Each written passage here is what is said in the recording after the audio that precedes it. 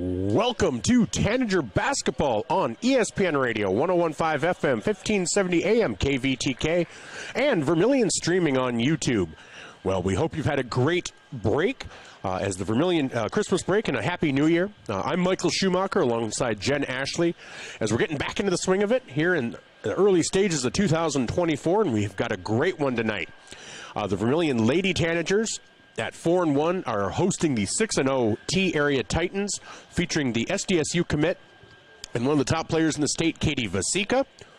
And then the boys, the Tanager Boys at 4-1 are hosting the 3-3 T-Area Titans. Now that record might be deceiving. They were 3-1 heading into the break. They fell to O'Gorman, who's a AA school, and then to Marshall High School, who, based on size, would also be a AA school in South Dakota. So that's what we have going on tonight. Again, I'm Michael Schumacher. Glad you're with us. And this is Tanager Basketball, brought to you by First Dakota National Bank, providing personal, business, ag, and so many other services for over 150 years to this area. Again, this is the First Dakota National Bank pregame show, brought to you by First Dakota National Bank for the Tanagers. Well, we have a new segment. Well, it's an old segment, but it's a kind of a variation. We are trying some other Tanager talks. I want to try to expand, rather than just the sport we're covering, we want to try to get into other sports. I have not heard back from Coach Culver or Coach Thomas yet, but we'd like to start doing gymnastics as well as wrestling. But we also want to get the other activities. It's the South Dakota High School Activities Association. I think a lot of people think it's athletics only. So tonight we have an interview with Nina Jordre, just a wonderful young lady from Vermillion who is on both speech and debate. And so we'd like to bring that interview to you right now. This is senior Nina Jordre. This is brought to you by Dakota Realty in Vermillion, your shop for any real estate needs in the Vermillion and surrounding areas. Again, Nina Jordre with Vermillion Tanager Speech and Debate. Welcome back to our Tanager Talks, brought to you by Dakota Realty, your home for all of your real estate needs in Vermillion and the Vermillion area.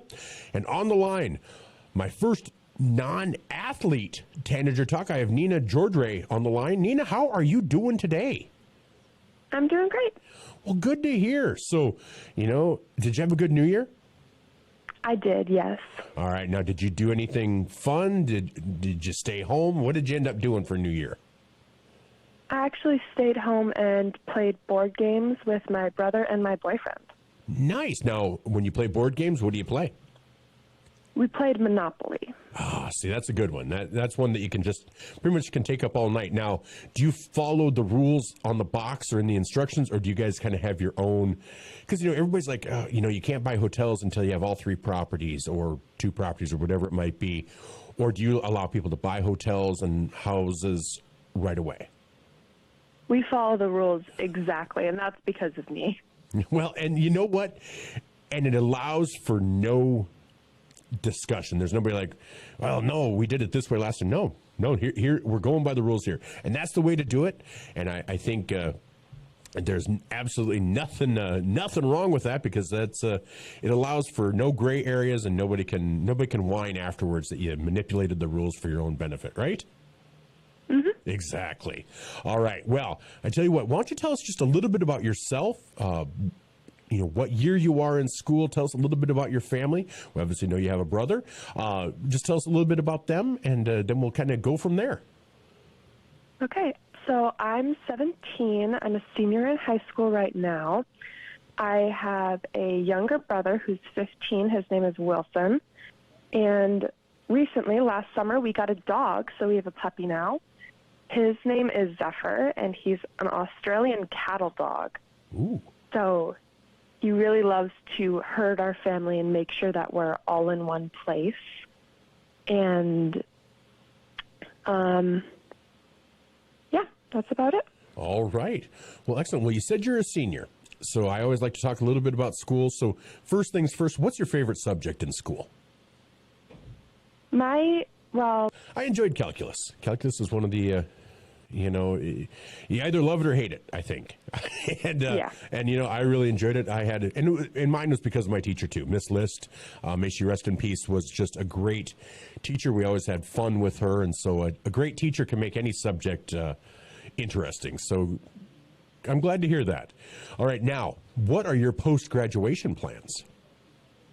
I'm planning on going to college to major in something to do with neuroscience. Okay. Now, do you have your schools whittled down, or does it kind of depend maybe on the financial aid or scholarships you can get, or what are you looking at there? So I was actually awarded National Merit Scholar earlier this year, which is super exciting. Well, yeah, no doubt. And it completely changed my college search.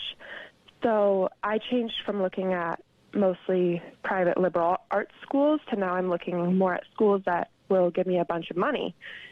So I've been looking at the University of Texas at Dallas, the University of Tulsa, and the University of Maine. All right. So University of Texas, Dallas. Okay. And yes. University of Maine, what was the second one in there? I apologize. The University of Tulsa. Tulsa. Okay. All right. Well, it's kind of a wide berth, not a specific area at all. And so it's nice that with that merit scholarship, you're kind of able to expand your search and whittle it down to where you want to go. So that is awesome. Well, congratulations on that. I don't know that people know. I tell you what, I don't think everybody knows the National Merit Scholarship. Just kind of tell people what the qualifications are, because it's technically open to everybody, but you have to meet certain qualifications, which whittles that down in a hurry. Yes. So the National Merit Scholarship is a scholarship for a test you take your junior year. You take the PSAT, and you have to score within a certain range that's released the fall after you take it. So you have to wait almost a full year to see if you actually qualify. And they take the top 32 scorers from South Dakota and the top 16,000 from the entirety of the United States to be semifinalists. And of those semifinalists, if you have the matching grades, you advance to finalist. And they actually take 15,000 of the 16,000. So most of the semifinalists end up being finalists. Well, that is awesome. Well, congratulations on that. That is quite the accomplishment. So congratulations. I just want to make sure people, I always start just by offering up some questions, icebreaker type of things, just to kind of get to know you a little bit. So let me ask, if you, and now I'm not sure how much into music you are, but if you could pick any three musical artists, living or dead, from any time period. So, I mean, it can be, if you're into classical, if you just want to see Mozart, Beethoven, and Haydn, you can see them. If you like rock and roll from the 50s, you can pick somebody from there, or modern music. Anything like that, you can pick three musical artists to see in concert, living or dead. Which three would you pick? I would have to pick Taylor Swift first, just because I've been a fan for pretty much my whole life. And that was some of the first music I ever bought. Okay. So Taylor Swift. Who would your other two be? Second, I would really like to see Carrie Underwood, because I had an aunt who was going to take me to a Carrie Underwood concert, and then COVID happened, so I never got to go. Oh, I can feel that one. So I'd love to actually be able to do that. All right. And then last, I don't believe she is either. And no, she was amazing. A big fan of. Kind of rhythm and blues. I don't actually think she's living anymore, so I'd like to see her. I don't believe she is either. And no, she was amazing. So awesome. I was wondering, as soon as you said named after, I'm like, oh, I bet. No, Nina Simone was amazing, and she was just jazz, blues, folk. I mean, she covered so many genres. So that is, and I'm not surprising. I'm going to let you know that's the first Nina Simone selection we've had. So kudos to you. I'm not surprised. I'm not surprised either. Well, congratulations on that one, Nina Simone. That is I'm going to have to play Nina Simone later today. All right, we're going to do that. So those are your musical selections. Now, if you had a final meal, you know it's going to be your final meal for whatever reason. If you're unjustly accused in sides, dessert, beverage, whatever you want. So I when I learned to cook one meal pretty quick, and that was harissa tortellini, and I absolutely love it. That's why I learned to cook it. So I would love to have harissa tortellini and then roasted broccoli as a side. Okay, roasted broccoli. Now, what would your dessert be? I would have to say one of my dad's chocolate chip cookies. He's a baker, so they're pretty awesome. All right. And so what is it about harissa? Are you into spices normally, or is it specifically harissa that you love? It's specifically that meal because I never was really super into spice, but that one meal I feel like has a very good balance with the cheese and the tortellini. It's perfect. All right. Well, again, just another unique selection and checking off some great boxes here. All right, now here's my final question for you. And you do not, this is not a quantum leap type of question. It's not limited to your lifetime. But if you could go back to any point in time in history, when would it be? Now, I want to let you know, I'm not putting on regulations. You can change history if that's why you want to go back to a certain time. If you want to try to change something, you can do that. Or if you just want to go to be a spectator because you want to be part of this movement, this era, or this event, it's whatever context you want to put on it. That's a tough question. Knows about. Et tu, Brute? All right. Yeah. I want to see if he actually said it. Well, exactly. All of these things all of these quotes, I mean, you pick all of them, you know, half of them are misinterpreted, half of them are uninterpreted. I mean, and you just want to see if that's really how it went down, exactly how it went down. That is an awesome selection. I like that. I like that just to see if it happened, you know, because here's my thing. I know people are like, well, I want to go back and I want to change this. You know, you can, but you have no idea what the consequences of that changing that point in history would lead to. And so that's why I would be afraid to change history, but I'd want to observe some things. That's for darn sure. Well, that is excellent. Well, I tell you what, I know you didn't think you were going to get interviewed and asked all these odd questions. So let's actually get into what you participate in. Here in the winter activities season under the South Dakota High School Activities Association, what are you currently participating in? So my big thing is speech and debate, and I actually compete in both speech and debate.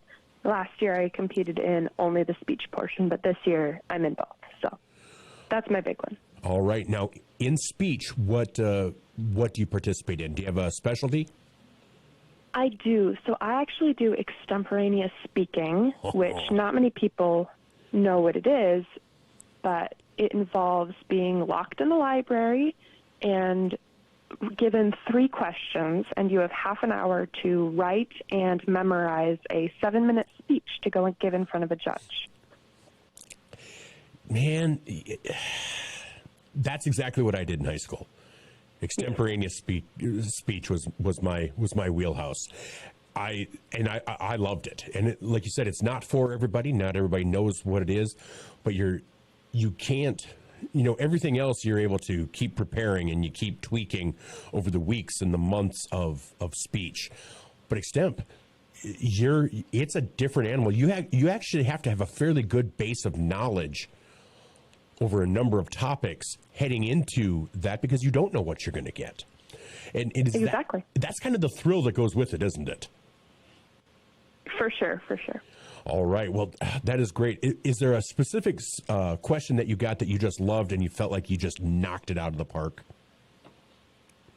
At my very first competition, I got a question about campus safety, and that was directly after I had toured the University of Chicago, and they talked about safety a bunch in that tour. So I had a chance in that speech to bring in a lot of personal anecdotes, which judges always love. So I did really well in that speech, and it was a boost I needed at the start of my debate career. Well, good. Well, excellent. Well, and I tell you what, so, you know, we've talked a little bit about speech. Debate, now that's not anything I had in high school. A smaller school, so I'm from Crofton, so we didn't have that. What is it about debate that you decided to take that on as well? So I've I've always loved to argue, and I think a lot of people in debate do love to argue. But the thing with debate is you have to argue, but there's rules. So you can't just come up with things willy-nilly. You actually have to have evidence to support, which is something that's very different from extemp, because in extemp, sometimes you can get away with using less sources compared to debate. Debate, you have to really have everything absolutely drilled down, and you have to know everything about this one topic. So it's a deep dive, and it's super interesting to get to know both sides, because you have to argue both sides. All right. Well, I can appreciate that. Now, what is the schedule for speech and debate? When do districts happen? When do the state events happen for these?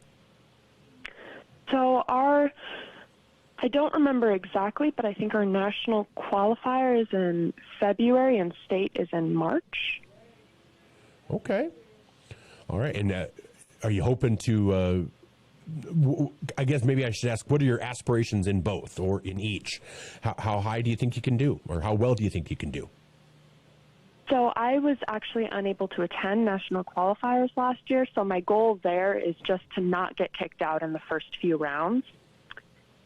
But then at state, I was able to attend last year, and I actually placed second. Oh. So your goal is probably to win it this year, right? I really hope so, and who knows how it's going to happen, because I mean, it could all be thrown away by one question that I just don't know enough about, which is the beauty of extemp. But exactly, that's what's different. It's not like, oh, this junior is now a senior, like basketball, football, wrestling. There's obviously, you always expect this progression in strength and size and skill. Whereas you can be the best extemporaneous speaker as a freshman. It doesn't mean you're going to have success, because, like you said, you get one question that throws you off, and it throws everything off. It's something you can work on, but it's also something that is just kind of left up to fate, depending on the question you get. Yeah, and last year, right at state, I made it to finals, and then my question at finals was about electric vehicles, which is something that I've had a big background of knowledge on. So getting that question really helped me succeed. Okay, well, excellent. Well, I tell you what, I'm looking forward to kind of following how things go for you. And you have my cell number. Text me when you have information as things progress with you guys and with your team, because I want to be able to follow you guys, and I want to help kind of promote you guys as much as I can. Does that sound okay? Yeah, that sounds great. All right. Well, hey, I want to thank you so much for taking the time to talk with me today. Really appreciate it, and best of luck with the rest of the season. Yeah, thank you so much. That was Vermillion senior Nina Jordre, who participates in both speech and debate here on our Tanager Talk. We'll be back with more on ESPN Radio, 101.5 FM, 1570 AM, KVTK, Vermillion in Yankton. Save means you're sort of protecting yourself. My mom and dad told me how to be safe. It's like super duper important. Hold a grown-up's hands. Put a helmet on, because you might hurt your head super duper bad. Protect their future by protecting yours with your local State Farm agent, Dick Sunday.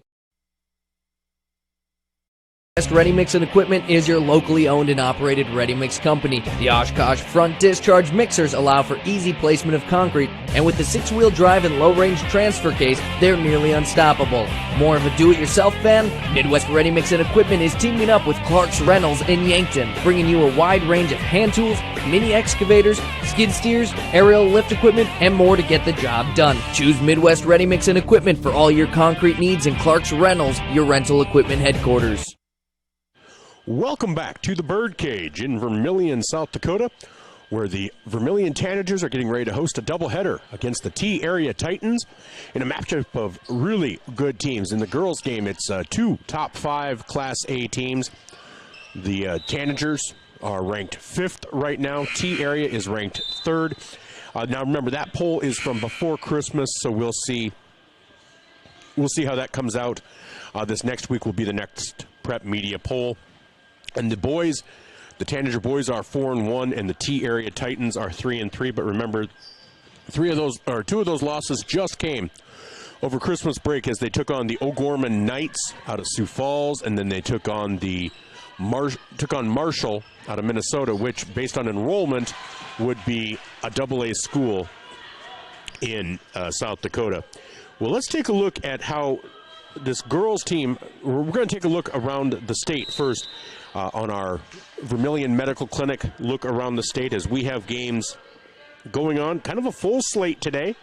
So we'll take a look at that, starting off with girls, and we'll start off with Class A, since that's where our Tanagers are.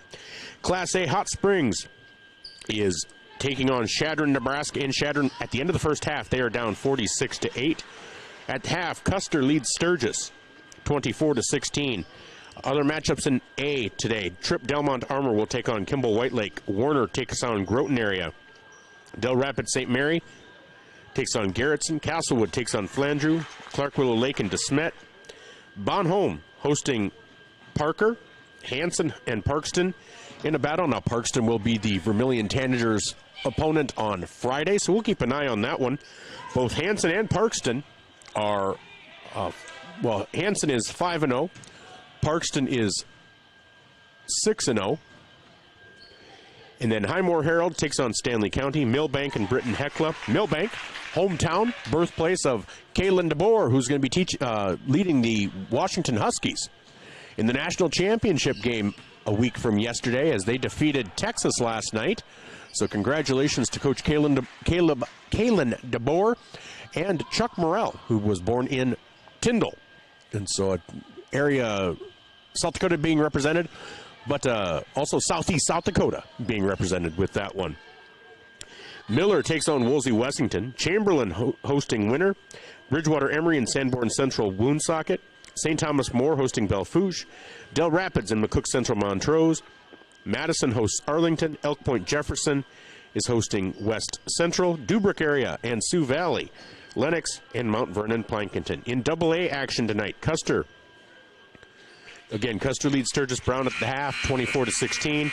Brookings and O'Gorman tonight. Sioux Falls Lincoln and Pierre will do battle as well. And then in Class B for the girls, Irene Wakanda is hosting Freeman. Oldham Ramona Rutland hosting Freeman Academy Marion. Gayville Vollen hosting Scotland. Timberlake and Faith. Del Rapids St. Mary versus Garrettson. Ulrichs versus Newell. McIntosh versus Harriet Selby area. Castlewood and Flandreau. Iroquois Lake Preston and Hitchcock Tulare. Alcester Hudson versus Avon. Howard versus Menno. Andes Central Dakota Christian versus Gregory. Two things on that. Gregory, that was made famous by Oscar Michaud, and it was his birthday today, the famous independent African-American filmmaker, the namesake of the Oscar Michaud days. So it is Oscar Michaud's birthday today. But then Andes Central Dakota Christian, made famous by Tom Brokaw and Linda Harvey, now Linda Harvey Schumacher. So we'll always give them a shout out because Andes Central is the feeder school for Pickstown. Pickstown, of course, the Engineers. And I will always give them a shout out. So now the JV game has ended. We're not quite sure how the timeline is going to work because the girls game is not scheduled to start until 6:30. There's usually only 15 minutes on the clock. But I also see T Area's team is out here to warm up, so we're going to kind of play this by ear. So I tell you right now, I have an interview with Taylor Barta, but I don't want to start playing because it's a long-form interview. It's one of my Tanager talks where I try to ask them some questions, and actually looks like the T Area girls are going back into the locker room. So I think we're going to have some time. We'll see if we get some sort of announcement here. But again, those are the games going on in Class A, AA, and B for the girls in South Dakota. We also mentioned Wilmot and Leola Frederick area, Sully Buttes and Phillip, along with Dubrick area and Sioux Valley.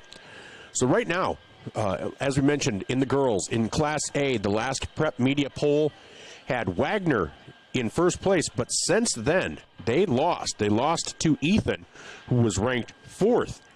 In Class B, so don't know if that's going to, how that will affect these rankings, how that will, Ethan's a good squad, but Wagner I think most people would have assumed would win that matchup, but they did fall, and it wasn't all that close. I'm just trying to find it here. And then ranked second is Sisseton, third T area, fourth Flandreau, and fifth Vermillion. Also receiving votes last time, Red Cloud, Sioux Falls Christian, Aberdeen Roncalli, and Hamlin. So Wagner's now 4-1 with that loss to Ethan. Sisseton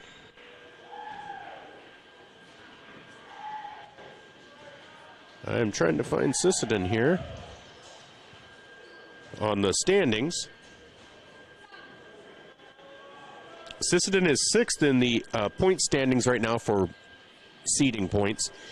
They're 7-0, and then T area is 6-0. Flandreau comes in at 5-0, and Vermillion comes in at 4-1. So that's your Class A rankings. Those will probably jumble just a little bit. Class AA, you have O'Gorman at the top, followed by Harrisburg, who is 3-2. They lost to Marshall, Minnesota. Washington, they were third, but they fell to 3-2. They lost to Sioux Falls Jefferson. Sioux Falls Jefferson is 4-1. They had been ranked third. They fell to fourth. They're probably going to bump back up. And then Aberdeen Central, who barely beat Yankton in overtime a couple weeks ago. They were fifth at 5-0. We're going to take a look, but O'Gorman is still 4-0. Aberdeen Central is 6-0. Sioux Falls Jefferson is 5-1. Sioux Falls Washington is 4-2, and Harrisburg is 3-2. Also receiving votes, Mitchell. They are now 6-0 on the season. Expect them to bump up into the rankings. I expect Harrisburg and Washington to fall, and so we will see how those turn out. And then finally in Class B, it's Wall was on top, but that's also going to change because Wall, and this isn't meant to sound rude, but they were demolished by Centerville.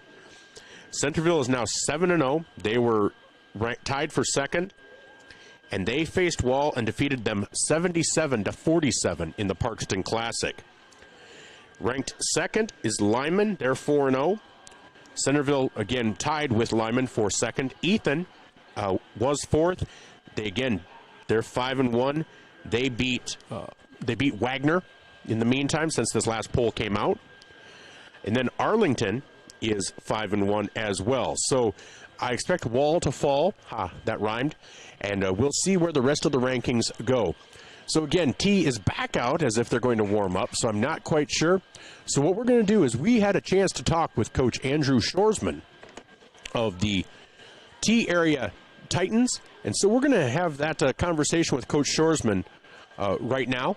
And then we'll kind of play it by ear. And if they do give us more time, we will bring up that interview with Taylor. If not, we will keep it in the holster until next time. But right now, here is our conversation with T-Area Titans girls basketball coach Adam Shorman. Which is conversation on the line. We have Coach Adam Shorman of the T-Area girls basketball team. Coach, how are you doing today? Hey, not too bad. How are you guys doing? Oh, we're doing great. We're surviving the Christmas holiday, so we can we can live with this. Hey, we're preparing for a big basketball matchup, and your squad has maybe two of the better players, not just in Class A, but at least with Katie, one of the best players in the state. So you guys have. Every night you're getting the best that everybody has to bring. How have you guys been doing this year? How have you been dealing with that pressure? Yeah, I think the big thing is just keeping it inside. We talked a lot early in the season and kind of preach it now just about, hey, there's going to be a lot of people that talk, not just social media and that sort of stuff, but even going home and hearing things in school about just how good you might be and the expectations that we might have as a team. But none of that really matters unless we can produce on the court.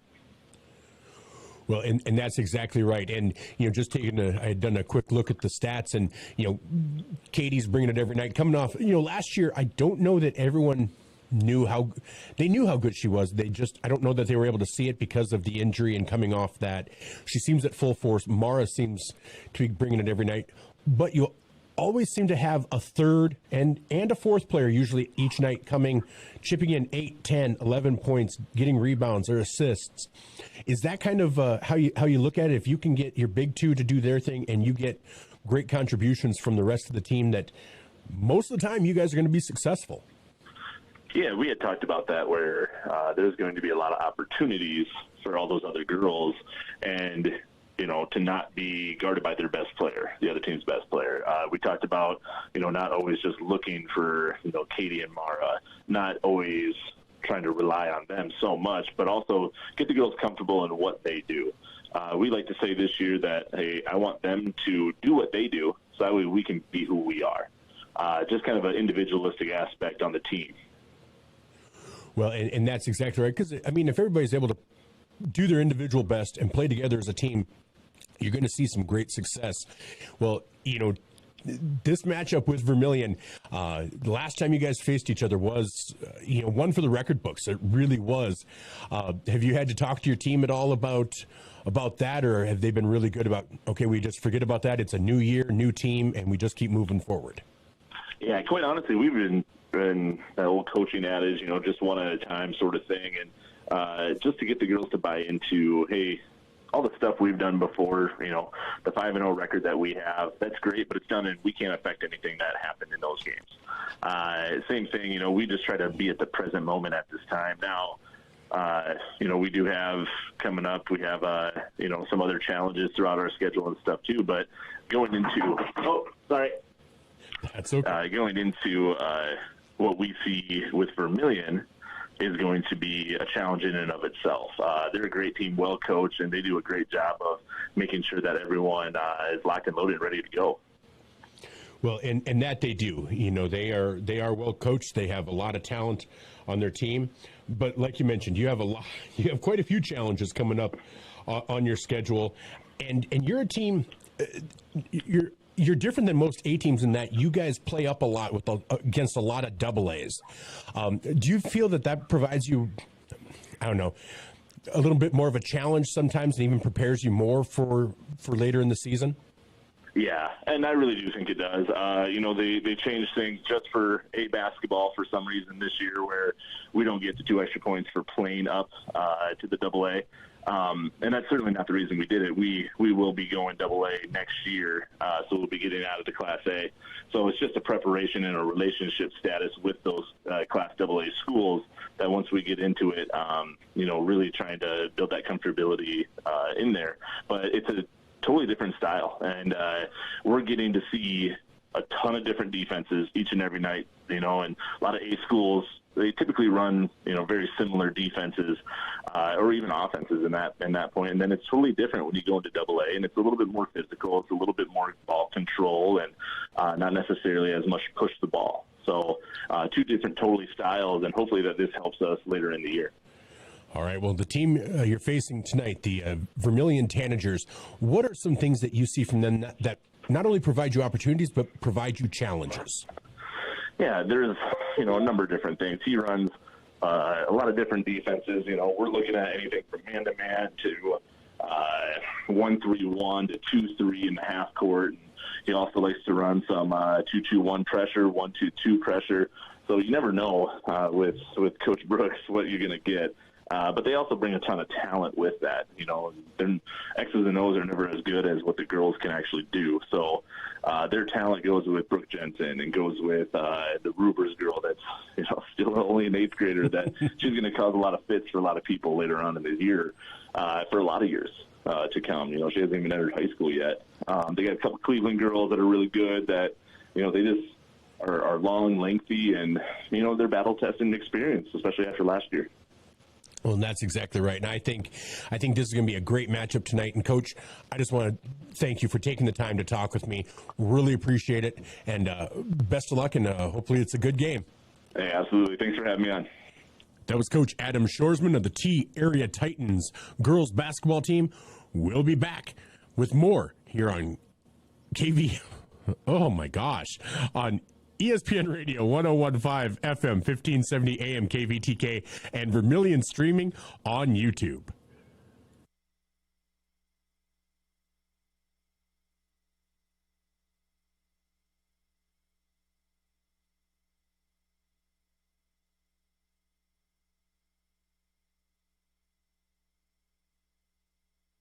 Blaine Olson, owner of Blaine's Body Shop in Vermillion. I grew up here, graduated here, and now have a business here. I'm proud to serve the community that has helped me live this dream. I have top-notch equipment, the latest in training, along with the work ethic and the desire to serve you. Should you need repairs in the future, please remember Blaine's Body Shop across from Polaris on the Highway 50 bypass in Vermillion. Blaine's Body Shop. Automotive collision repair. Now online at blainsbodyshop.com.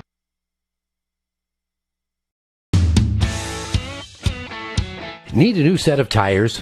Look to Carlson's Body Shop in Beersford. How about some accessories like WeatherTech floor mats, access roll-up truck covers, bed liners, remote car starters, and thousands of other products. Hey, you can look at everything at your convenience online too at carlsonsbodyshop.com. No wonder the song says, Bring it down to Carlson's Body Shop, your complete car care center.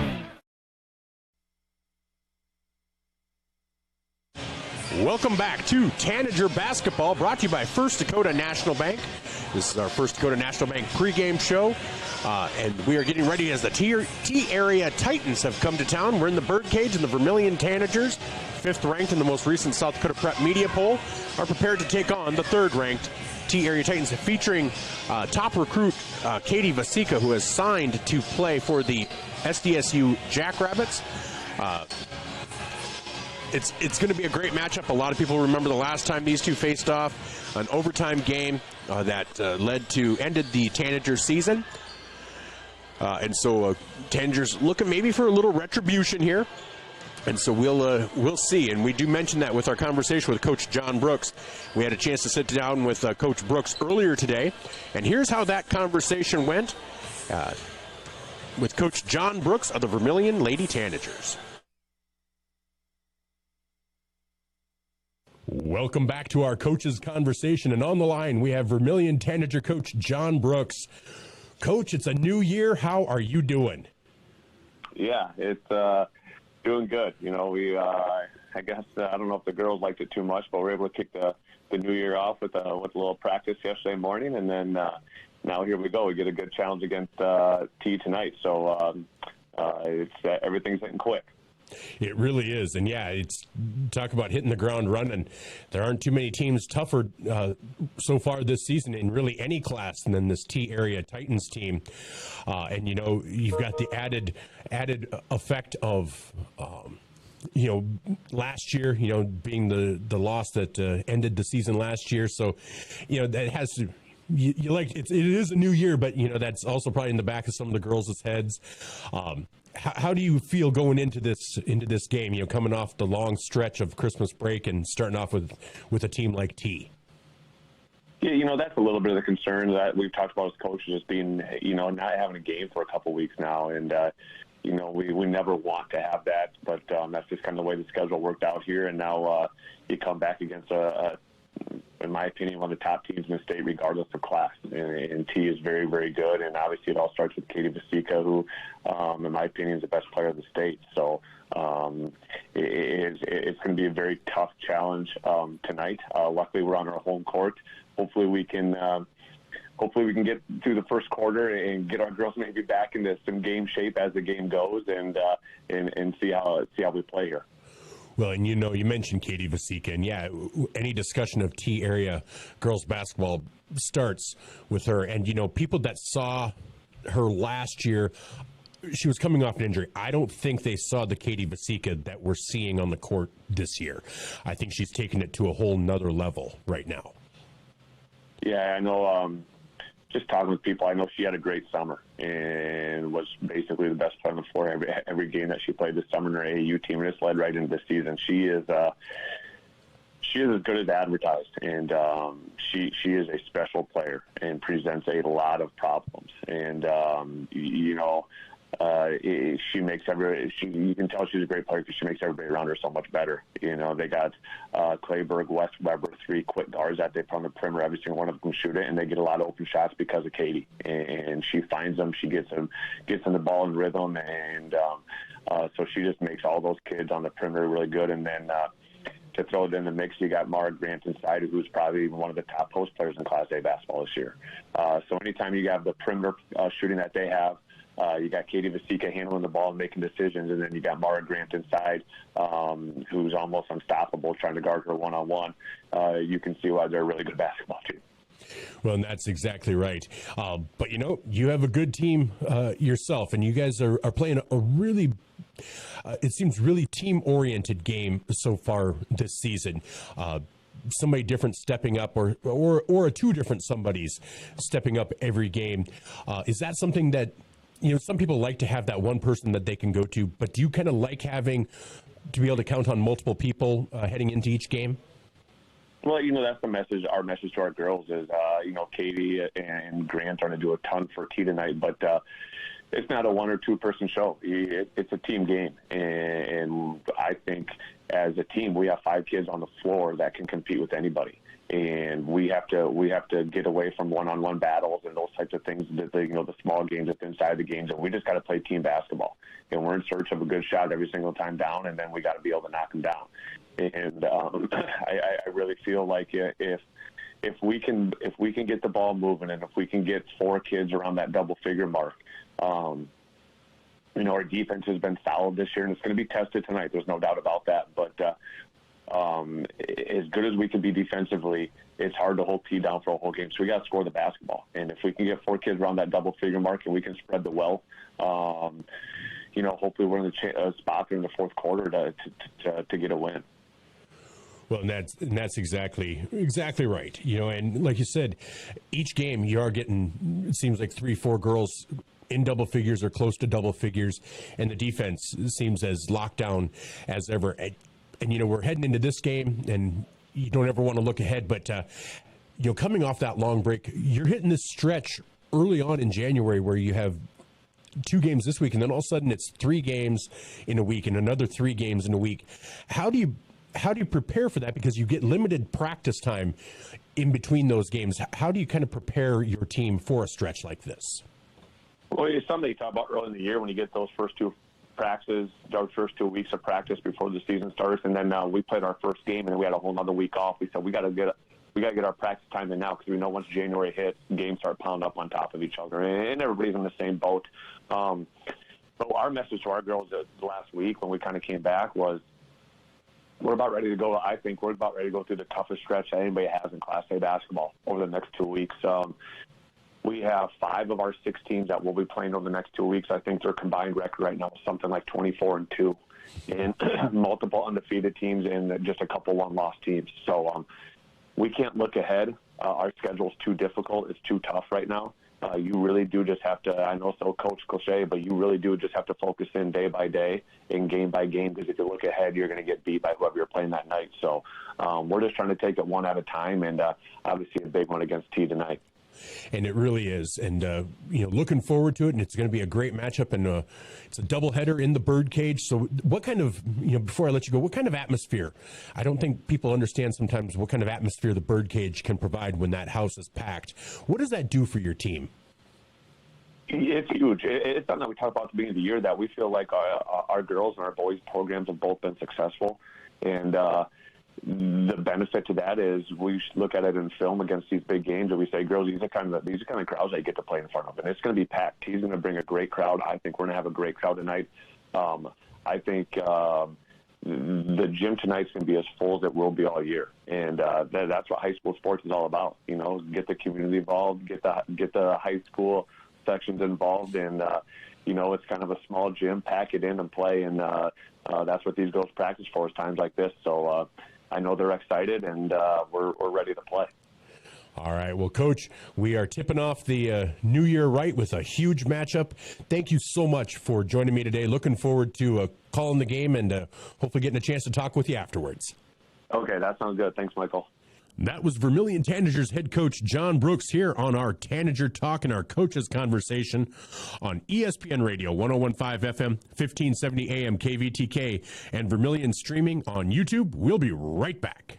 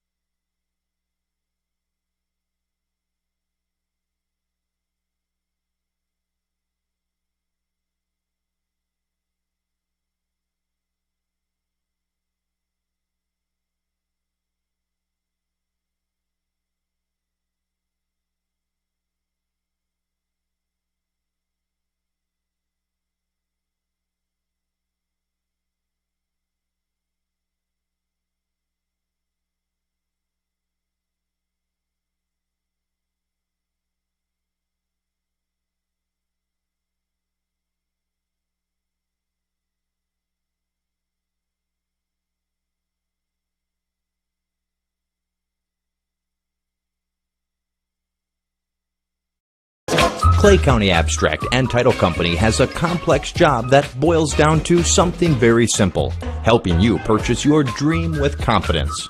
When investing in a new home, a new site for your business, or piece of property, you want peace of mind that the property is truly yours. Clay County Abstract and Title Company has been doing just that since 1946. Clay County Abstract and Title Company, proud supporters of Vermillion activities and proud to be a part of your dreams come true. Whether you're in the market to purchase a new home for your family, you want to sell your existing home, or you're a student looking to rent an apartment, Dakota Realty and Property Management can fit your needs. Being locally owned and with over 150 years of combined experience, they are the experts at helping you find your new home. Go to Dakota Realty and Property Management because they like what they do. Dakota Realty is a proud supporter of Vermillion Athletics. Dakota Realty and Property Management, located at 125 East Cherry Street, Vermillion. The first bank in South Dakota was the easy part, earning the confidence of local farmers, helping families account for their dreams, and securing the future for countless businesses took us a little longer. We owe it to the hard workers, big dreamers, and forward thinkers out there. Thank you for making South Dakota a great place to call home.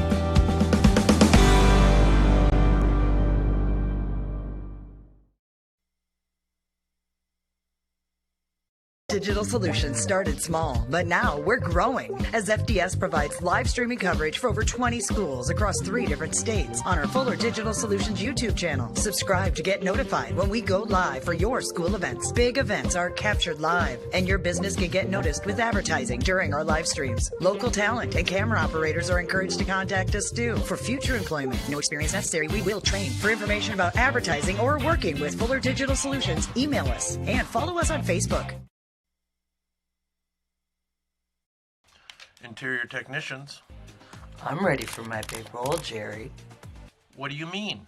You said I'd be in your next 30 commercials. No. I said Intech has over 30 years of commercial cleaning experience. You know, like offices, so they can ensure happy visitors and a healthy workforce. So the shoot's in an office? I can make that work. Oh my goodness. When you need it clean, call the Intech team.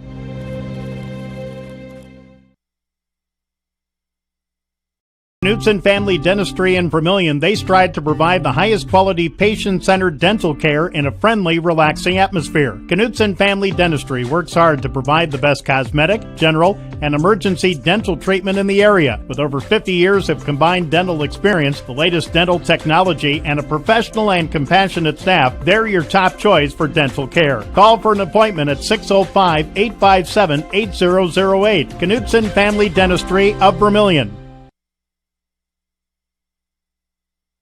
The wait when your furnace and AC needs repair by joining Larry's Heating and Cooling, Comfort Care, and Elite Care Club. Larry's Comfort Care Club features seasonal maintenance discounts on service and no overtime charges. Larry's Elite Club includes seasonal maintenance, free parts, free labor, free service calls, and both mean you are in front of the line for service. Call Larry's Heating and Cooling and sign up for the Comfort Care or Elite Care Club. Larry's Heating and Cooling, Yankton and Vermillion.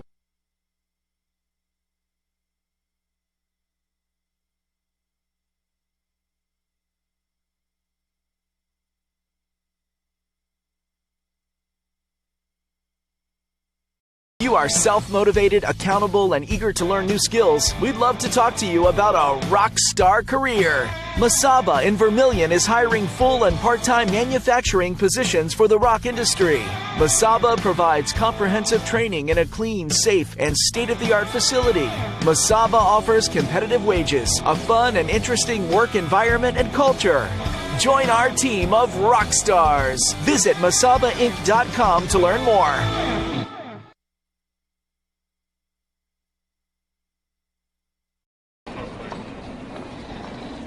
Nice.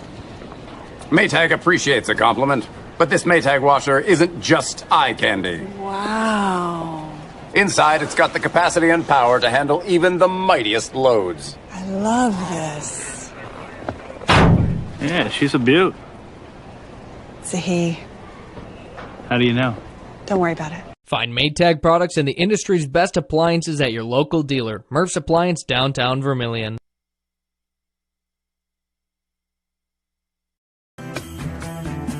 Pied Piper Flowers and Gifts, your floral and gift store on the corner of 15th and Broadway. We have what you need this holiday season. The freshest flowers and plants, home decor, candles, games, puzzles, socks, a great foodie corner, and of course beautiful jewelry, because we love things that sparkle. Be sure to stop by and see all that we have. It will surprise you. Shop local, shop Pied Piper Flowers and Gifts, your floral and gift store.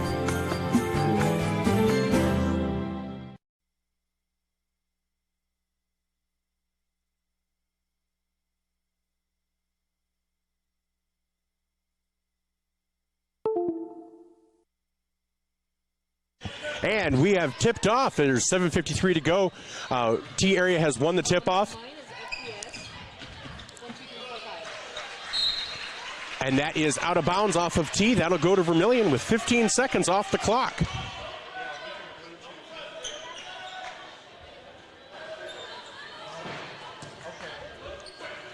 Inbound ball starting for Vermillion.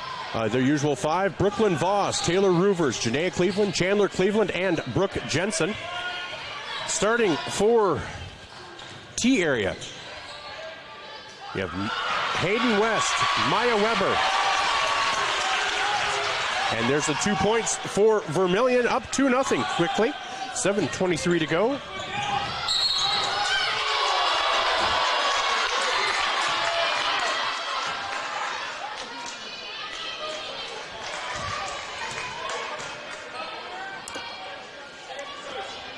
There's a foul called on Brooklyn Voss. First free throw by number 10, Mara Grant, is good. Makes the score 2-1, 7:19 to go.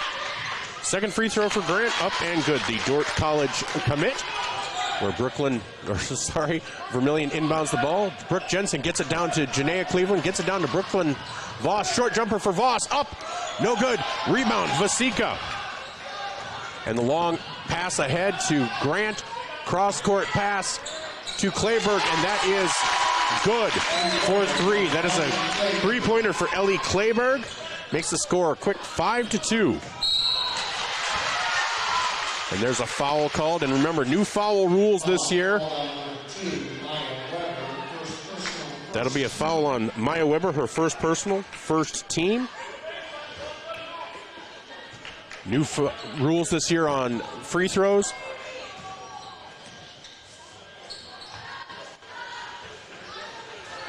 You get 5. There are no 1-and-1s. It's all double bonus now. Here's Roovers at the top of the key. Gets it over to Janaea.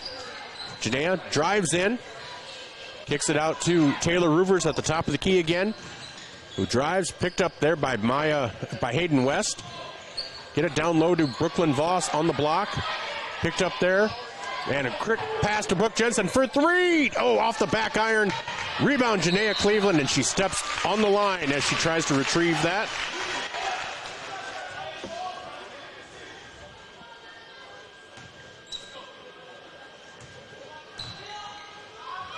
So 6:15 to go. T out to a 5-2 lead. Nice bounce pass to Grant.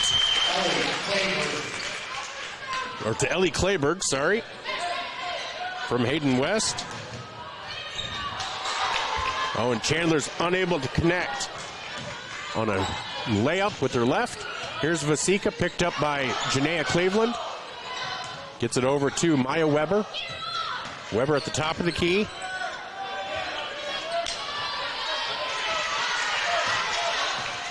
Here's Taylor Roovers bringing the ball up.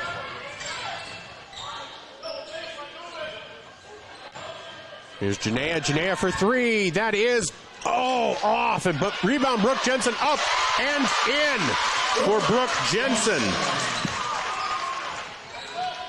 Makes the score 7-4. Here's Roovers trying to pick up Clayberg. Clayberg gets it over to West. They get it down to Grant, and they're going to call a foul.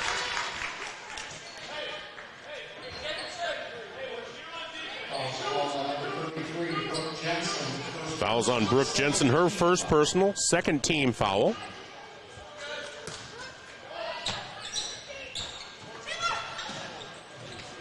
Ball knocked off, bounced off the back of Chandler Cleveland. They get it out to Clayburg. Clayburg for three. No good. Rebound Chandler. Stolen away. Here's a pass to Hayden West. Makes the score 9-4. Here's Taylor Roovers. Bringing the ball up. Picked up her dribble. Gets it out to Brooke Jensen. Jensen drives in from the right side. Up and in for Brooke Jensen. 4 of the Vermillion 6 points with 4:43 to go here in the first quarter. 9-6. T area leads Vermillion. There's Vasika, and she loses control on the baseline, and that is out of bounds off of T area.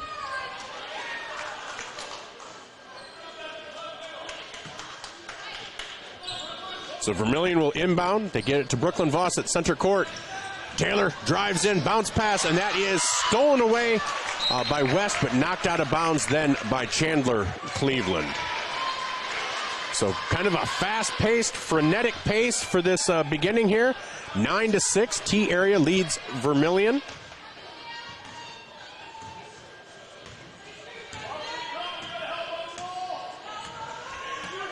Vasika up top, picked up by Janaea. Short jumper for Vasika, no good. Rebound by West, over to Clayburg. Clayburg for three, no good. Air ball into the hands of Maya Weber. Feels like they gave her a fresh 35-second shot clock, but it didn't hit anything.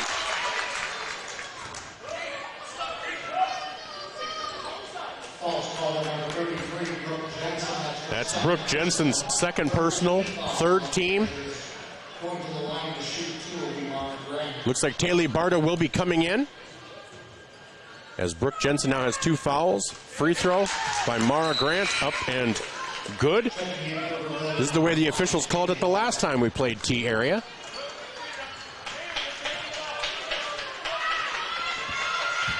So Barta now in for Brooke Jensen. Grant, free throw, up and good. 4 points for Grant, 5 for Clayburg, 2 for Hayden West, equaling the 9 for T area. Here's Janaea Cleveland. Breaks the press, gets it down to Voss. Voss goes up with the shot, no good. Rebound Janaea, and they're going to call Vasika for a foul on the floor. That's her first personal, second team.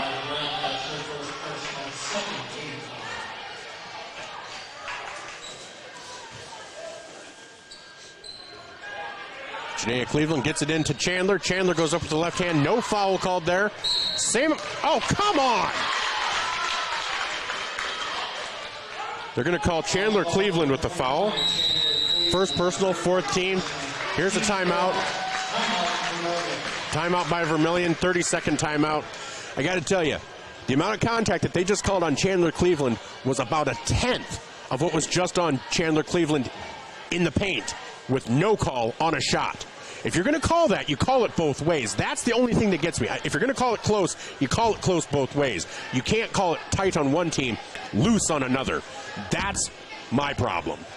And if I sound angry, I am, because Chandler was bumped in the paint, so much so that it altered the shot, that it didn't even hit rim. But when they're going for a rebound, minimal contact, gets a foul called. So right now, 4 team fouls for Vermillion, 2 for T, 3:48 to go. This is a good T area team. They don't need any help. That's the whole thing. So here's Vasika up top. Vasika yet to score, but kind of facilitating, taking a lot of the defense of Vermillion with her. So here's Clayburg. Gets it down low. Stolen away by Taylor Barta. Here's Taylor Roovers. Didn't have numbers, slowed up, went up with a shot, no good. Rebound, Mara Grant.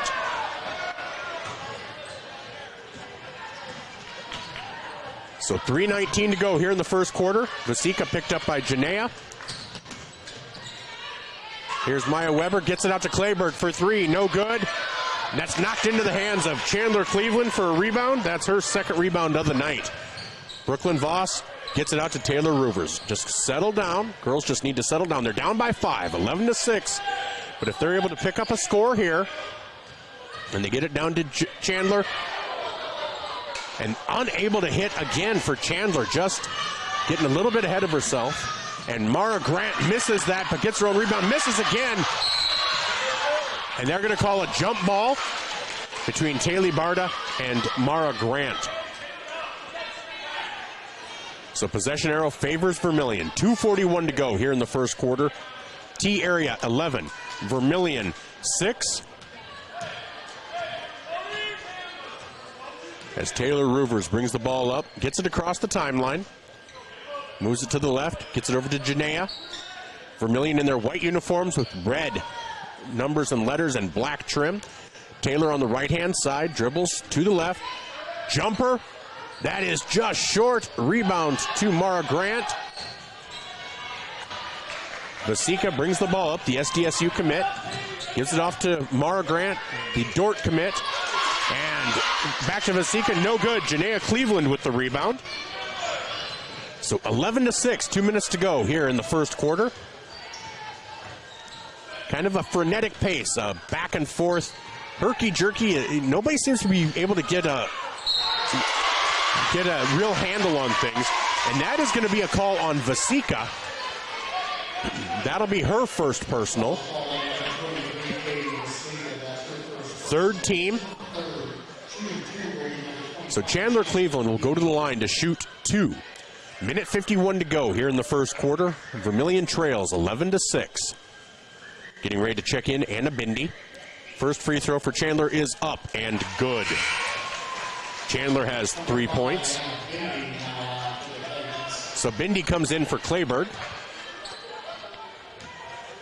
Bindi averages 2.5 points per game with 1.3 rebounds. Second free throw for Chandler is up and good. Chandler has 4 points of the 8, the other 4 for Brooke Jensen. So here's Maya Weber.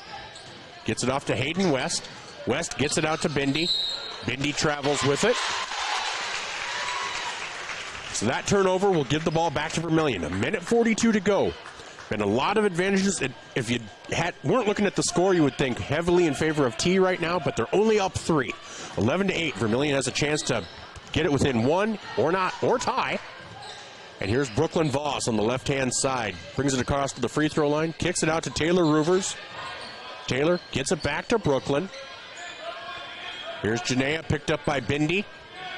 Here's Chandler. And that ball is picked up by Taylor Barta. Wow. A lot of bumping going on there. And Janaea, unable to connect. Gets her own rebound. Long 3 by Brooklyn, unable to connect, unfortunately. Stolen away by Taylor Barta, but she is unable to connect. Here's Vasika. Vasika picked up by Janaea Cleveland. Wow, 51 seconds to go, 11-8 in favor of T area. Mara Grant with a nice Elijah Wan-like spin move. Fake to the right, then to the left. 6 points for Mara Grant. That ball is out of bounds. Or they're going to call a foul. It's a foul on Anna Bindi. That's her first personal, 4th team. So it will not lead to free throws yet. Vermillion will inbound the ball.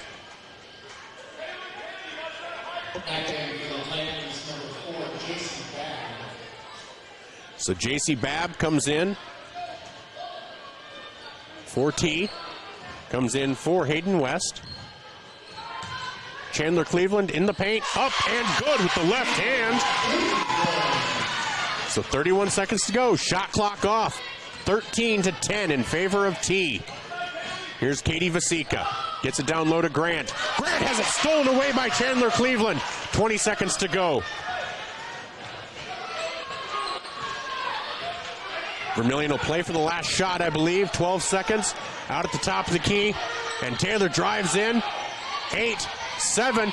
Taylor trying to find something, picked up by Vasika. Kicks it out to Janaea. Over to Chandler. Chandler up and no good.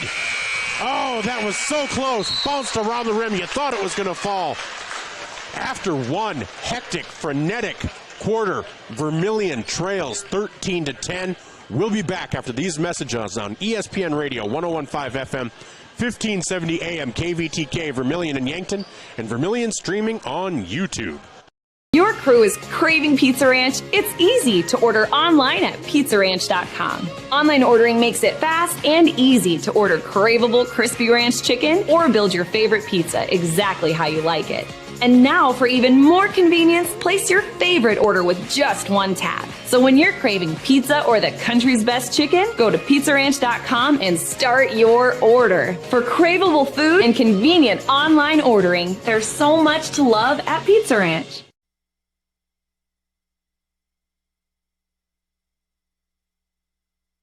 The Perks card from Pump and Pack? Well, guess what? There's an addition, not just a card, it's an app. The Pump and Perks app and the Pump and Perks card from Pump and Pack Vermillion. Just go to their Facebook page, Pump and Pack, and scan the QR code and you're in. Or go to the store, Pump and Pack, and get the card. Then download the app. Each one does the same thing. Like give you 5 cents off per gallon every day, except for Sunday it's doubled with the Perks card from Pump and Pack Vermillion. Welcome back to ESPN Radio, 101.5 FM, 1570 AM, where the Vermillion Tanagers trail at the quarter, 13-10 to the T area Titans on our Midwest Ready Mix scoreboard. Katie Vasika, the SDSU commit, yet to score, but handling the ball quite a bit. That shot is up and no good, and they're going to call that off of Vermillion. The story of the game has been they're going to call it off of Vermillion. The story of the game has kind of been the way it's been officiated, allowing a lot of contact for these T-area Titans. Seems to call it a little tighter on Vermillion.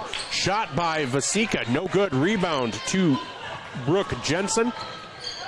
Here's Taylor Roovers. Katie Vasika again being held scoreless in that first quarter. But Mara Grant doing quite a bit of the scoring for T. She is the Dordt College commit. Up with the right hand was Janaea, unable to connect. And that's going to kind of be the story, too. Good layups that just aren't hitting for either Janaea or Chandler Cleveland. So here's Mara Grant, and that should have probably been a travel. And here's Hayden West, and then over to Clayburg for 3. And that's Clayburg's second 3. She now has 8 points. They get it down low to Chandler. Chandler up and in. Nice pass from Taylor Roovers. So here's Vasika, 6:49 to go. T area with a 4-point lead. Turnaround jumper for Vasika is up and good. 18-12, 6:38 to go. Taylor Roovers brings the ball up, gets it out to Brooke Jensen. Jensen with 4 points on the evening. Here's Chandler. Chandler up with the left hand, up and unable to connect. Rebound to Clayburg. Clayburg pushes the ball up, waits for Taylor Barter to get past her. Brooklyn Voss is the starter off the floor for Vermillion. Mara Grant, again, nice spin move. Moved her pivot foot, but wasn't called. 20-12. Again, Chandler Cleveland unable to connect with another layup. Here's Katie Vasika.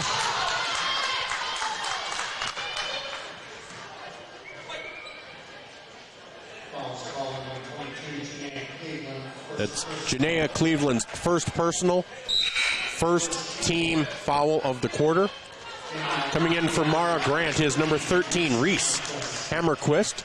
So right now it's Hammerquist, Babb, Clayburg, West, and Vasika out there. Here's Clayburg at the top of the key, over to Vasika. Vasika picked up by Janaea Cleveland. Up at the right hand went Vasika, up, no good, got her own rebound, put it back. She now has 4 points in the quarter. 22-12, a 10-point lead for T area.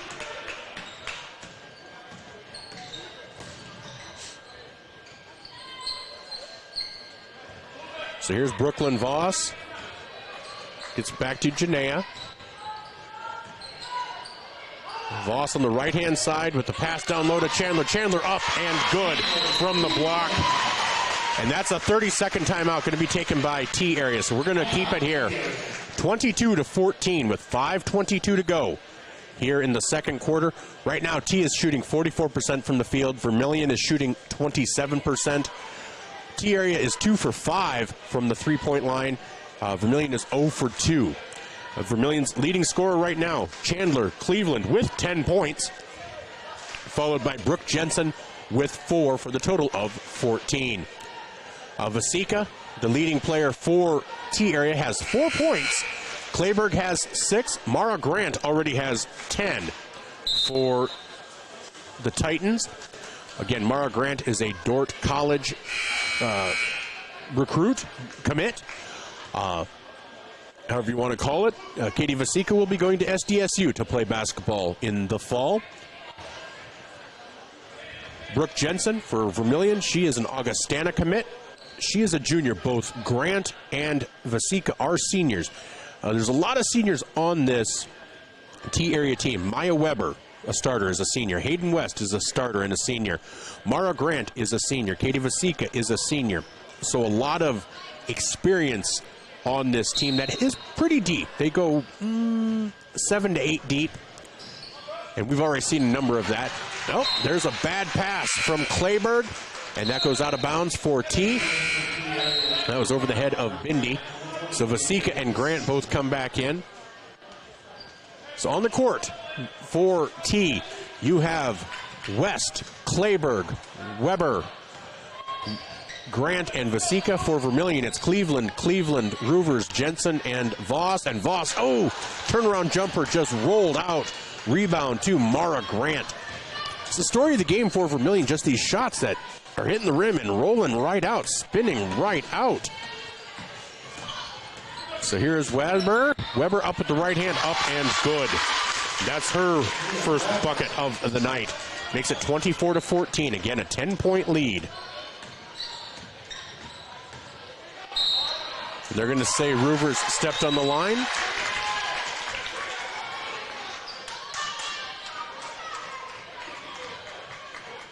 So that ball goes back to T area with 4:39 to go here in the second quarter. Vermillion trails by 10, 24 to 14. Vasika drives in, and you had to call that. Vasika pulling the old LeBron James, like, what? What are you doing calling it on me? But no, she definitely did. It was a nice spin move, but then she kind of picked it up, lost a little bit of control of her body, and took a few steps there. So back to Vermillion with 4:23 to go. 24 to 14, T area leads. Here's Janaea Cleveland for 3. Yes! Nothing but net for Janaea Cleveland. Her first bucket of the night. 24 to 17. Almost halfway through this second quarter. Here's Weber. Gets it down to Grant. Grant goes down low. Has it blocked by Brooklyn Voss. Here's Chandler Cleveland on the block. A short jumper. Had it blocked by Clayburgh, it looked like. And so here's Vasika bringing the ball up. 3:46 to go. Vasika for a long 3, in and out. Rebound to Roovers. Roovers brings it back to the top of the key. 24-17, 3:34 to go. Vermillion trails by 7. Kicks it out to Janaea. Back to Roovers. Roovers for 3. Oh, no good. That's going to be off the back iron, out of bounds. That ball will go to T. So Vasika will inbound. Taylor Barta will come in for Chandler Cleveland. So on the court for Vermillion, you have Barta, Roovers, Brooklyn Voss, Janaea Cleveland, and Brooke Jensen. Again, for T, you have Vasika and West, Clayburgh, Weber, and Grant. Should have been a moving pick right there on Mara Grant, but that's to Vasika for the easy layup. Makes it 26 to 17. Brooklyn Voss on the left side, over to Barta in the lower left corner, gets it over to Janaea. Janaea over to Roovers, back around to Jensen. Jensen drives in, kicks it out to Janaea.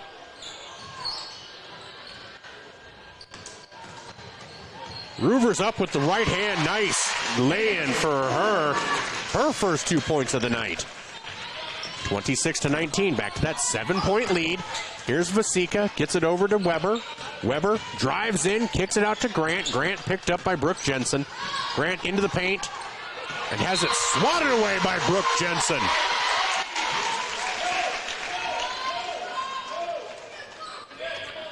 So 20 seconds on the shot clock. T area will inbound the ball. It's Maya Weber on the baseline. They go with an inbound of 4 players out at half court. Then they run, they bunch, and they come in. Get it into Vasika. Long three for Vasika. No good. Rebound, Brooklyn Voss. All right, here's a chance for Vermillion to get it back down to 5. 26-19. You just need to make sure every possession counts right now. Get it back to sea level. Brooklyn Voss for 3. No good. Off the back iron. And that ball is tipped away by Brooke Jensen into the hands of Taylor Roovers. They're not going to count the shot. That shot foul is on Hayden West, her first personal, team first, but Roovers was in the act of shooting, so she will go to the line to shoot 2. With 2 minutes to go, Vermillion trails by 7. They now still trail by 7. Dang it. Roovers kind of seems to maybe have the yips a little bit from the free throw line. She's usually really solid, so hopefully that's something she can get under control. So here's Roovers' second shot from the free throw line. Oh, off again. So score remains 26-19. Rebound was to Mara Grant. Gets it over to West. West for 3, no good. Rebound Roovers. Roovers pushes the ball up, and she'll wait for numbers. Minute 42 to go. 7-point lead for T. 26-19. Here's Janaea Cleveland on the right-hand side. Gets it over to Brooklyn Voss at the top of the key. Taylor Barta thought about the 3, takes the short jumper off the back iron, no good. And Brooke Jensen was in position for that rebound, and she got fouled. I think it's going to be Vasika. Nope, it's on Grant. That is Grant's second personal, second team. Chandler Cleveland will come in for Taylor Barta. Maya Weber comes in for Mara Grant. So it's Weber, West, Reese Hammerquist, Katie Vasika, and Ellie Kleberg. Turnaround for Chandler. Oh, she is just a skosh off tonight, and otherwise this would be a completely different game because we haven't gotten the rebound. So here's T area with the ball, minute 16 to go. They get it down low, try to get it down low to Vasika. That's knocked out of bounds by Chandler Cleveland. 23 seconds on the shot clock, a minute 12 on the game clock here in the first half.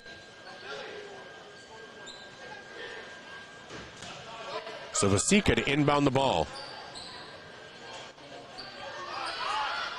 They get it inside to Hammerquist, out to Kleberg. Kleberg for 3. That's going to be off the back iron. Rebound to Chandler.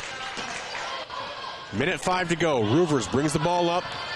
Gets it over to Chandler. Chandler over to Janaea. Janaea thought about the 3. Didn't take it. Here's Brooke Jensen. Jensen guarded by Vasika. Picked up by Janaea. Into the paint goes Janaea. Janaea up and under. No good. Rebound Chandler up and good. Chandler Cleveland now has 12 points on the night. 26-21. 5-point lead for T area. 10-second difference between the shot clock and the game clock. 3-point attempt for Weber is good. Makes it 29-21. 28 seconds to go. Vermillion brings the ball up. They might play for the last shot. They're trailing by 8. Try to get it down to a 5 or a 6-point lead. So here's Roovers. Picked up by...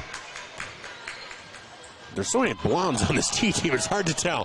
Roovers does baseline. Shot to Brooklyn Voss. No good. Rebound Janaea to Chandler at the top of the key. Oh, no good again. Rebound Janaea, and that is no good. Oh, so many opportunities there at the end.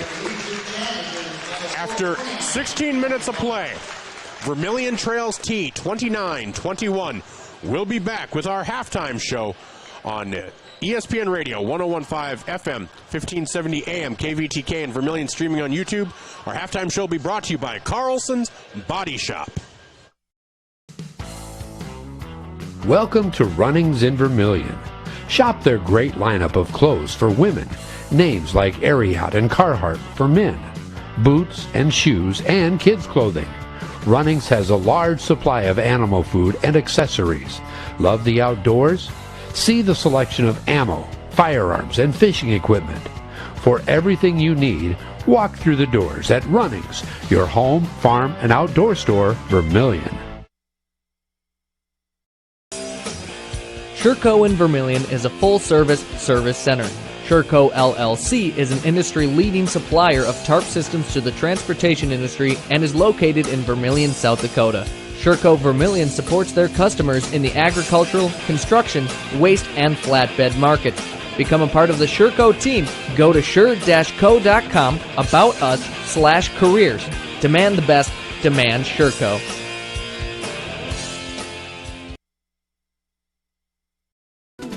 Visit our sleep experts at the Yankton Slumberland. With over 50 mattresses to choose from, we carry every price, free financing options, and the most trusted brands in the nation like Stearns & Foster, Sealy, and Tempur-Pedic. Snoring or lower back pain tormenting you? Seek relief with an adjustable power base. Fall asleep faster and cooler with our sheets and pillow selection. With a 120-night sleep trial, you can't make a mistake. See us today at the Yankton Slumberland, 2401 Broadway. Welcome back to our Carlson's Body Shop halftime show, where at the half, Vermillion trails T area by a score of 29-21. In that first half, Vermillion was led in scoring by Chandler Cleveland with 12 points, then Brooke Jensen with 4, Janaea Cleveland hit a 3, and Taylor Roovers with 2. For T area, you have Ellie Clayberg with 8, Mara Grant with 8, Katie Vasika with 6, Maya Weber with 10, and Hayden West with 2. To make the score 29-21. Now the story of the game, I think, a couple of things. I thought the officiating got much more equal in the second quarter, equal both ways. I thought there was they allowed a little bit more bumping on behalf of T in that first quarter, but really it's the inside shots that aren't dropping. I don't want to say obviously we're missing them, but they're hitting the rim, they're bouncing all around, and we're just not able to connect. Chandler has 12 points, but she could easily probably have 20 already with some of those bunnies. So these opportunities are there.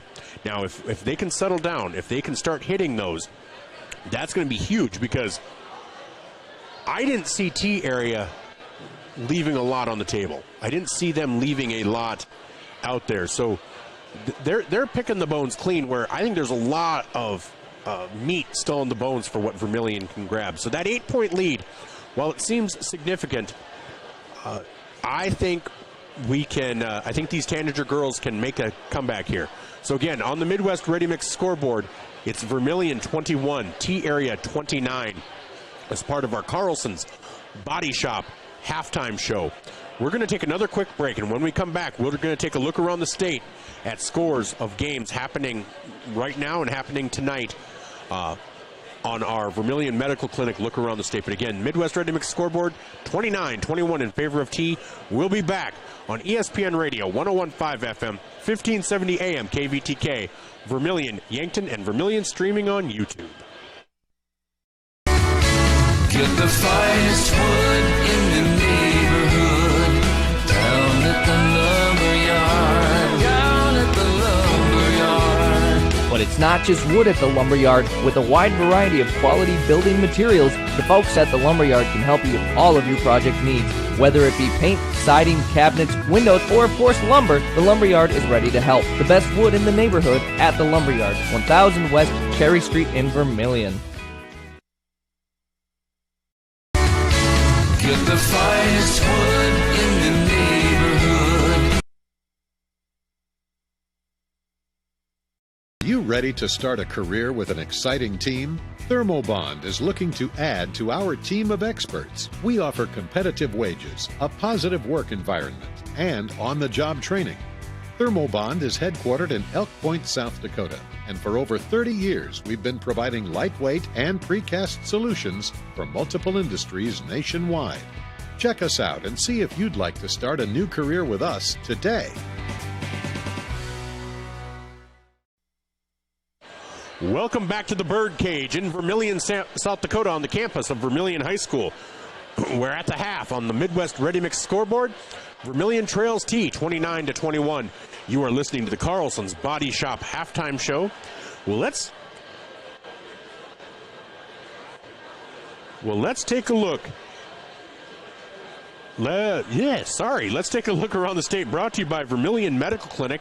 Pretty much a full slate of games around the state today. And of course, whenever I do that and I haven't pulled it up already, that's when it takes forever.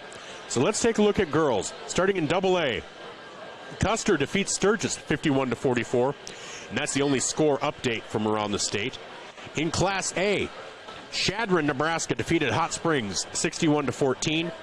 Kimball White Lake right now leads Tripp Delmont Armor 14-6.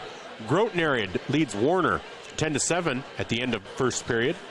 Garrettson leads Del Rapids St. Mary 35-19. That's the start of the fourth period. And then, of course, Bonhomme over Parker 71-27. The Bonhomme girls are still are 4-1. No, 5-1 on the season now after that victory. Hanson and Parkston, both teams undefeated, 9-9 with 2 minutes to go in the first. Miller over Woolsey Wessington 10-2 after one period. And those are the only games that have score updates so far tonight. And in Class B, Oldham Ramona Rutland versus Freeman Academy Marion. They lead them 21-9 at the end of the half. And again, Howard over Menno 36-18 at halftime. Iroquois Lake Preston over Hitchcock Tulare 19-16 at half. Irene Wakanda and Freeman will be later. Gayville Vollen and Scotland later. Hope to get you some score updates on those as well, because those games should already be in action. Alcester Hudson and Avon should be in action. We'll hopefully get some scores for that, as well as Andy Central Dakota Christian and Gregory. We'll see if there's been any boys action tonight. No score updates yet in AA or A. In B, Harriet Selby area 22, McIntosh 14 at the half. Howard 36, Menno 18 at the half. That might be the girl, because I think that's the girls' score. And those are the only score updates for the boys around the state. That was a look around the state, brought to you by the Vermillion Medical Clinic. So much care, so close to home.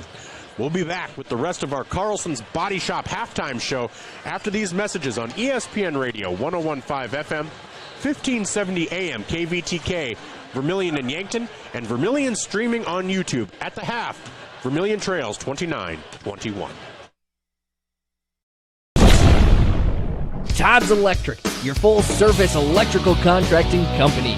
Todd's Electric services residential, commercial, agricultural, and industrial customers. From the simplest service call to the most complex design-build project, Todd's Electric has the expertise to do it right.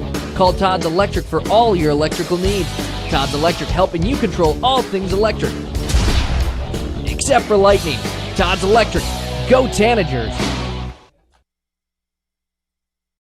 Last week, a guy walked into the UPS store in Vermillion. He did not notice the copiers, the printers, the mailboxes, the banners, the posters, not even the business and shipping supplies. It was like he had blinders on. Hi, this is Jay with the UPS store in Vermillion. Many people don't see everything we have to offer when they stop by the UPS store to ship their packages. They miss all the things we have, like printing, designing. We even offer notary services here at the UPS store, located on Cherry Street in Vermillion. Welcome back to the Birdcage in Vermillion, South Dakota, on the campus of Vermillion High School, where at the half, Vermillion trails T 29-21. Again, tale of two quarters. It was called much closer in that second quarter. Vermillion, the Tanagers left quite a bit on the table, just with some short misses. Chandler, unfortunately, even though she's the leading scorer, she's going to tell you she missed a few that she thinks she probably should have had. Taylor missed 2 free throws. There's plenty of meat left on the bone for this Tanager team as we get to start this second half. Again, there's a lot there for Vermillion. We'll see what kind of halftime adjustments they make. Starting this second half for T will be Maya Weber, Hayden West, Mara Grant, Ellie Clayberg, and Katie Vasika. For Vermillion, it looks like it'll be their original starting 5 of Taylor Roovers, Brooklyn Voss, Janaea Cleveland, Chandler Cleveland, and Brooke Jensen. Chandler Cleveland leading all scorers right now with 12 points. T area, 2 leading scorers are Mara Grant and Ellie Clayberg with 8 each. Katie Vasika scored 6 points in that second quarter, showing what kind of player SDSU is getting. Vermillion will start with possession. Again, we had our conversation with Nina Jordre pregame. Did not get to Taylor Roovers or Taylor Barta just because I misappropriated time. Oh, nice baseline drive by Taylor Roovers to start the second half, making it 29-23. 18 seconds gone here in the second half. Here's Kleberg. Kleberg tries to get it down low, and that pass is over the head of Mara Grant. Turnover, back to Vermillion. Vermillion within 6, looking to get it down to 4, maybe 3. So here's Roovers. They just need to settle down, and that play by Taylor is a great way to get this second half started. Here's Brooklyn Voss on the left-hand side. Again, T area in those navy blue uniforms with navy blue numbers and gold trim, along with some white accents. They are moving right to left. Vermillion is moving left to right. Taylor thought about taking the shot. Here's Taylor. Down to Chandler. Turnaround. No good. Again, Chandler just unable to connect. She is scoring, but there's plenty left out there, unfortunately. And we're 1 minute in. 29-23. Vermillion trails T area. Kleberg gets it to Grant. Guarded by Roovers. Knocks it out of her hand. Here's Weber. Gets it over to West. West misses the 3. That rebound to Grant. And here's Kleberg for 3. Misses, and that rebound to Brooke Jensen.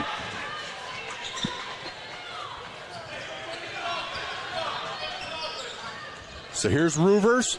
Gets it over to Janaea Cleveland on the left-hand side. Janaea drives into the paint. Gets it down to Chandler. Chandler on the block. Looks to turn around, gets it out to Janaea. Janaea thought about the 3, gets it over to Brooklyn. Brooklyn drives in, kicks it down to Chandler. Chandler's under the basket, unable to contain it. They are going to call a foul on Maya Weber. That'll be Weber's second personal. First team of the quarter. And remember, I'll keep reminding you, quarter fouls reset at the end of each quarter. There are no more 1-and-1s. It's all or nothing. It's 2 shots or nothing.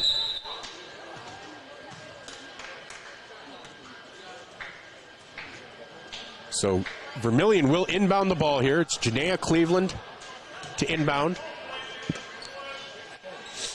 Gets it up top to Taylor Roovers, who drives in, goes up with the right hand, and she is fouled by Hayden West on the shot. That'll be West's second. And the second team. Now Taylor's going to the line. Let's see if Taylor... And when I say she has the yips, I don't mean that to be insulting. I hope nobody takes that way. She's a really good free throw shooter, and you can just tell right now something's in her head. And so here's her free throw attempt. That is good. Nothing but net for Taylor on that one.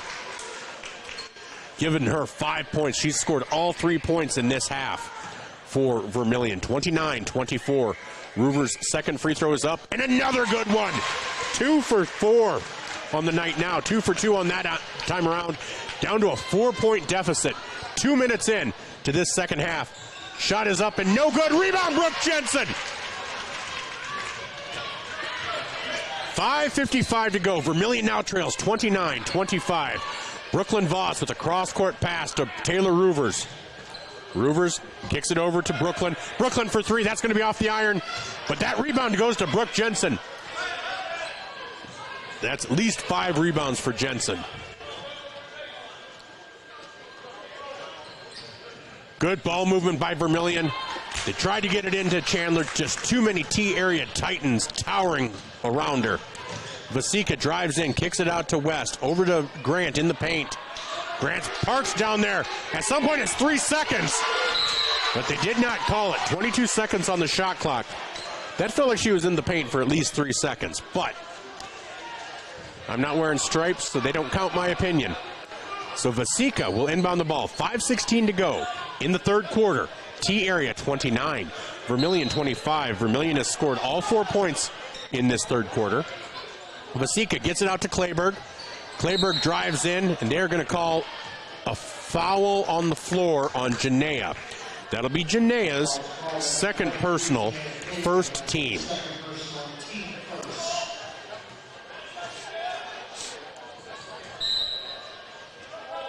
So Weber to inbound the ball, gets it up top to Kleberg. Kleberg has it stolen away by Janaea. Janaea up with the left hand, up and in! Janaea Cleveland, it is a 2-point game after that steal.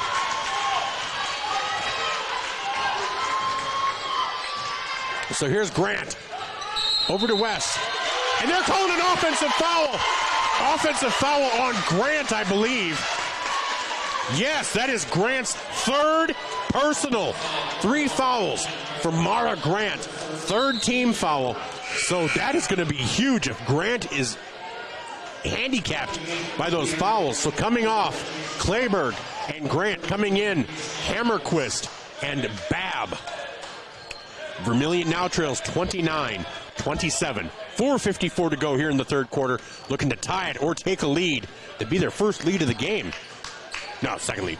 Brooke Jensen for 3! Vermillion with the lead, 30-29. Oh, 4:39 to go here in the third quarter. Oh, sorry about that. Maya Weber misses the layup. Rebound Vermillion. 4:29 to go. Vermillion has outscored T 9-0 here in the third quarter. And Mara Grant in foul trouble on the bench right now. But that ball is stolen away by Hammerquist. They get the ball. We'll see if Katie Vasika tries to take it over now. The SDSU commit. Here's Weber. Over to Kleberg. Kleberg. Over to Babb. Babb. Back to Kleberg. Kleberg for 3. No good. Rebound into the hands of Brooklyn Voss. Vermillion up 30-29. Brooke Jensen for 3. Yes! Brooke Jensen with another 3, giving her 10 points on the night. Timeout. T area. We're just going to keep it here.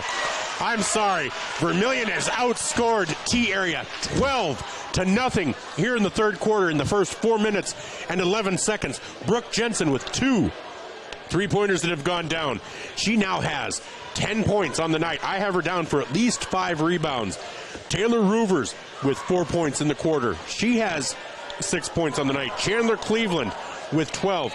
Katie Vasika still sitting at 6.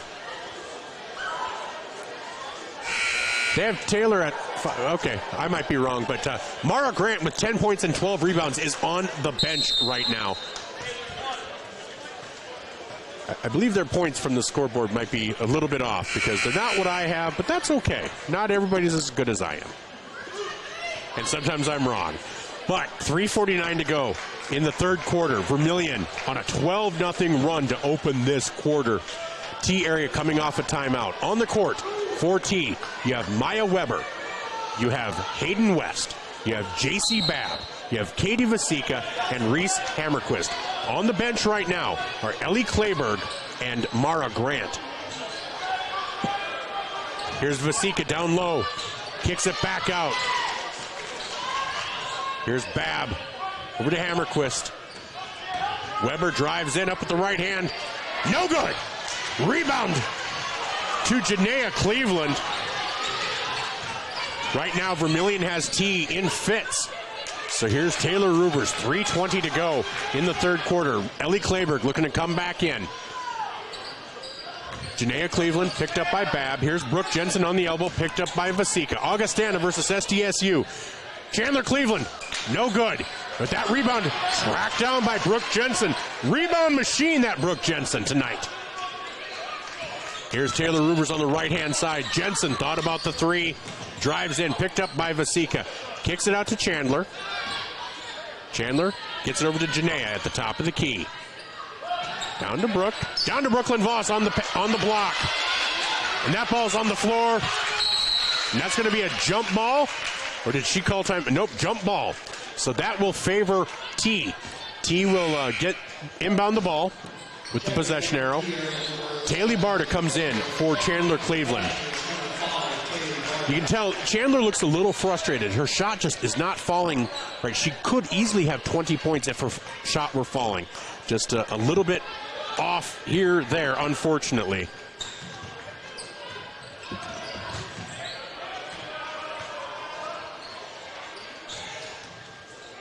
So here's Babb over to Weber. Weber over to West. West drives in, gets it back to Babb.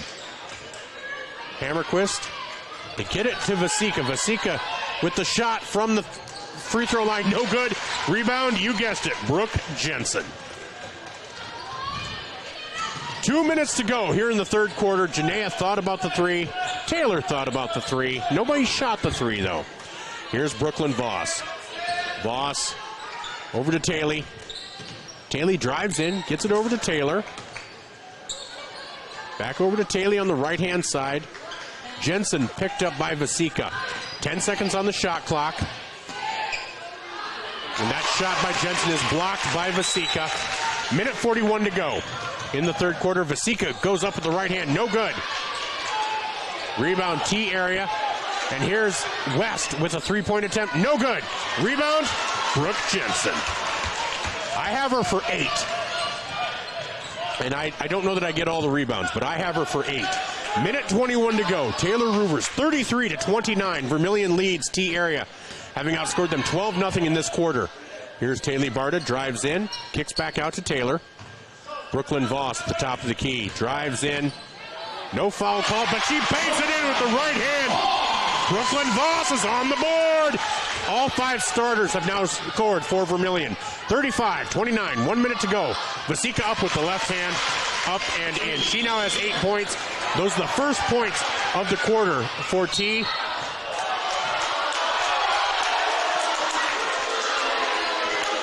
And, oh my gosh, they're calling Janaea Cleveland on a foul when she just fell.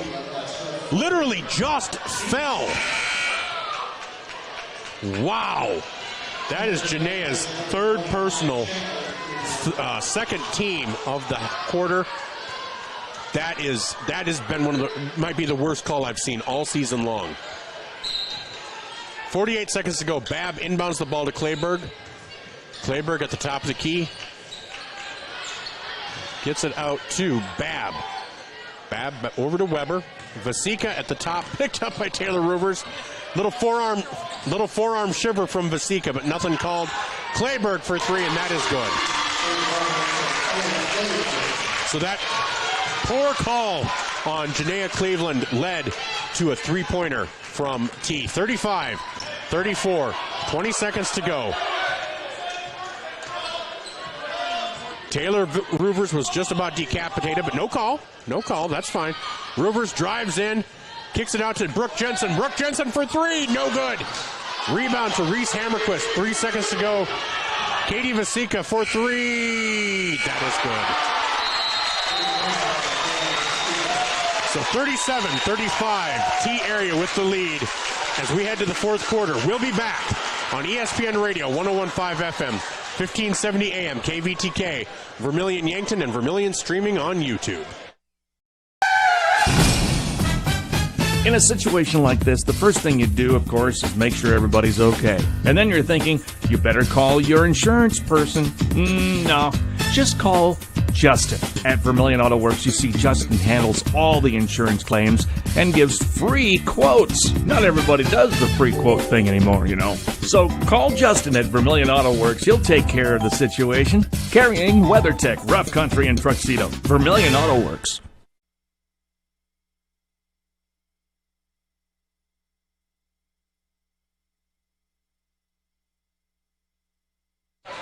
Welcome back to the Birdcage in Vermillion, South Dakota, on the campus of Vermillion High School, where after 3 quarters, Vermillion trails 37-35. They outscored T area 14-8.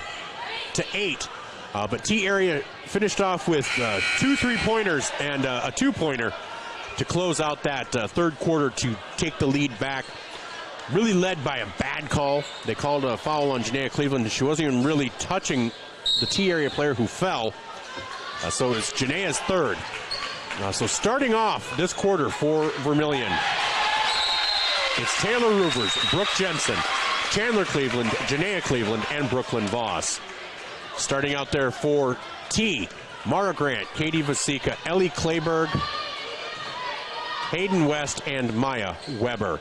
Mara Grant playing with 3 fouls. So here's Kleberg at the top of the key. Kicks it out to Weber. Weber to Grant. Here's Vasika. Vasika now has 11 points. 3-point attempt for Vasika. No good. Rebound Grant. And Voss with the foul. Foul's calling number 21 for Voss. First So it makes it 39-35 with 7:29 to go here in the fourth quarter. Grant's free throw is up and no good. Rebound to Janea. Weber's now 4 for 5 from the line. Janea drives in. Gets the ball to Chandler. Chandler at the top of the key. Gets it over to Brooklyn Voss on the left side. Brooklyn over to Jensen. Jensen, cross-court pass to Taylor, just too high. Just a little too much on that. Needs to realize Taylor's still, I think 5'3" might be giving her a little too much credit. So T area to inbound the ball. Here's Vasika bringing the ball up. 39-35, 7:05 to go. Here's Grant on the right-hand side, picked up by Chandler. And they're going to call a foul on the shot.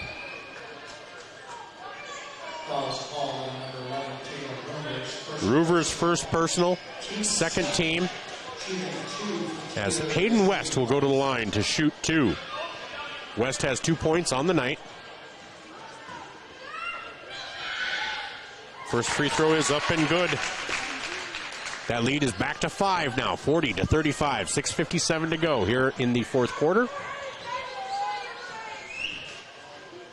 Free throw is up and good. Feels like we're back to calling it like we did in the first quarter. 6:55 to go. Vermillion trails 41-35. Here's Brooklyn Voss on the left-hand side over to Janea. Janea at the top of the key. Gets it to Voss on the left-hand side. Voss drives in, kicks it over to Brooke. Brooke over to Roovers. Back at the mid-court. Taylor drives in over to Voss.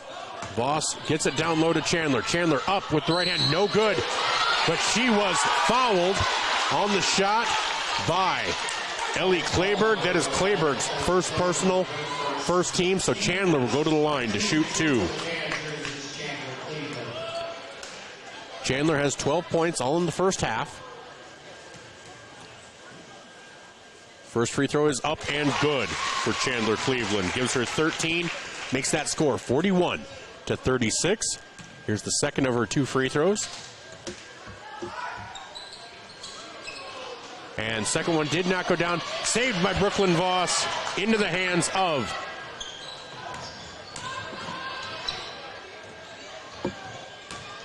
T. And here is down to Mara Grant in the paint. Back out to Maya Weber. They kind of let Grant camp down there. I don't know why. But here's Vasika driving the lane up with the right hand and no good. Gets her own rebound. They're going to call a foul on it. It'd be nice if they'd call it the other way as well, but that's okay. Vasika will go to the line. That's Janea's 4th personal, 3rd team. Vasika will go to the line to shoot 2. First free throw is up and good for Vasika.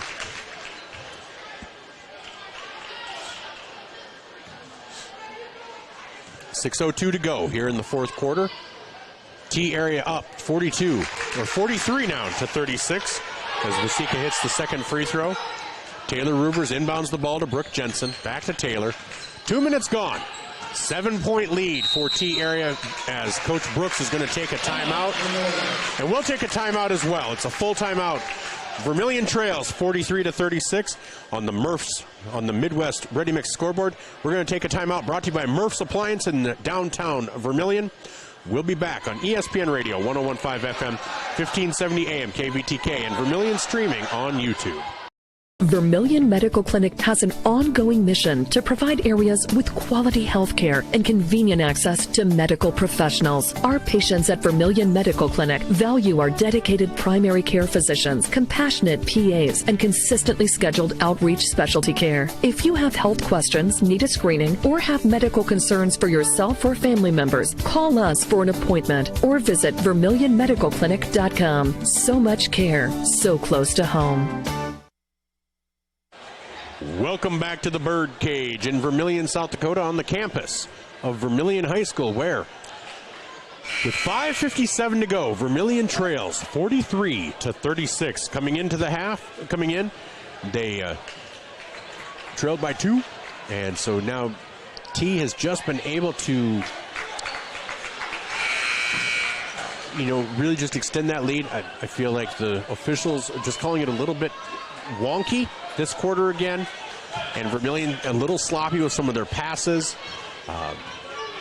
Just really unable to get anything going. But if they can, now's the time. 5:57 to go. Story of the game for Vermillion might be Janaea Cleveland with 4 fouls. Taylor Ruvers goes up with the right hand, up and in. Nice move by Taylor Ruvers. Makes the score 43-38.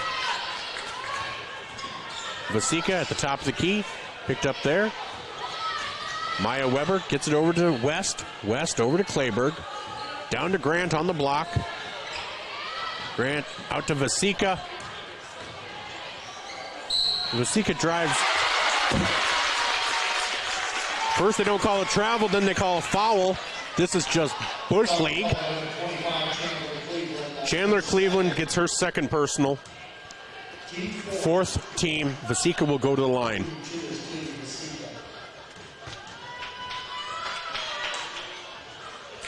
Vasika hits her first free throw. This is the kind of preferential treatment Vasika got in the first game last year.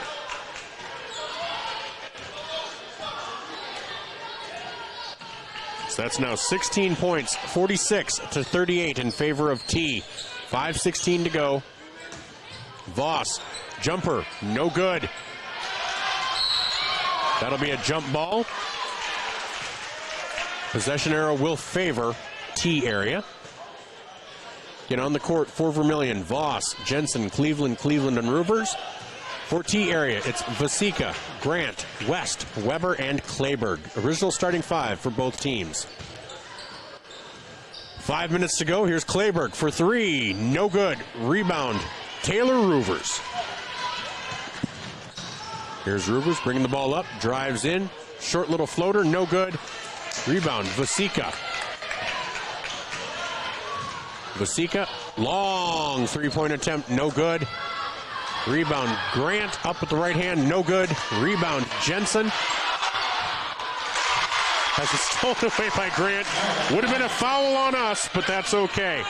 Grant with 12 points now. Makes it a 10-point lead for T. Here's Ruvers, gets it down to Chandler. Chandler on the block, kicks it out to Janaea for 3. No good. Vasika with the rebound. 48-38, 4:10 to go here in the fourth quarter.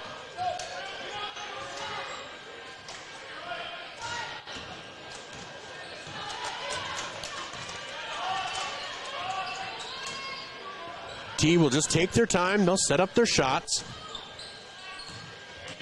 Here's Weber, gets it out to Vasika. Vasika picked up by Janaea.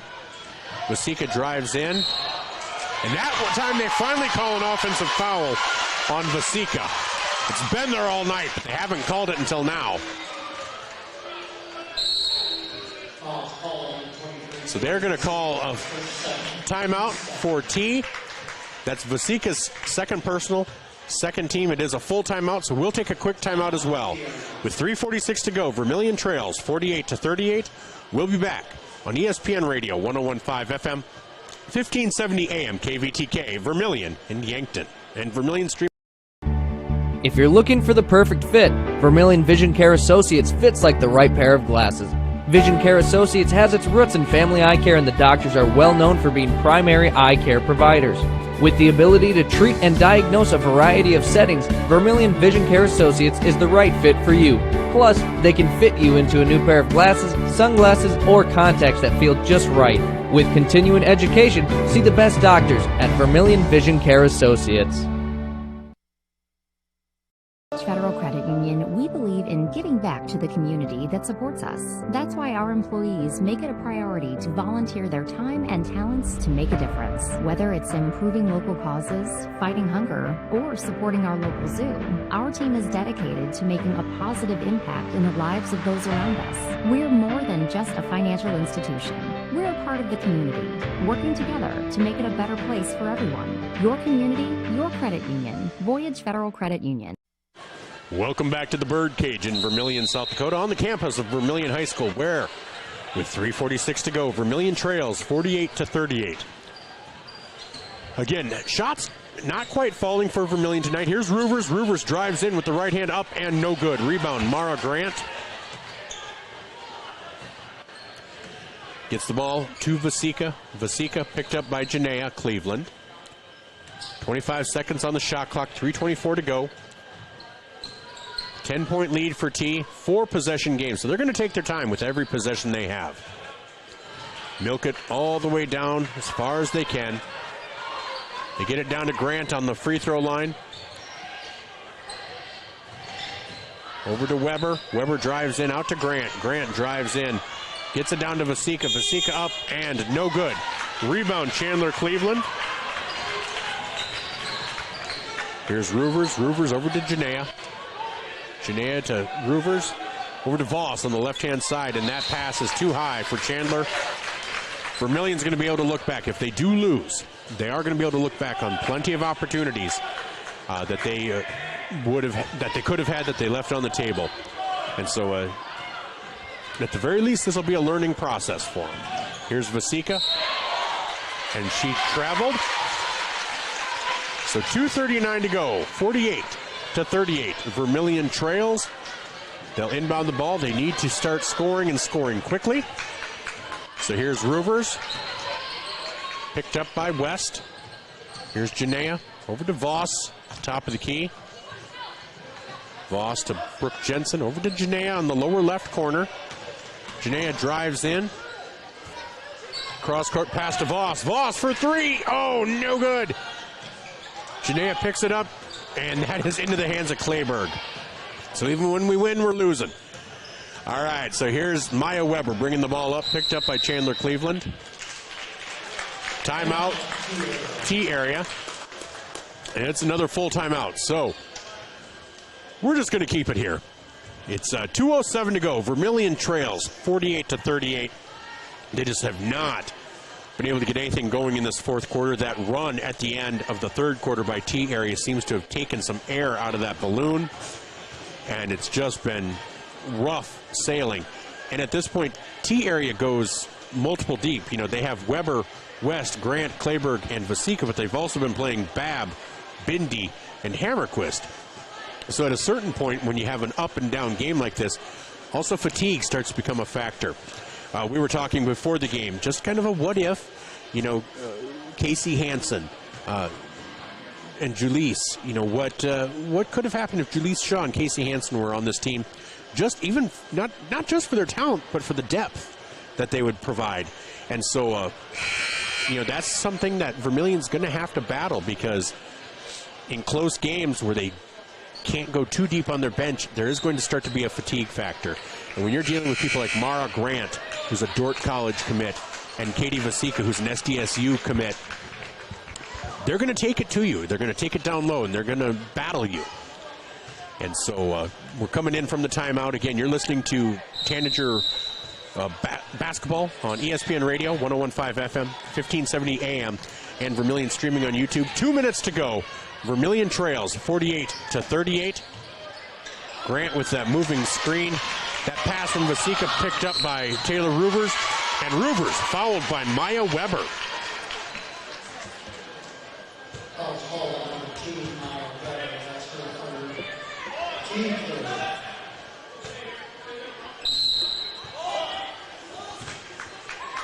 So inbounding the ball is Vermillion. As Ruvers has the ball at the top of the key.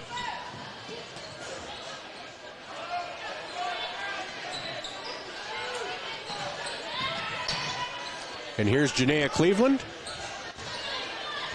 Over to Taylor Ruvers for three. No good. No good. Rebound to T.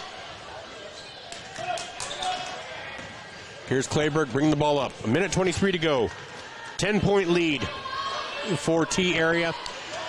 Looks like this one might get away from Vermillion, unfortunately, but there will be lessons to be learned. And another timeout called by T area. This one's another full timeout. We will take a quick timeout as well here on ESPN Radio, 101.5 FM, 1570 AM, KVTK, Vermillion, Yankton, and Vermillion Streaming on YouTube. Your invitation to thrive in Yankton, South Dakota. Nestled on the bluffs of the Missouri River, plenty of outdoor adventures are waiting. Whether you work remote or in a traditional office, we have a spot for you. Quality health care, diverse manufacturing, progressive school system, Mount Marty University, and so much more. Explore with family and friends. Let's thrive together. Welcome back to the Birdcage in Vermillion, South Dakota, on the campus of Vermillion High School, where with 1:13 to go, Vermillion trails 48-38. Likely looking like a loss tonight for Vermillion. And lessons learned, lots of meat left on the table for this Tanager team.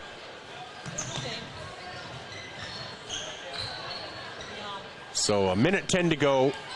Like I said, T area is just going to play the keep away game. They're going to stretch this out as long as they can. Vasika out at the half court line. Gets the ball over to Weber. Weber to West. Clayberg down low to Grant. And that's no good. Rebound Vasika. 53 seconds to go as they did not hit the rim, so that is a shot clock violation. So Vermillion will take over. They will inbound the ball. Leading the way for Vermillion, 13 points, is Chandler Cleveland, followed by Brooke Jensen with 10, and Taylor Roovers with 8. 46 seconds to go. Brooke Jensen with the ball on the left-hand side, picked up by Vasika. Here's Roovers. Roovers at the top of the key, gets it over to Jensen. Jensen thought about the three. Short jumper, and she is fouled by Vasika on the shot. That'll be Vasika's third.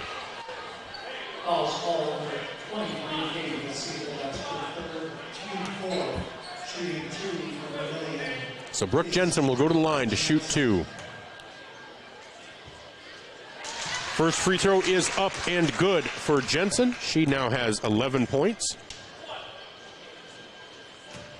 Here's Jensen's second free throw. That made the score 48-39 and 48-40. Jensen with 12 points on the night. 34 seconds to go. Vasika with the ball. Gets it ahead to West. West will hold up and gets it out to Grant. Grant gets it out to Vasika, and they're going to call a foul with 23 seconds to go. That's on Brooke Jensen. That is her third personal, 5th team. So Grant will go to the line to shoot 2.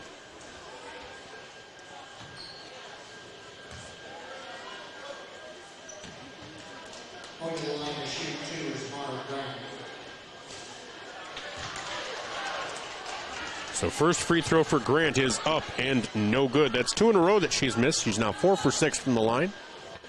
Second free throw is up and good.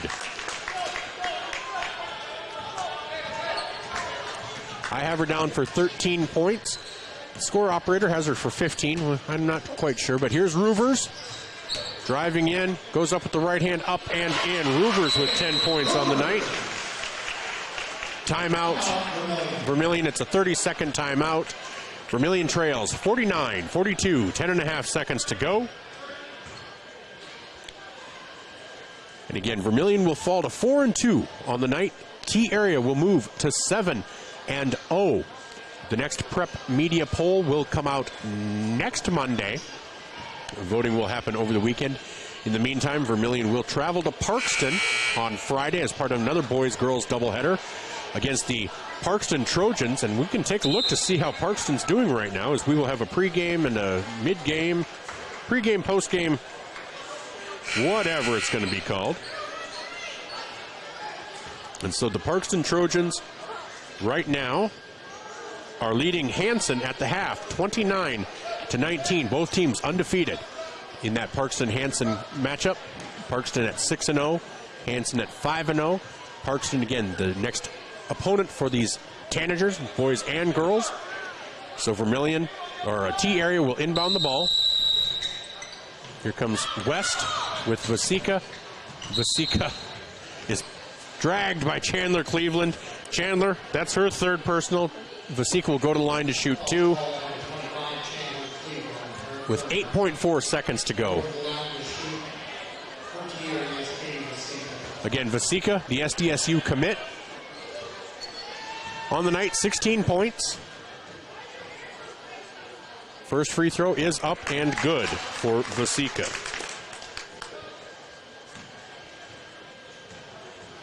And second free throw for Vasika, up and good. Gives her 18 points on the night.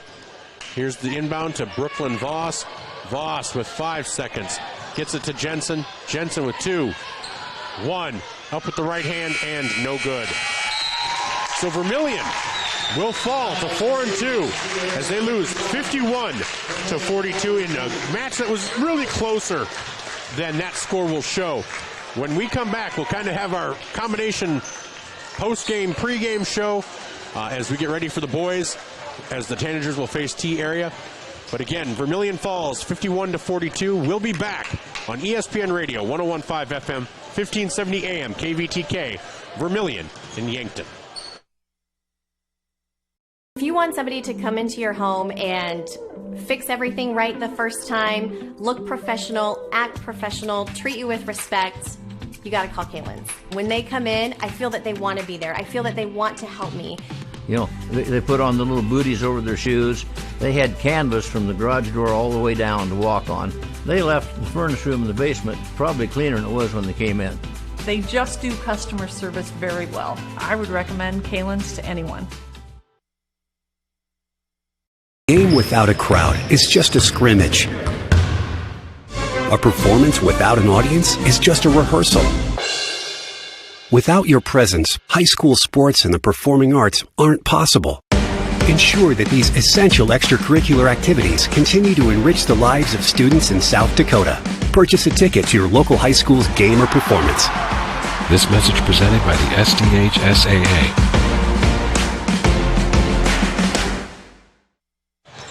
I never meant to be so bad to you. It was... See, Jen didn't think I actually knew I was on. I did, and I was just going to sing for you guys. Singing for my supper. Well, we are here at the Birdcage in Vermillion, where the Vermillion Tanager girls have just lost 51-42. The boys are on the court as they prepare to take on the T-Area Titans. The Titans are 3-3 on the season. The Vermillion boys are 4-1. We had a chance to sit down with Coach Drew Weber of the Vermillion, of the T-Area Titans. It'd be a shock to a lot of people if Drew Weber were the Vermillion Tanager coach. But I had a chance to sit down with Coach Weber earlier today, actually. And here is what he had to say as part of our pregame show brought to you by First Dakota National Bank.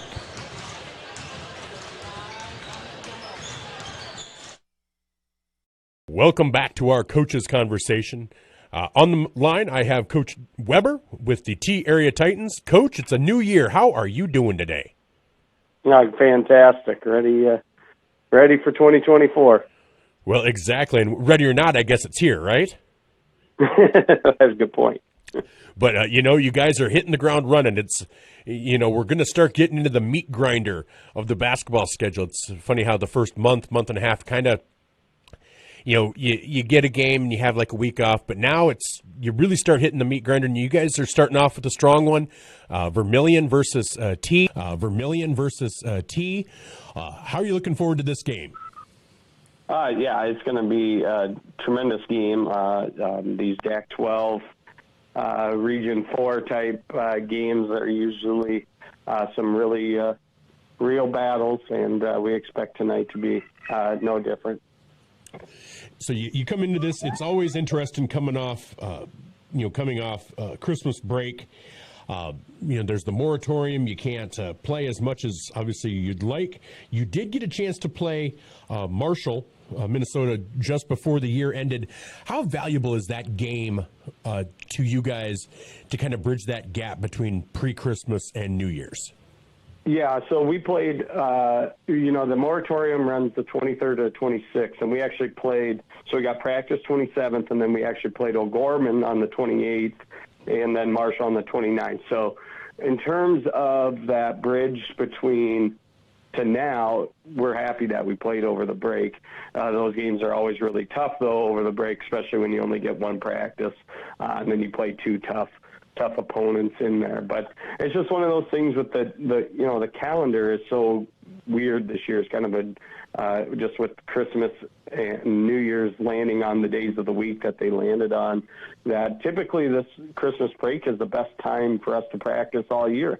You get those first handful of games in prior to Christmas, and you kind of see where you're at, and then you get over the break. You kind of, typical years, you get 3, 4, 5, maybe more practices over break where you're really just focusing on basketball. Kids don't have school, like that, stuff like that. So you get to really do a lot of good things. Well, this year, just with the way our schedule broke, we had one practice, played 2 games, then we had a weekend, and then we had one practice, and now we'll play Vermillion. So we lose that valuable playing time or practice time, but being able to play will have some benefits for us tonight as we go against Vermillion, knowing that we have already knocked that rust off, and they haven't been able to.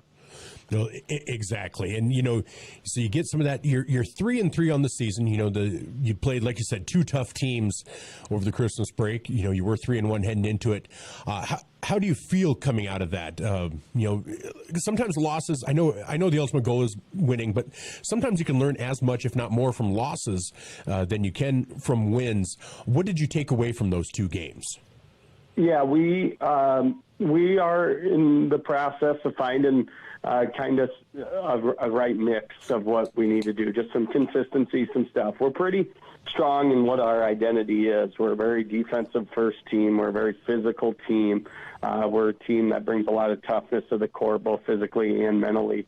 We're aware of what we are there. Offensively, we're going to have some nights where the ball just doesn't go in the hole. Especially early in the season, we're just need to find some gelling there. We're not really a team that has a lot of guards. We have a lot of wings, but not a lot of ball handler guard types. And so we're gelling, figuring out what we can do offensively that really works. We still are a very talented team. We're still a very athletic team.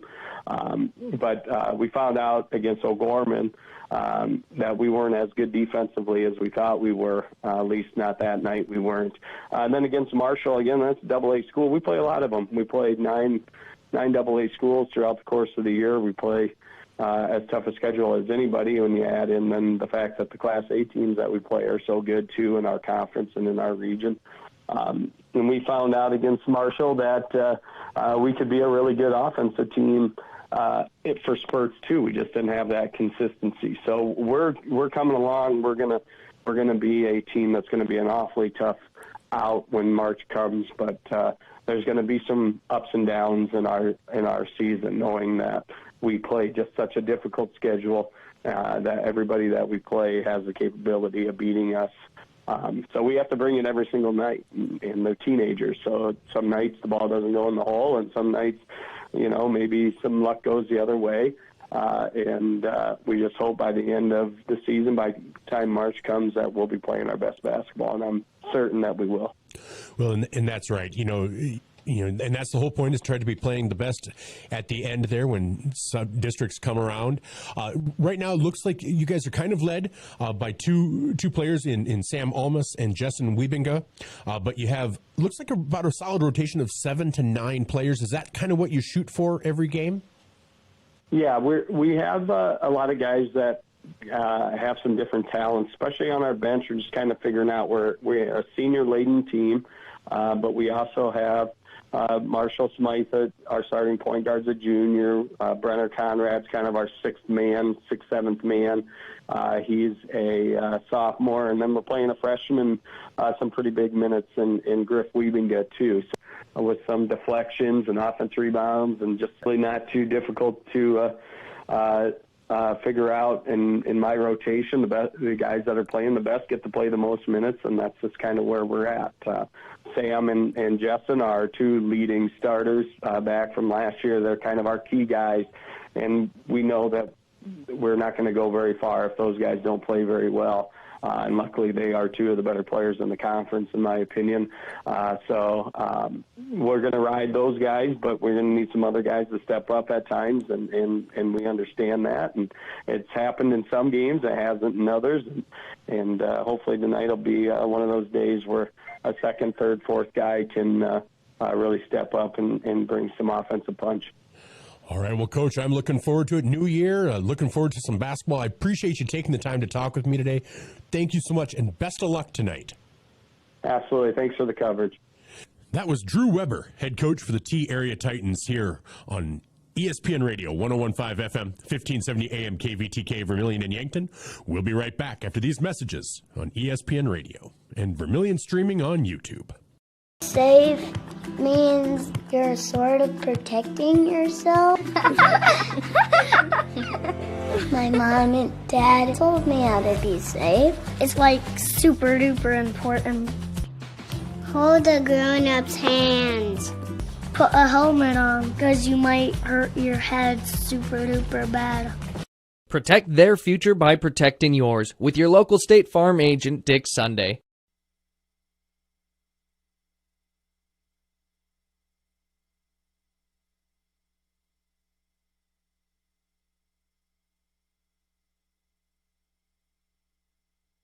Yeah, you know, excited obviously for our game tonight. Good girl-boy doubleheader, but nice for our guys. Coach, welcome back to our Coach's Conversation. And on the line, we have Coach Jay Drake of the Vermillion Tanagers.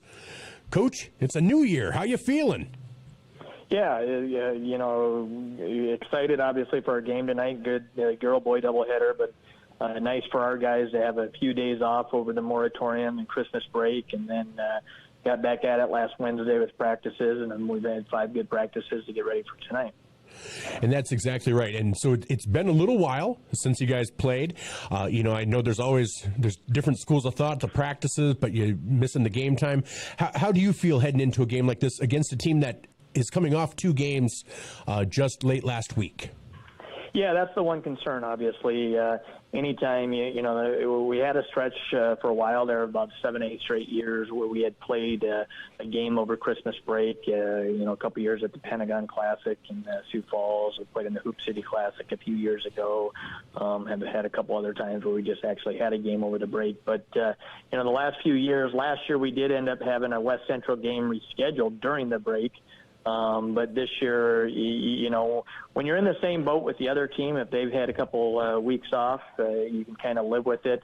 It is a concern tonight when we're in a situation where, you know, it was basically 2 weeks ago tonight we played Tri-Valley, and now you've gone a couple weeks without a game, and usually sometimes there might be a little rust, and especially with a good T team coming to our gym. And they have played 2 games last week and against 2 very quality opponents and bigger schools with Sioux Falls, O'Gorman, and Marshall, Minnesota. So that's something, you know, we've talked about with our kids, but the other side of that is nobody's going to look back a month from now and say, hey, you know, that game on January 2nd, T had played a few games before, Vermillion hadn't. All they're going to do is look back and see who won the game, and we're trying to be the better team on January 2nd. Well, and that's exactly right. That's all you can do is take the game that's given to you. Now, you are facing a T area team that's 3-3 on the season. Started off 3-1 the last 2 games they played. Ended up with losses, but they were against larger schools in O'Gorman and Marshall. They're a team that brings a bit of size to the court in 6'2", 6'3", 1'6" player. Is that something that you feel like you've had to prepare for a little bit? Yeah, size and obviously experience and athleticism, all a concern. You know, it starts with the Almas kid who's had some big games. I think he had 32 to start the year against DV, and he's played here. He's an all-conference player from last year. But the Weeping Good boys that played last year and starting and in the rotation, the Williamson kid, 6'6" kid, has played. And then, you know, they've had some kids step up. They're good athletes. They play the game the right way, and you know, it's the physicality. You know, we'll have Cole Tweeten off the bench a little bit at 6'7". He's that guy that gives us a little height. But then we're kind of in the same boat with the Hanson boys at 6'2", 6'3", Zoe and Bryson at 6'1", that got a little length, but it's the physicality that T plays with that's probably a little bit more of a concern, and we're going to have to be able to handle some of that. Well, and you mentioned Cole, and in that game at the Sanford Coyote Sports Center, I thought that was one of the best games I'd seen him play. Were adjusted or blocked. So how much does that mean to this team if you can get Cole kind of on the right path where he can give you some quality minutes as a big man down there?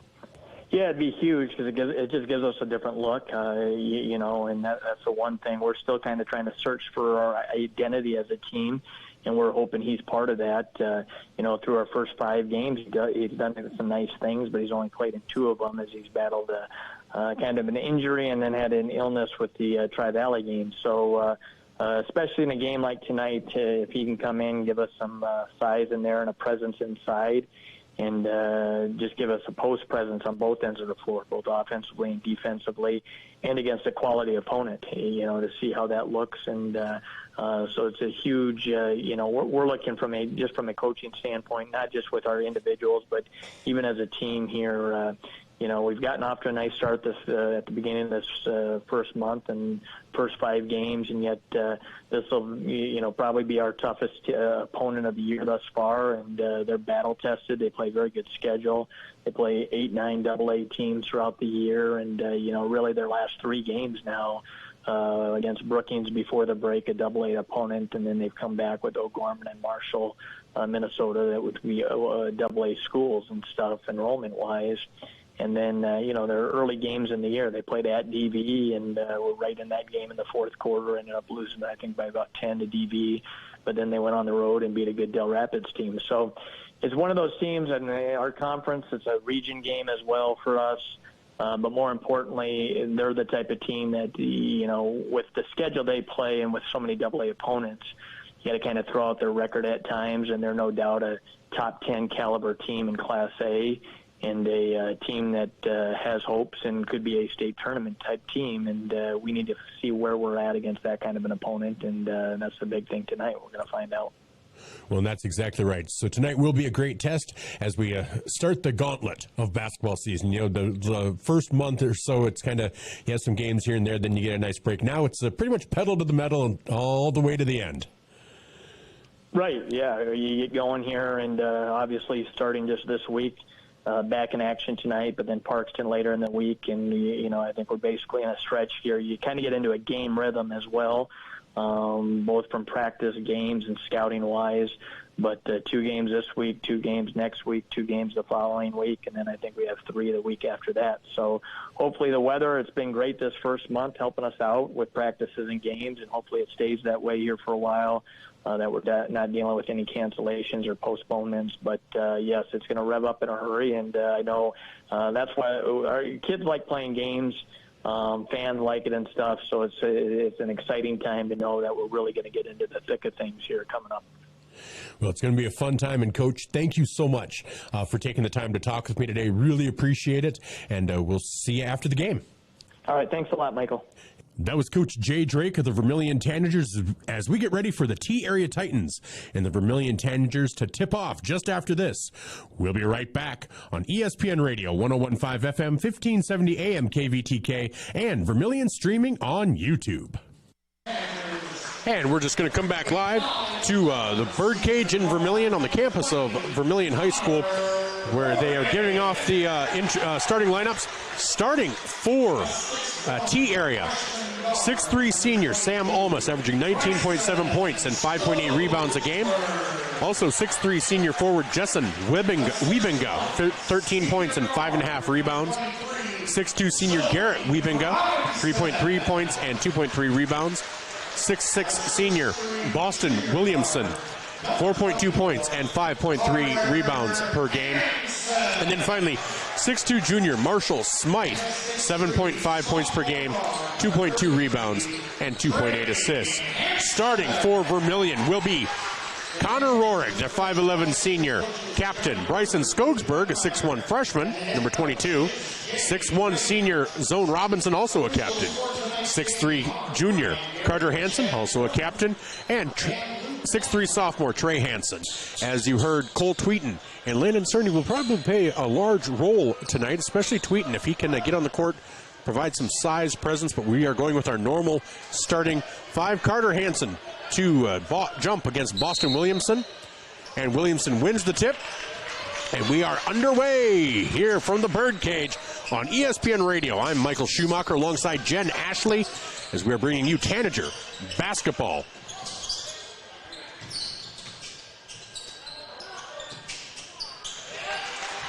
And Bryson Skogsberg pulls down a rebound.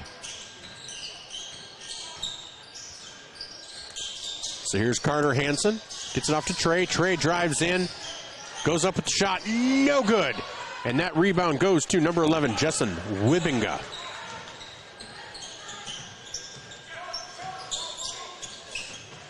Here's Sam Almas. Gets it over to Wibinga. There's Garrett Wibinga. Into the hands of Boston Williamson. Over to Jessen. Williamson cross-court pass to Marshall Smythe for three. No good. Bryson just could not quite get the rebound. Rebound does go to Boston Williamson, who puts it back for two. So here's Carter Hansen in the paint. Has that knocked out. No foul called, but Carter hits the deck. So 28 seconds on the shot clock. 1:09 gone here in the first quarter. T area 2. Vermillion nothing. If you're wondering how did the T area get here with their 3-3 record, well, they fell to Dakota Valley 68-58. Defeated Tri-Valley and Del Rapids and Brookings. Lost to O'Gorman and to Marshall. Here's Zone Robinson at the top of the key. Gets it over to Connor Rohrig in the lower left. Back to Zone. Zone drives in. Out to Rohrig. Rohrig for three. No good. Rebound is to Jessen Wibinga.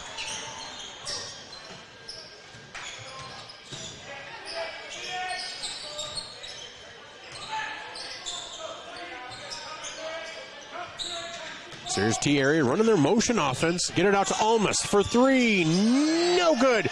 Rebound Trey Hansen. He pushes the ball up into the lane. And he is fouled on the shot.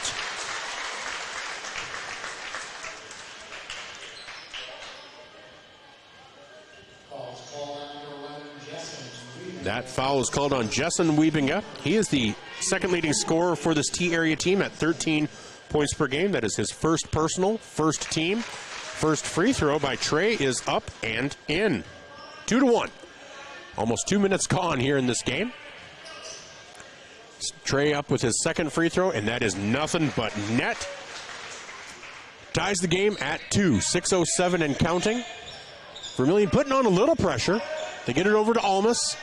Almas gets it across midcourt over to Boston Williamson. Here's Garrett Wibinga for three. No good. And rebound is into the hands of Almas. Almas. Wow, a lot of contact. No call. Back to Almas. The Vermillion fans across the way are a little disgusted that there was no call. So here is Jessen Wibinga. Has the ball knocked away by Carter Hansen. Hansen in the hands of Boston Williamson. Williamson over to Marshall Smythe for three, and that is good. And Jay Drake wants a timeout. That's a 30-second timeout. We're just going to keep it here.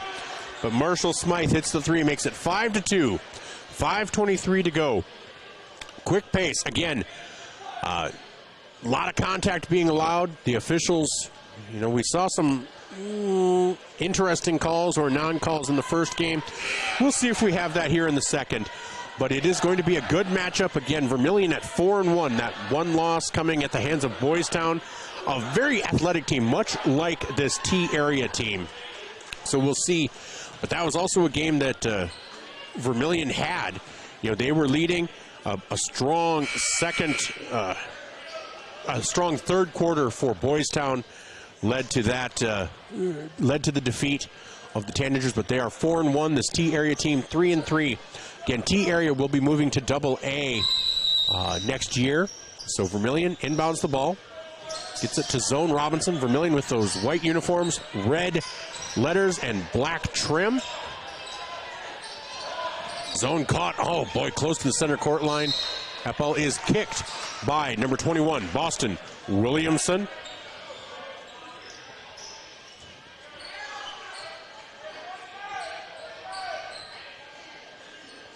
So Trey Hansen to inbound the ball, gets it into zone. Then Trey Into the paint, up and in. Nice shot by Trey. He has 4 points, makes it 5-4. 3 minutes gone here in the first quarter. Almas gets the ball over to Jessen Wiebinga. Over to Marshall Smythe. Gets it down to Boston Williamson. And they're going to call a foul, a jump ball. They're calling a jump ball. Connor Rohrig causes the jump ball. And so that ball, possession arrow favors Vermillion with 4:50 to go. Vermillion trails 5-4. Here's Trey Hansen. Press put on by T area. Zone Robinson over to Trey Hansen. Cross court over to Carter Hansen. Hansen drives in, and he is fouled on the shot by number 21, Boston Williamson.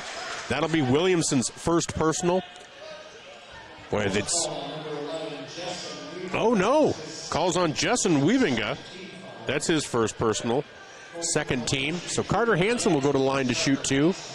Vermillion trails 5-4. Off the back iron, score remains 5-4. Coming in for T area. For Jessen Wiebinga and Boston Williamson, you have Brenner, Conrad, and Griffin Wiebinga. So Carter Hansen shooting the second of two. That is up, and that is also no good. Wow, that is un-Carter-like.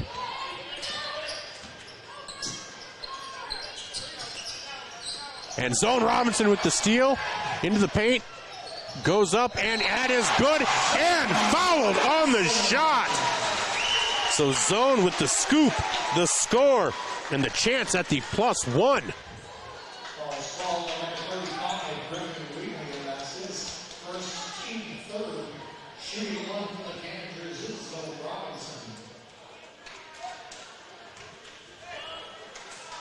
So you're listening to ESPN Radio with this free throw up for Zone Robinson is good. Vermillion leads 7-5. So here's T area, trying to get the ball up, drives into the paint. Griffin Wiebinga gets it over to Marshall Smythe. That is out of bounds off of Smythe's leg. And that ball will be turned over to Vermillion with 4:12 to go here in the first. Vermillion leads 7-5. Like Coach Drake said, this is going to be a tough matchup for Vermillion, a good test tonight. Trey Hansen, they're outsized. There's a lot of athleticism there. And Trey goes into the paint, and they're going to call a travel. I think Trey's wondering how that got called, but we'll see. All right.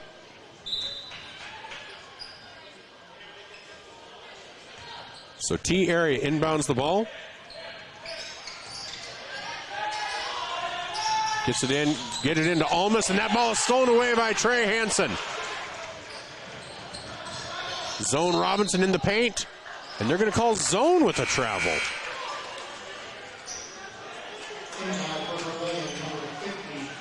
So now checking in, Cole Tweeten coming in for Connor Rohrig. They seem to like to call those traveling calls, unfortunately.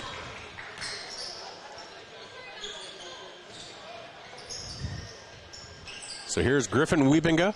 Gets it over to Marshall Smythe.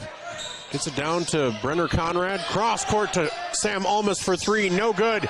Rebound Wiebinga into Almas. Almas up with the right hand. No good. Rebound. Oh, rebound to Wiebinga. Williamson. No, Marshall Smythe for three. That's his second three of the game. Gives him 6. Here's Bryson Skogsberg in the paint, up with the left hand, up and good. His first 2 points of the night. 9-8, Vermillion leads with 3 minutes to go here in the first quarter. Here's Almas. Gets it over to Brenner Conrad. In and out, no good, and they're going to call a foul on Bryson Skogsberg. That'll be his first personal. First team. As Jack Qualseth will come in. He'll check in for Garrett Wiebinga.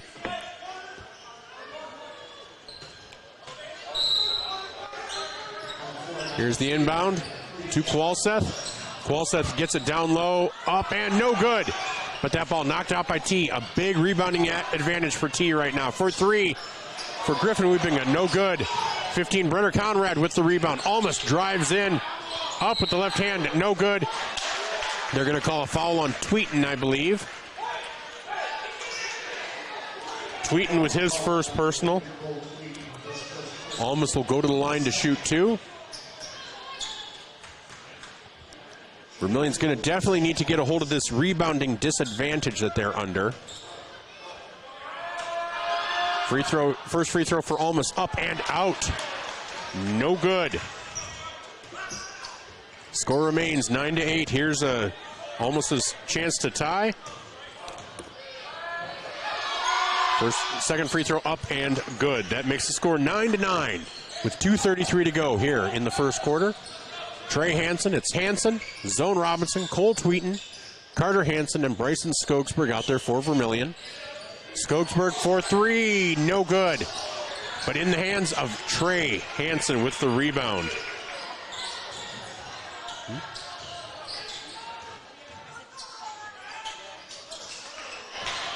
Here's Zone Robinson up and no good. But here's Zone back again underneath. Kicks it out to Bryson Skogsberg. Skogsberg for 3. That is short. Bryson just off tonight so far early on. Minute 52 to go. Score is tied at 9. Here's Sam Almost checking in. They're driving in, and that ball is off of Almost. That'll go back to Vermillion with a minute 44 to go here in the first quarter. Landon Cerny will check in for Bryson Skogsberg.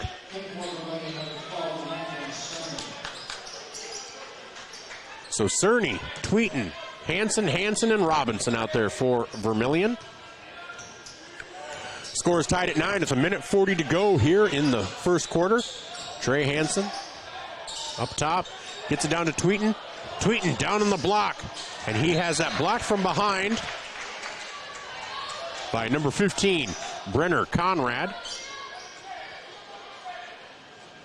So 21 seconds remain on the shot clock. Trey Hansen to inbound the ball. Gets it into Zone Robinson. Robinson drives in. Up and no good. Rebound Tweeten, up and back. So Tweeten with the rebound and the putback. Minute 20 to go in the first quarter. They get it down to Jack Qualseth. Back out to Almost. Almost pull-up jumper from the free throw line. No good. Rebound Cerny. No, unable to get the rebound. And Almost for 3. Makes the score 12-11 with a minute to go. Vermillion trails. Here's Trey Hansen driving in. And no fouls called. Rebound goes to T. Here comes Marshall Smythe with Almost, Brenner Conrad, Griffin Wiebinga, and Jack Qualseth out there. Here's Qualseth guarded by Landon Cerny. Goes up with the right hand, up and in for Qualseth.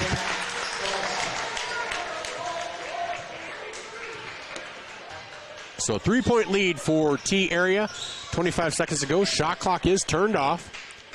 Here's Carter Hansen. Vermillion will play for the final shot. 20 seconds to go. As Carter gets it to Trey. Trey out by the midcourt line. 11 seconds to go. Look to run that offense. Looks to create some defense. 5 seconds to go. Carter Hansen drives in for 3. Oh, bank is no good. So after one quarter, Vermillion will trail 14-11. We'll be back with more on ESPN Radio, 101.5 FM, 1570 AM, KVTK, Vermillion, Yankton, and Vermillion Streaming on YouTube. Ready Mix and Equipment is your locally owned and operated ready mix company. The Oshkosh front discharge mixers allow for easy placement of concrete, and with the 6-wheel drive and low-range transfer case, they're nearly unstoppable. More of a do-it-yourself fan? Midwest Ready Mix and Equipment is teaming up with Clark's Rentals in Yankton, bringing you a wide range of hand tools, mini excavators, skid steers, aerial lift equipment, and more to get the job done. Choose Midwest Ready Mix and Equipment for all your concrete needs, and Clark's Rentals, your rental equipment headquarters. Blaine Olson, owner of Blaine's Body Shop in Vermillion. I grew up here, graduated here, and now have a business here. I'm proud to serve the community that has helped me live this dream. I have top-notch equipment, the latest in training, along with a work ethic and the desire to serve you. Should you need repairs in the future, please remember Blaine's Body Shop across from Polaris on the Highway 50 bypass in Vermillion. Blaine's Body Shop. Automotive collision repair. Now online at blainesbodyshop.com. Welcome back to the Birdcage. I'm Michael Schumacher alongside Jen Ashley, where after one quarter, Vermillion trails T area by the score of 14-11. Just some shots not falling for Vermillion. And not getting rebounds. That's kind of the story of the game. Starting this second quarter will be Connor Rohrig, Bryson Skogsberg, Zone Robinson, Trey Hansen, and Carter Hansen. For T area, Jack Qualseth, Sam Almus, Boston Williamson, Brenner Conrad, and Garrett Wiebinga. Here's Qualseth for three, no good. Almus takes the rebound away from Carter Hansen. And here's a three-point attempt for T area, rebound by Trey Hansen. Not quite sure how you can rebound over Carter like that, but Trey Hansen in the lane, goes up and is fouled on the shot.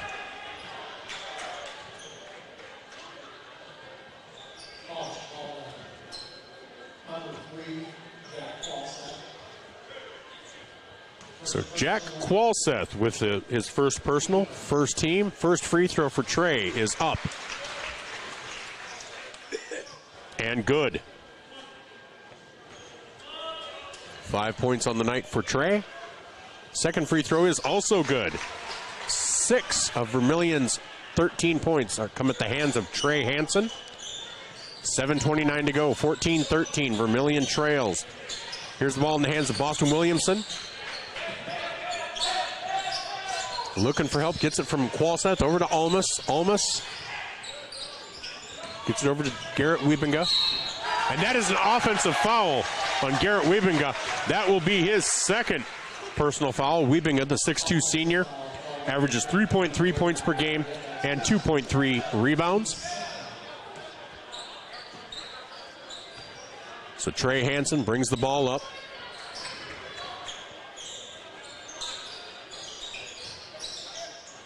Here's Bryson Skogsberg.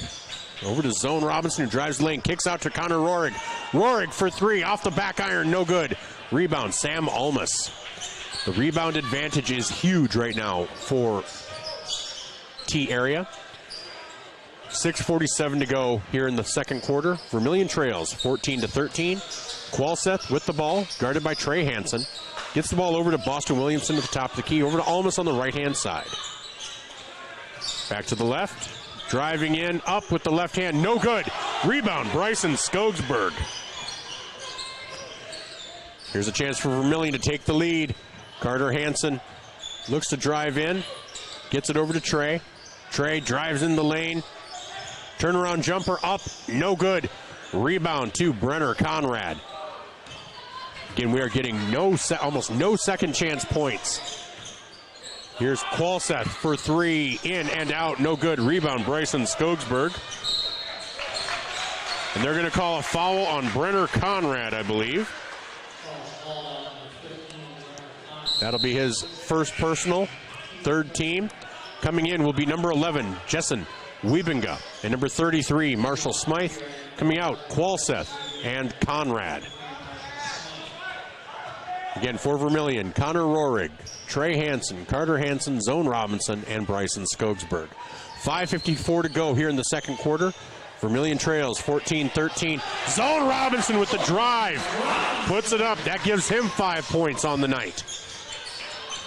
Gives Vermillion their first lead since the first quarter, 15-14. Here's Wiebinga. Gets it out to Jessen Wiebinga. Almus over to Marshall Smythe, who drives in baseline. Kicks it out to Jessen. Jessen drives in. Up and no good. And that rebound is to Bryson Skogsberg. Skogsberg ahead to Zone Robinson, up with the right hand. And good!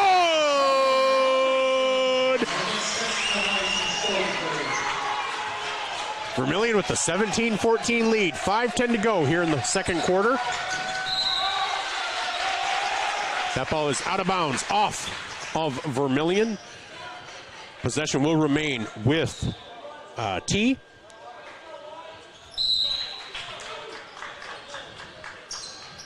T area to inbound the ball, get it into Boston Williamson. Williamson hands it off to Smythe. Smythe over to Garrett Wiebinga. Almas, the top of the key, guarded by Carter Hansen. Here's a three-point attempt from Marshall Smythe. Rebound, Trey Hansen. Hansen doesn't have the numbers. Stops, gets it over to zone. Back to Trey. Trey for three, no good. Rebound to Boston Williamson. 17-14, 4:33 to go. Here's Almas. To the top of the key to Williamson. Back to Almas. Almas drives in. Kicks it back out. Here's Smythe. Thought about the three. Pull-up jumper. Short. Rebound. Zone Robinson. Zone on Almas. Kicks it out to Bryson Skogsberg. Cross-court pass to Trey. Trey thought about it. Drives the lane up with the right hand and in. Trey Hansen with 8 points on the night, and timeout called by T area. That'll be a full timeout. We'll be back after this message on ESPN Radio, 101.5 FM. 15 Vermillion streaming on YouTube. Vermillion leads 19-14. Need a new set of tires? Look to Carlson's Body Shop in Beersford. How about some accessories like WeatherTech floor mats, access roll-up truck covers, bed liners, remote car starters, and thousands of other products. Hey, you can look at everything at your convenience online too at carlsonsbodyshop.com. No wonder the song says, Bring it down to Carlson's Body Shop, your complete car care center. Back here at the Birdcage in Vermillion, South Dakota, on the campus of Vermillion High School. I'm Michael Schumacher alongside Jen Ashley, where with halfway through the second quarter, Vermillion leads 19-14. Vermillion, the biggest thing is they are being out-rebounded. They have not hit a three-pointer yet, and T area is 3 of 12. Vermillion is 0 for 6. They are being out-rebounded 20-12. Vermillion is being led in scoring by Trey Hansen with 8 points, followed by Zone Robinson with 7. T area, they're scoring kind of all over the board. 6 points, though, for Marshall Smythe is kind of their leading scorer, as well as 4 points for Sam Almas. So 3:59 to go. T area will inbound the ball coming off that full timeout that they just took. With 3:59 to go, T area, this will be a big, big matchup for Vermillion. If they can win this tonight, it's going to say a lot about this team, and people are going to be on notice. And that was Jessen Wiebinga, and they're going to call Cole Tweeten for a foul. That'll be Cole's second personal. First team foul of the quarter. Cole Tweeten, if you're able to keep him not in foul trouble, if you're able to keep him out of foul trouble, he can be a nice presence for us. We saw that during the games at the Sanford Coyote Sports Center. He can provide a real spark for this team when he's in there. So the first free throw is good. And Jessen Wiebinga hits his second free throw as well. 19-16. So out comes Jessen Wiebinga.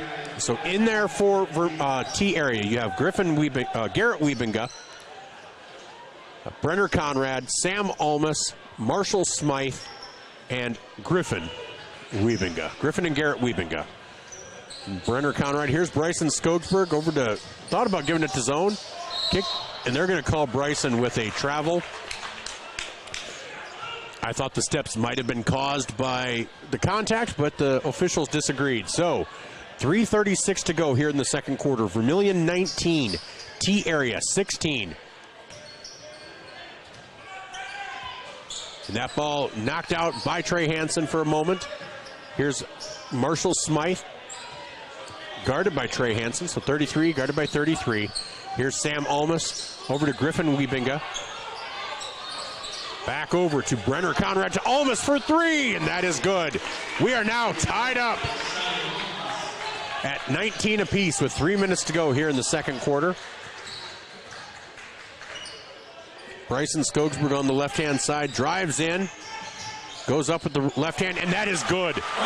Bryson Skogsberg he's not feeling it from the outside, but trying to create for himself tonight. We are 1 point away from equaling our total from last year's score against T.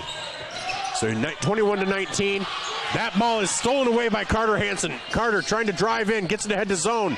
Zone up with the right hand, and good.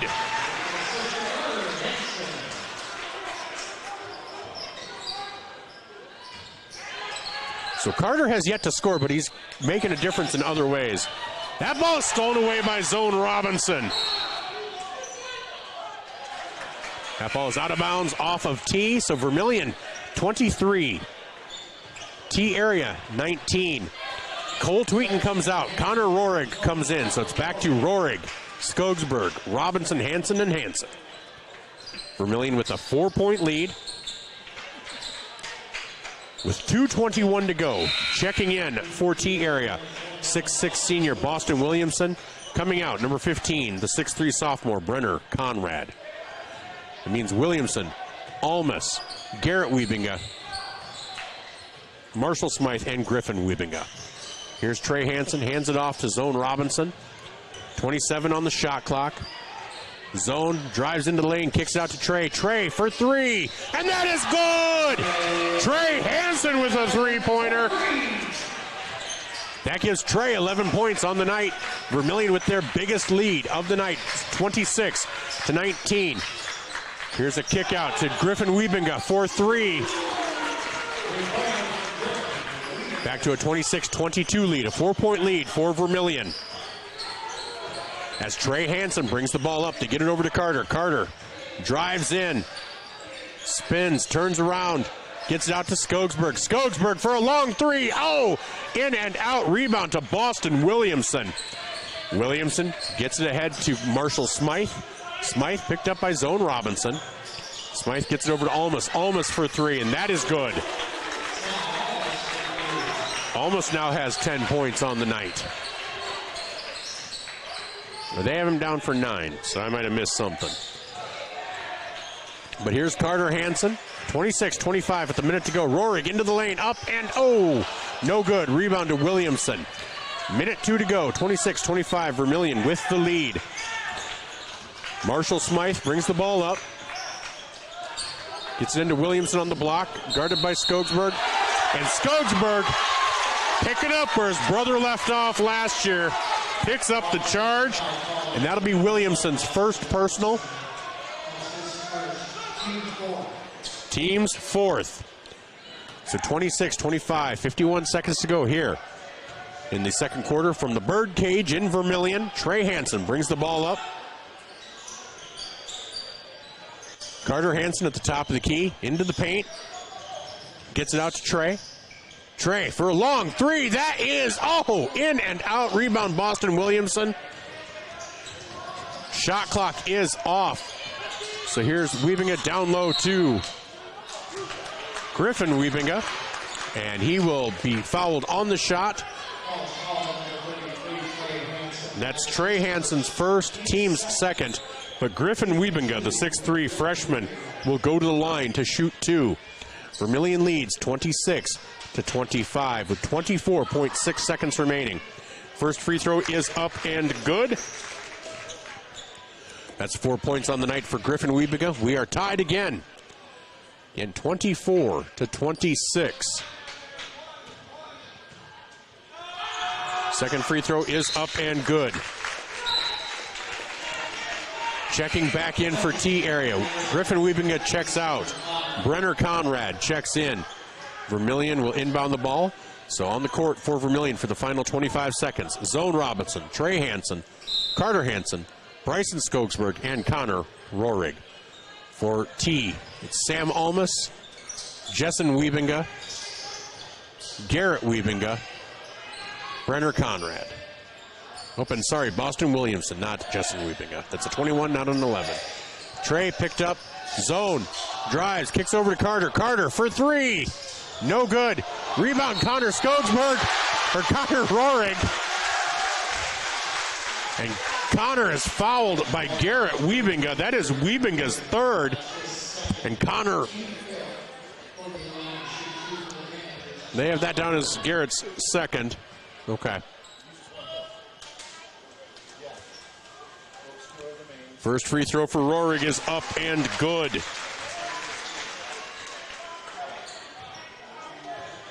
Ties the score at 27 all with 1.5 seconds to go.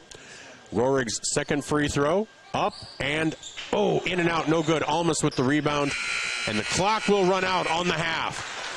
27-27, we are all tied up here on ESPN Radio, 101.5 FM, 1570 AM, KVTK Vermillion and Yankton, and Vermillion streaming on YouTube. We'll be back with more with our Carlson's Body Shop halftime show after these messages. Clay County Abstract and Title Company has a complex job that boils down to something very simple, helping you purchase your dream with confidence. When investing in a new home, a new site for your business, or piece of property, you want peace of mind that the property is truly yours. Clay County Abstract and Title Company has been doing just that since 1946. Clay County Abstract and Title Company, proud supporters of Vermillion activities and proud to be a part of your dreams come true. Whether you're in the market to purchase a new home for your family, you want to sell your existing home, or you're a student looking to rent an apartment, Dakota Realty and Property Management can fit your needs. Being locally owned and with over 150 years of combined experience, they are the experts at helping you find your new home. Go to Dakota Realty and Property Management because they like what they do. Dakota Realty is a proud supporter of Vermillion Athletics. Dakota Realty and Property Management, located at 125 East Cherry Street, Vermillion. Welcome back to the Birdcage in Vermillion, South Dakota, where after one half of play in boys basketball, Vermillion 27, T area 27. Right now, if you're watching on Vermillion Streaming, it is Dance Inferno, the Vermillion dance team. So let's just look at some of the stats. For Vermillion, leading the way, Trey Hansen. Oh, we have Coach Drake with us. I did not realize that. So we're going to put Coach Drake on the line. I appreciate Jen for pointing that out for me.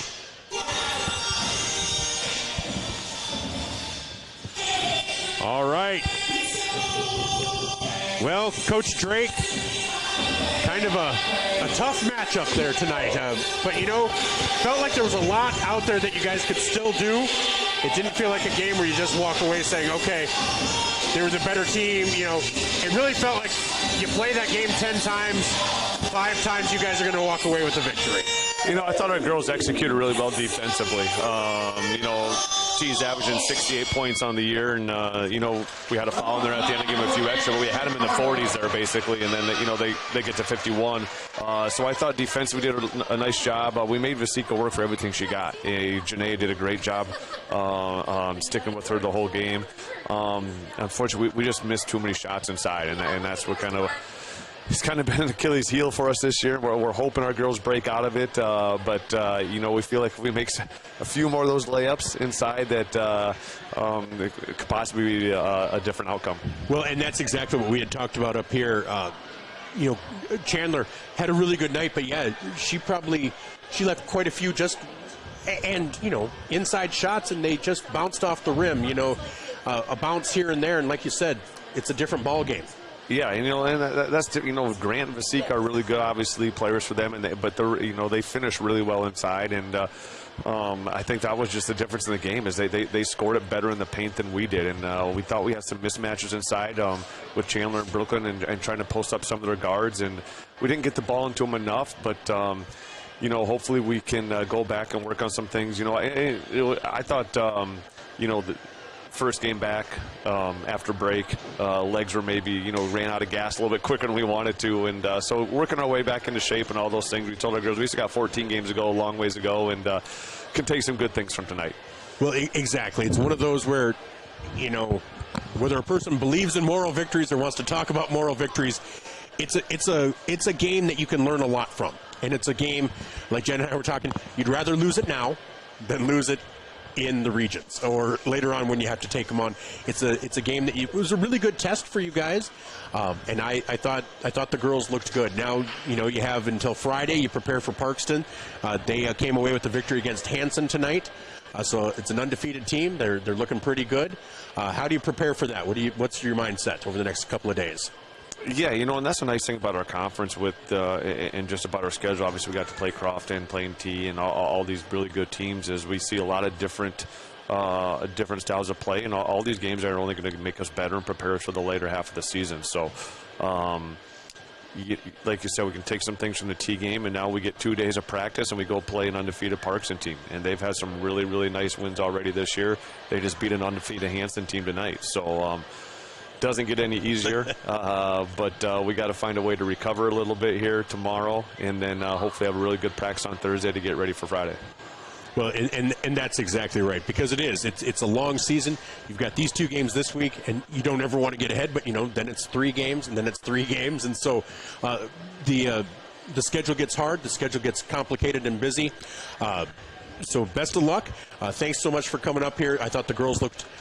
Even though it's a loss, I thought the girls looked great tonight, and there was a lot of meat left on the bone. There was stuff out there for them, and so I think, again, you play it 10 times, 5 times you guys are going to win, 5 times they might win. And when you play a D1 talent like Vasika and you can hold her down well below her scoring average, and like you said, she had to earn every point, and another player like Grant, who probably gets overlooked just because she's on the same team as Vasika, you guys held your own with 2 of the top players in the state. Yeah, they're a heck of a 1-2 punch, probably as good as there is in the state. And like I said, I thought our girls really battled them on the defensive end. And hopefully, hopefully sometime soon, Friday, we can start putting the ball in the hoop a little bit better. That would be great. Well, Coach, thanks so much for coming up here. Really appreciate it. And we'll talk to you sometime between now and Friday. All right, thanks, Michael. Right, thanks a lot. That's Coach John Brooks of the Vermillion Lady Tanagers here on our Carlson's Body Shop halftime show, where at the half, Vermillion boys and the T area boys are tied at 27. We'll be back with more after these messages here on our Carlson's Body Shop halftime show, ESPN Radio, 101.5 FM, 1570 AM, KVTK, again on the Midwest Ready Mix scoreboard, 27. We'll take a look around the state after this Murph's Appliance timeout. The first bank in South Dakota was the easy part, earning the confidence of local farmers, helping families account for their dreams, and securing the future for countless businesses took us a little longer. We owe it to the hard workers, big dreamers, and forward thinkers out there. Thank you for making South Dakota a great place to call home.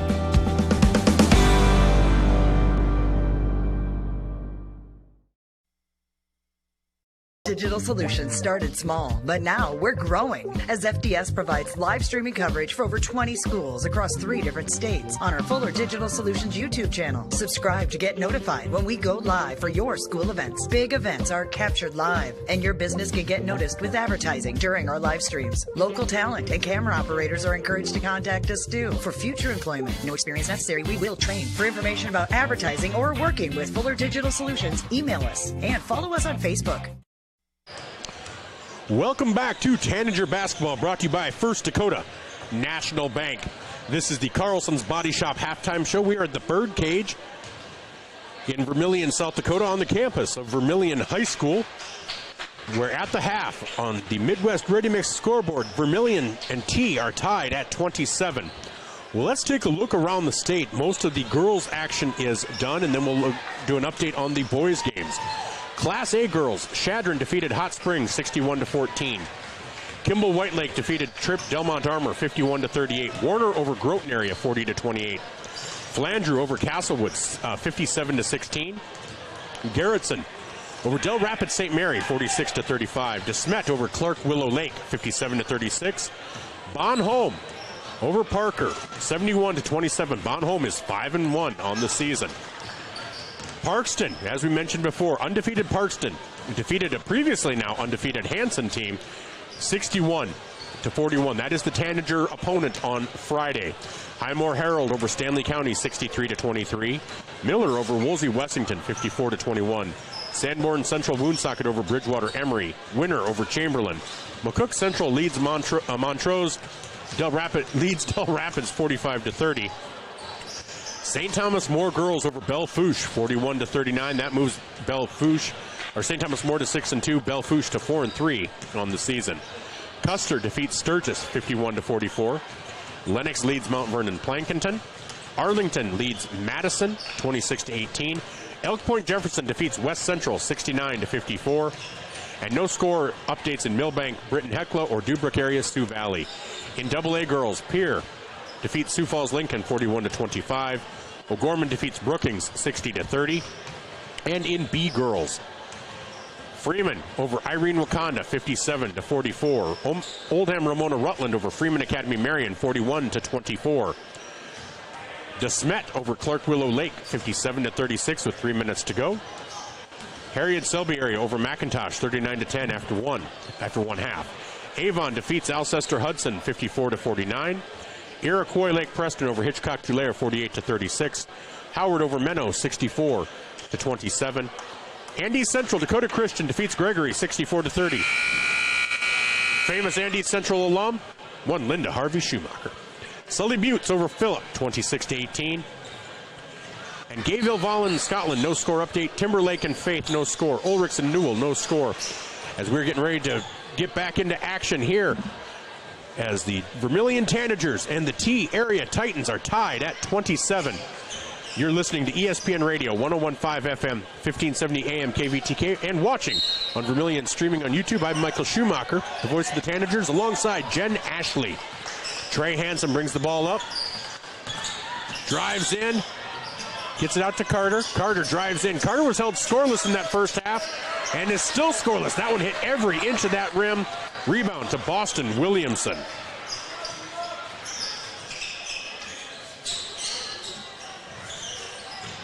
So here's T area. Three-point attempt for Wiebinga. No good. Rebound to Boston Williamson. Not sure how that wasn't a foul as Trey Hansen was going for the rebound. But resets the shot clock. Now 29 seconds on the shot clock. Marshall Smythe gets it over to Almas, who gets it over to Wiebinga. Top of the key for T area. As they move it over to the right-hand side. Drives in. And that ball is out of bounds off of Boston Williamson.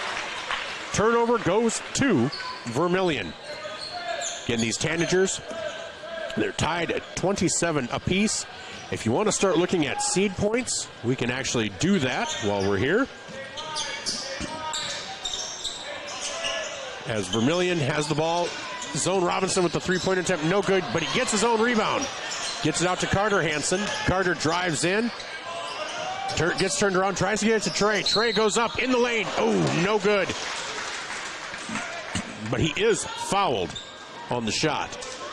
They're going to call that foul. Boston Williamson, that'll be his second personal.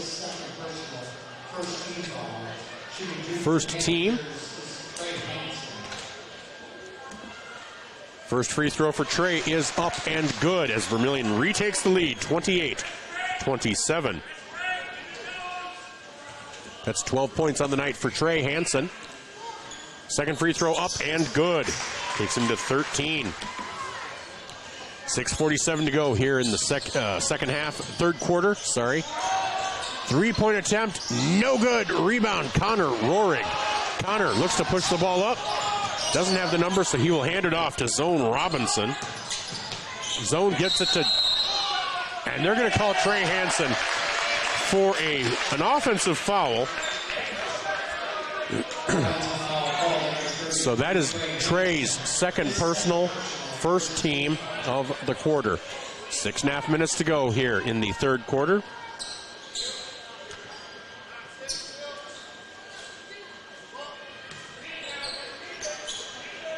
According to seed points right now, Vermillion is in 30th in Class A. That'll all even out once all the games get played.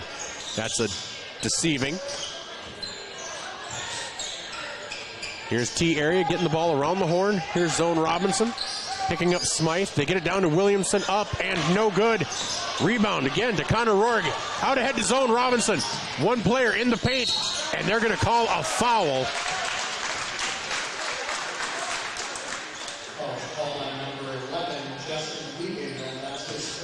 That's on Jessen Wiebinga.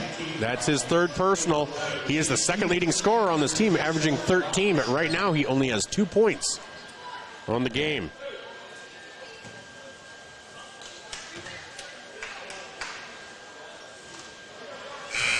Zone Robinson misses the first free throw.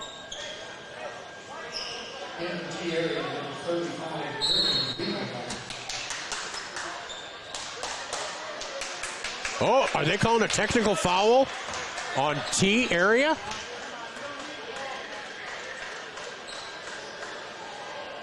Wow.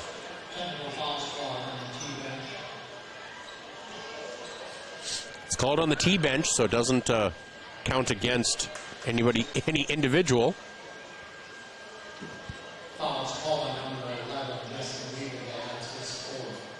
Whoa! Oh, it was called on Jessen Wiebinga. That's his fourth. Wow, they said the bench, but he was on the bench. But the officials are having a discussion. Zone's just kind of standing at the line going, okay, am I shooting? Am I not? What's going on here?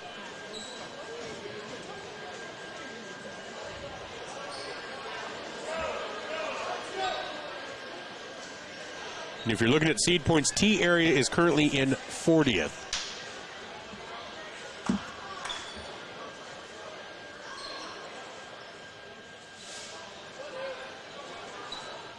So Zone Robinson comes to the line to shoot the free throw for the technical. Free throw is up and good for Zone. Makes the score 30 to 27. Or no, that was Zone's second free throw. This will be the technical. Got confused because they don't put anybody on the line anyhow. But Trey Hansen shoots the first of the technical free throws. He has 7 free throws on the night. And 8. He is 8 for 8 from the free throw line. He has 15 points. That is a 5-point lead now for Vermillion. They're calling the official over. Drew Weber wants to talk to the official to see exactly what happened. I think he's trying to say that maybe it shouldn't be on Jessen Wiebinga. Maybe it should be on him. Maybe that something was interpreted as being from Jessen, but maybe was from Drew, which, of course, the coach would want that because your second leading scorer, you're the 6'2", 6'3" senior forward. They want to make sure they'd love for him not to have 4 fouls, I'm sure. So the official does talk to the scorer's table, but I'm not seeing that anything got changed. But Vermillion has the ball, or will inbound the ball. Skogsberg gets it into Trey Hansen. 6 minutes to go here in the third quarter. 2 minutes gone. Oh, the ball is stolen away by Sam Almas. Oh, and that ball is in. Nice try by Trey Hansen, but just kind of a, you hate to say sloppy pass, but not crisp. And here's Connor Rohrig, gets it over to Zone. They're going to look at that on tape, and Trey Hansen will admit it. Carter in the lane, tries to get into Zone. That is knocked away into the hands of T area, so now it's a 3-point lead. 5.5 minutes to go. Here's Griffin Wiebinga. Gets it over to Marshall Smythe, who brings it back up top. Over to Wiebinga, who drives in.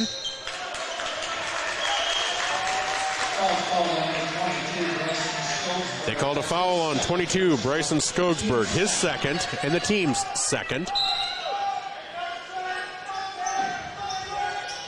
As T area will inbound the ball. They get it into Garrett Wiebinga. Over to Marshall Smythe. There's Almas for 3, no good. Rebound to Trey Hansen. Far ahead to Carter. So Carter is fouled, gets the shot, and he'll get the and one. That's Carter's first basket of the night, his first 2 points.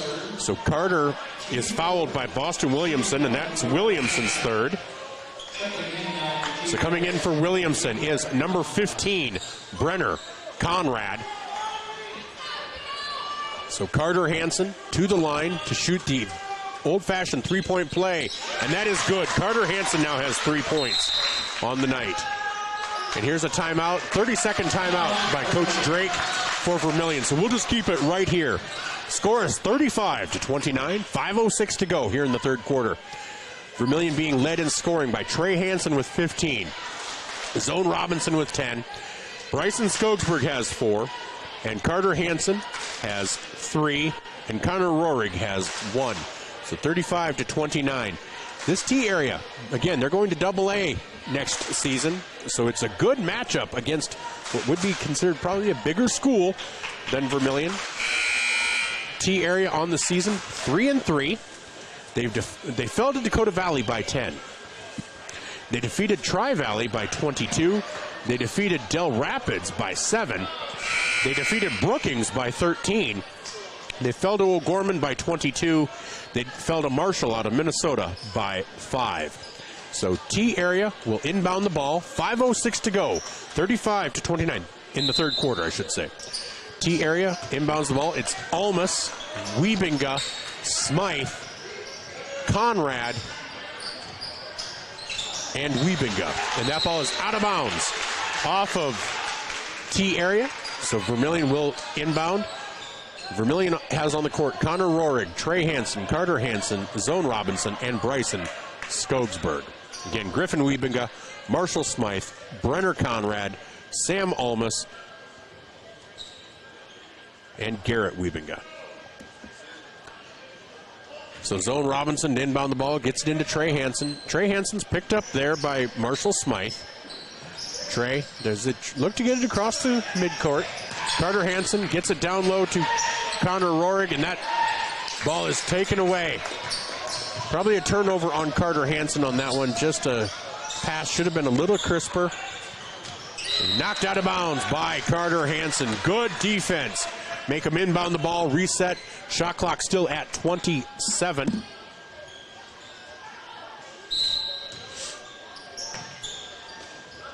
So here's number 33, Marshall Smythe. Gets it over to Griffin Wiebinga, who's picked up by Zone Robinson. Almas guarded by Trey Hansen. 16 seconds on the shot clock. Drive in, put up by the right hand, no good. Rebound into the hands of Bryson Skogsberg. Skogsberg goes up, and he is fouled by Griffin Wiebinga, the 6'3 freshman. It was freshman on freshman there.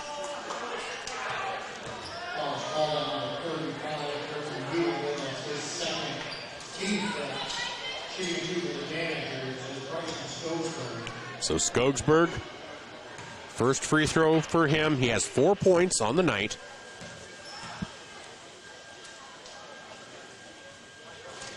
And boy, just something a little bit off for Bryson tonight.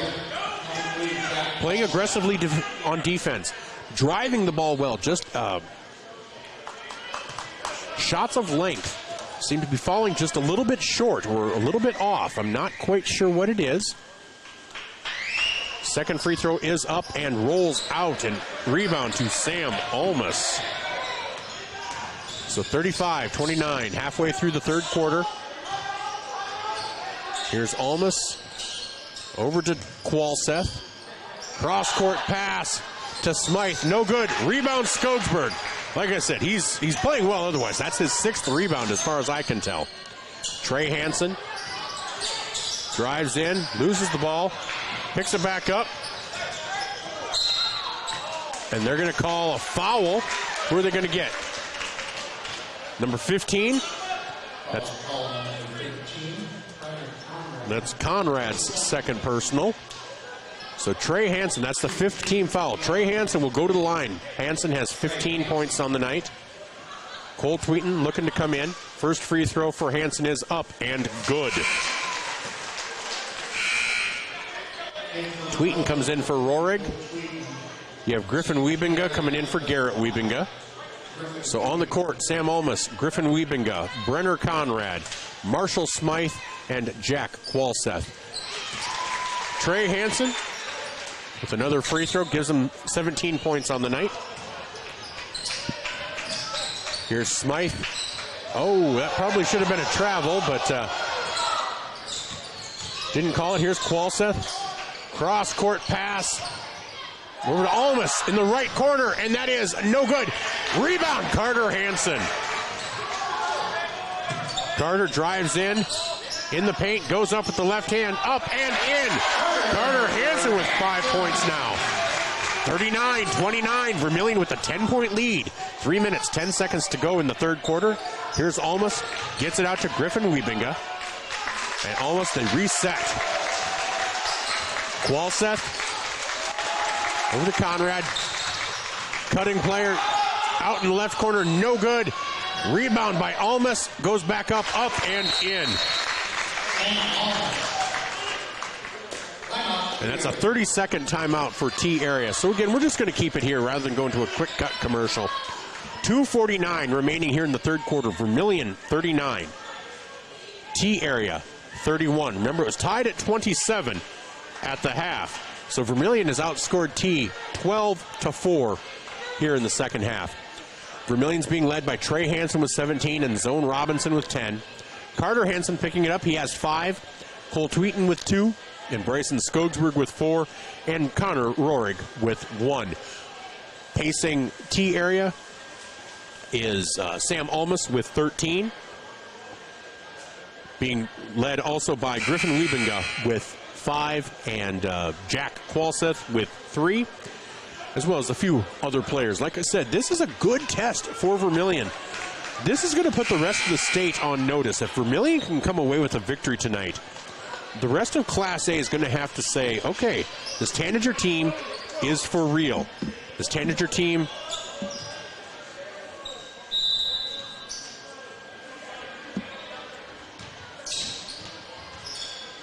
.245 to go here in the third quarter.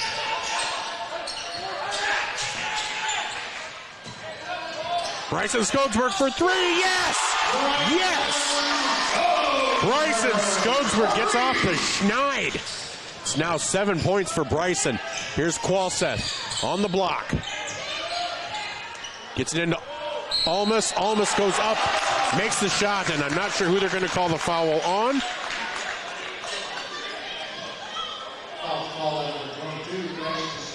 That is Bryson's third personal.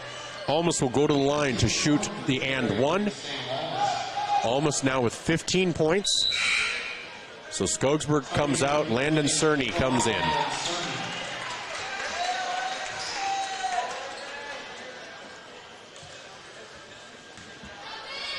Vermillion with a 9-point lead.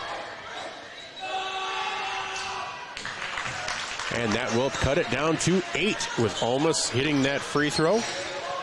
2:19 to go, 42-34. Vermillion with the lead. Trey Hansen with the ball. Short jumper up, no good. Rebound to Marshall Smythe for T. 2 minutes to go here in the third quarter. Almas for a long 3, and that is good. And this T area team can score in bunches. It's now a 5-point lead, 1:54 to go. As Vermillion looks to get the ball across the timeline. Zone Robinson in the paint, short jumper, leaves it short, gets his own rebound. And they're calling zone with a travel. Again, if what was down there was a foul, it should be down here. That's what I'm not understanding. So Tweeten checks out, Rohrig checks in. So it's Cerny, Rohrig, Hansen, and Robinson. Vermillion leads 42-37 with 1:38 to go here in the third quarter.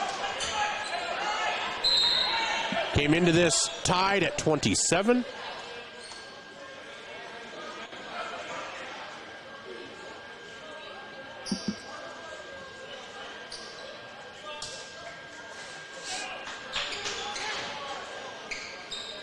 So it's 1:38 to go, 42-37 here in the third quarter. Vermillion will inbound the ball. On the court, Smythe, Qualseth, Almas, Conrad, and Wiebinga. For Vermillion, it's Hansen, Robinson, Cerny, and Rohrig. Bryson Skogsberg on the bench right now with 3 fouls. Probably won't see him until the fourth quarter. Here's Trey Hansen. Gets it out to Zone Robinson. They get along the timeline. Full court press by this T area team. Here's Carter Hansen, guarded by Marshall Smythe. Trey Hansen drives in, up with the hand, and good! 19 points for Trey Hansen. takes that to a 7-point lead, 44-37. That's the problem with that press, is if you get beat, it's a wide open path to the lane. And how is there not a... Okay, I mean, at least they gave the ball to Vermillion, but Trey Hansen was practically steamrolled out of bounds. So, 44-7, a minute 4 to go here in the third quarter. Robinson inbounds to Trey Hansen. Zone Robinson brings the ball up. Picked up there, Zone Robinson. Now down to Connor Rohrig. Into Carter Hansen, over to Cerny. Cerny back out to Trey. Trey drives in, short jumper up and no good. But he is fouled by Sam Almas. Was it on the shot or after the shot? Yep, he's going to shoot two. So Almas with his first personal. Trey Hansen goes to the line to shoot two, with Vermillion leading 44-37. 51 seconds remaining here in the third quarter.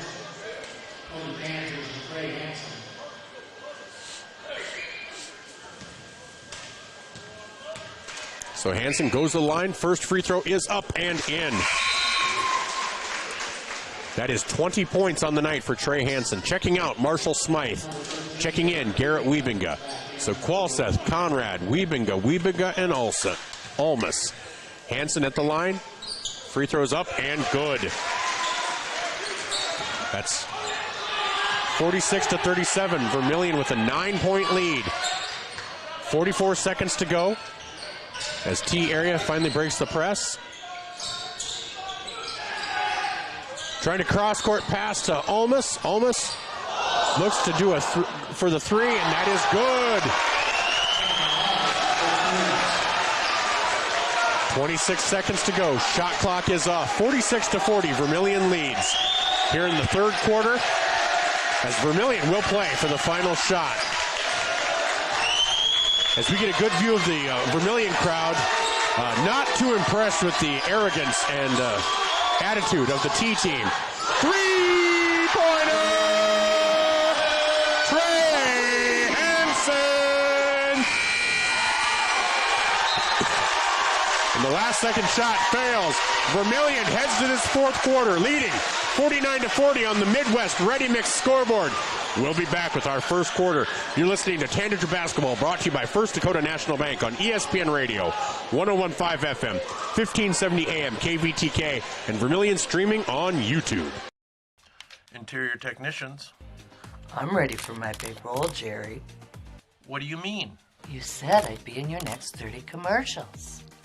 No. I said Intech has over 30 years of commercial cleaning experience. You know, like offices, so they can ensure happy visitors and a healthy workforce. So the shoot's in an office? I can make that work. Oh my goodness. When you need it clean, call the Intech team. Knutson Family Dentistry in Vermillion, they strive to provide the highest quality patient-centered dental care in a friendly, relaxing atmosphere. Knutson Family Dentistry works hard to provide the best cosmetic, general, and emergency dental treatment in the area. With over 50 years of combined dental experience, the latest dental technology, and a professional and compassionate staff, they're your top choice for dental care. Call for an appointment at 605-857-8008. Knutson Family Dentistry of Vermillion. Welcome back to the Birdcage in Vermillion, South Dakota. I'm Michael Schumacher alongside Jen Ashley. You're listening to ESPN Radio's coverage of Vermillion Tanager basketball as they lead the T-Area Titans 49-40 as we head into the fourth quarter. And that pass is stolen by Zone Robinson. Up and in! Zone Robinson with 12 points on the night. Double-digit lead for Vermillion, the biggest lead of the night. Stolen away by Trey Hansen. Mr. Do Everything. Here's Carter Hansen over to Zone. Zone, and they're going to get Zone with the travel. No matter how much contact, it seems like it's always called a travel on Vermillion, but it is what it is. 51-40. Vermillion is leading this T-Area Titans team.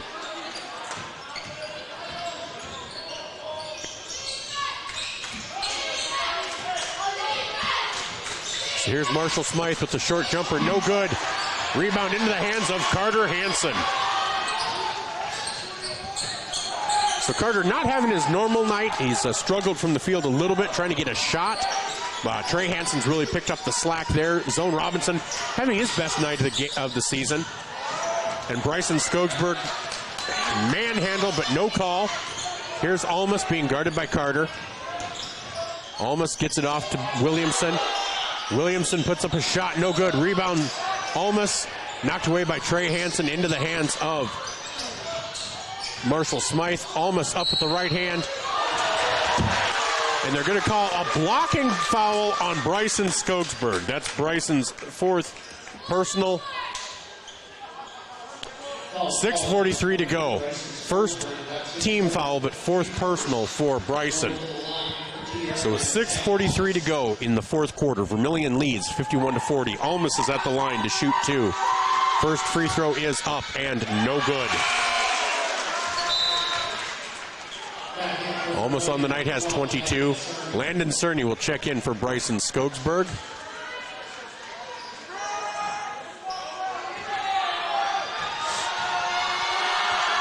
Here's Almas. Second free throw is up and no good. Rebound to Landon Cerny. Here's Carter Hansen on the right-hand side, guarded by Garrett Wiebinga. Zone over to Trey. Trey on the left-hand side drives in. Goes up and no good, but gets his own rebound into the hands of Connor Rourke. Cerny for three, and that is good! Landon Cerny for three!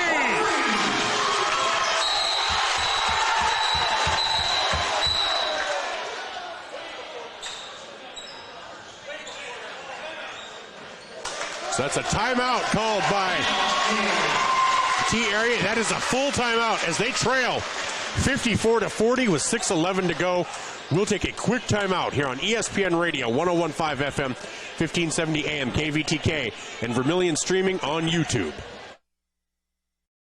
The wait when your furnace and AC needs repair by joining Larry's Heating and Cooling, Comfort Care, and Elite Care Club. Larry's Comfort Care Club features seasonal maintenance discounts on service and no overtime charges. Larry's Elite Club includes seasonal maintenance, free parts, free labor, free service calls, and both mean you are in front of the line for service. Call Larry's Heating and Cooling and sign up for the Comfort Care or Elite Care Club. Larry's Heating and Cooling, Yankton and Vermillion.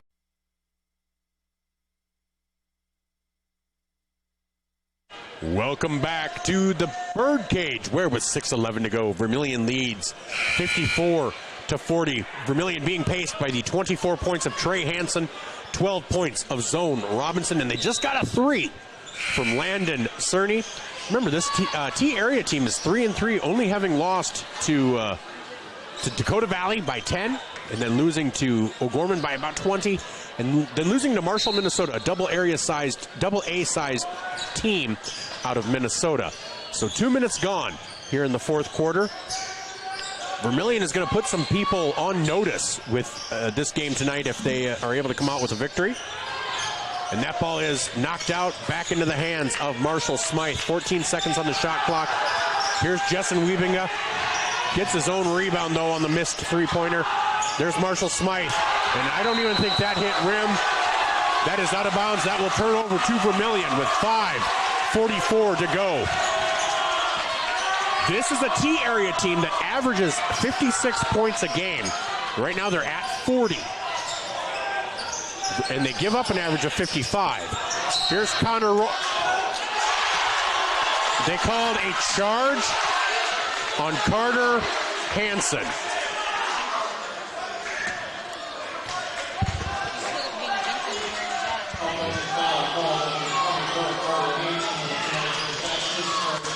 That's Carter's first, the team's second. 5:34 to go, 54-40. Here's Sam Almas, gets it down to Griffin Wiebinga for three, no good. Rebound, Boston Williamson. There's Jessen Wiebinga for three, no good. Rebound, Carter Hansen, and Hansen is fouled by Williamson.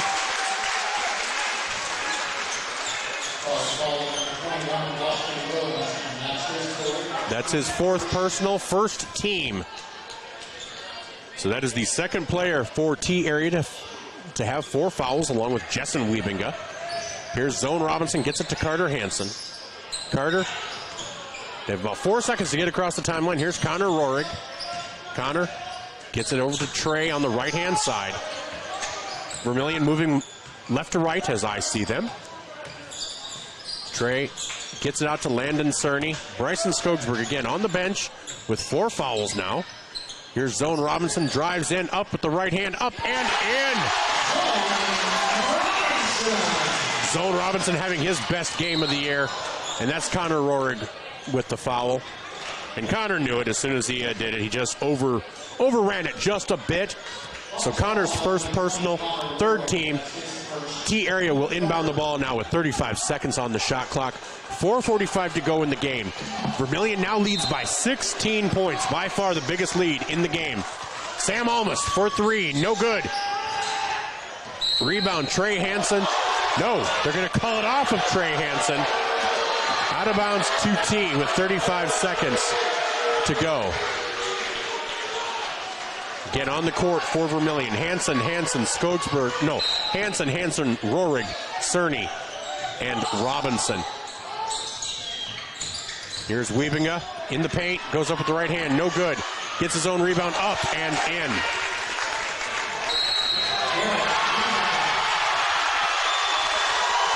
I think they just called a technical foul on Garrett Wiebinga.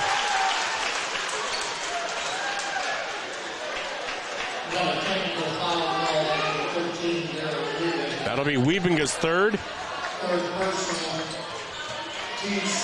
Team's second. Trey Hansen will go to the line to shoot 2 as Vermillion is up 56-42. First free throw for Trey is up and good.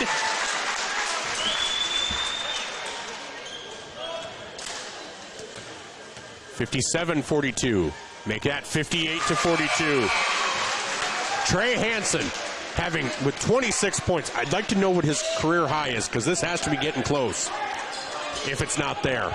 So Vermillion will now have possession. They'll inbound the ball with 4:29 to go. They lead 58-42.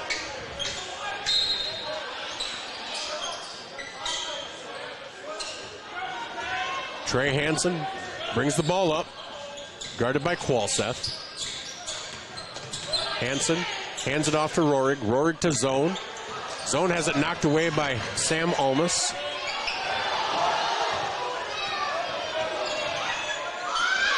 Carter Hansen picked up by Almas, driving in, pivot, gets it to Trey. Trey drives over to Rohrig. Rohrig up, and here's the shot. Cerny for 3! As the shot clock was buzzing, 3-pointer for Landon Cerny. 6 points on the night, 61-42. Griffin Wiebinga for 3, no good. Rebound, Carter Hansen. And Coach Drake is just saying, calm down. 3:35 to go. We are in the lead by 19 points. That is a 7-possession game. Rohrig for 3. That is good! Connor Rohrig with 3. 64-42. Griffin Wiebinga for 3. No good. Rebound to Landon Cerny.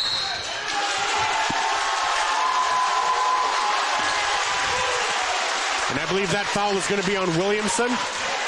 That'll be his 5th personal. That'll foul him out. And T-Area is bringing in their subs. So coming in now for T-Area, it's Qualseth, Jackson Merrigan, Cole, McKinney, Gavin, Johnson, and Carter Turek.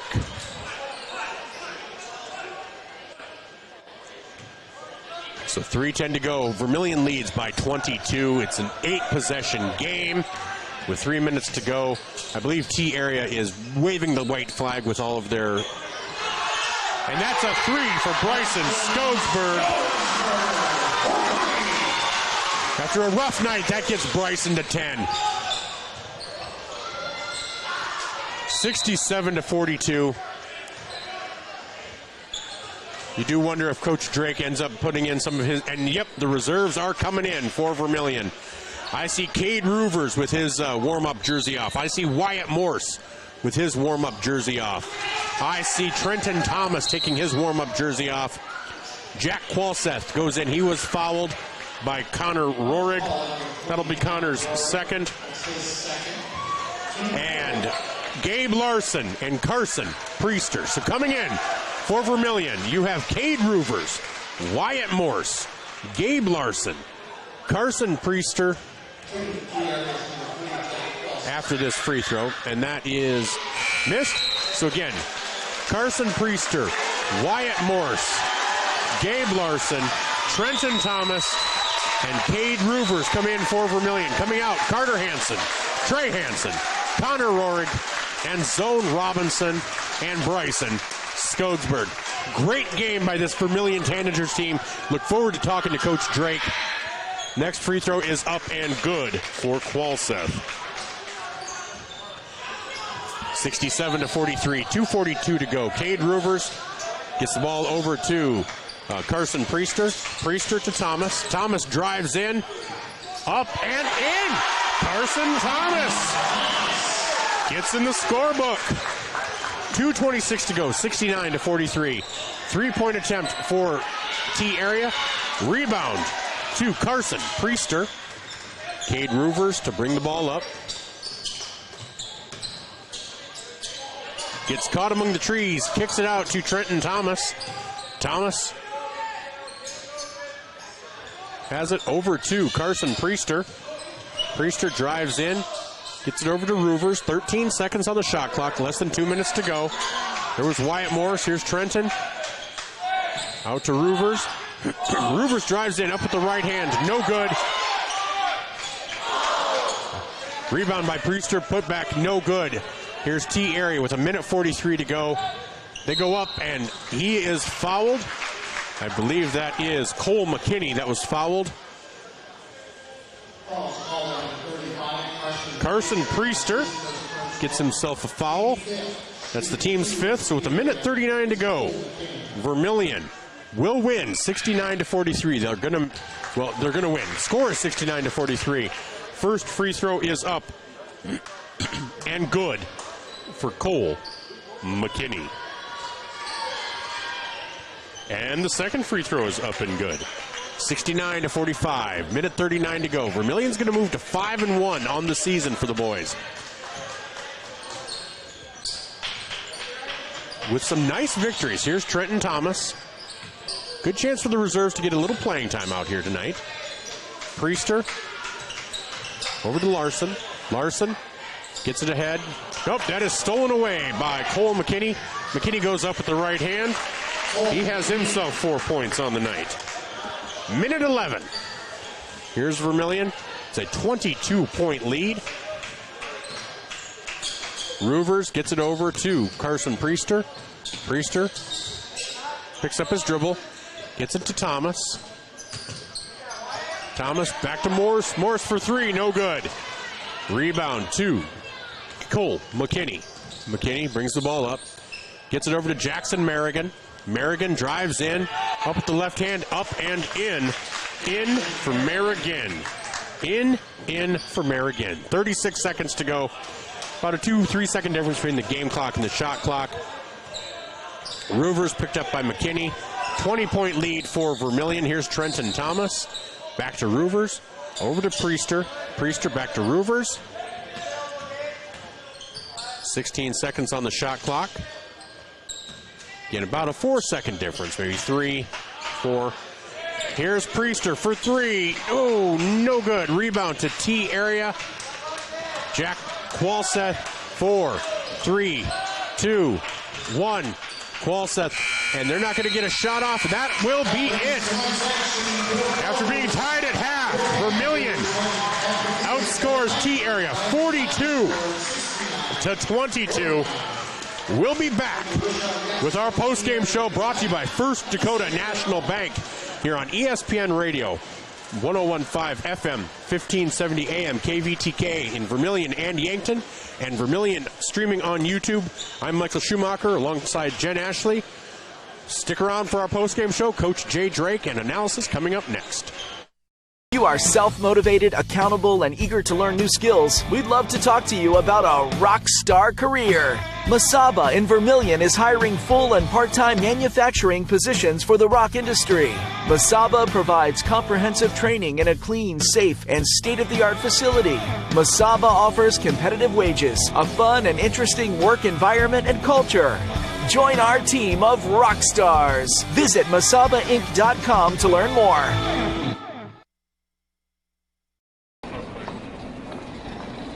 Nice. Maytag appreciates a compliment, but this Maytag washer isn't just eye candy. Wow. Inside, it's got the capacity and power to handle even the mightiest loads. I love this. Yeah, she's a beaut. It's a he. How do you know? Don't worry about it. Find Maytag products and the industry's best appliances at your local dealer. Murph's Appliance, downtown Vermillion.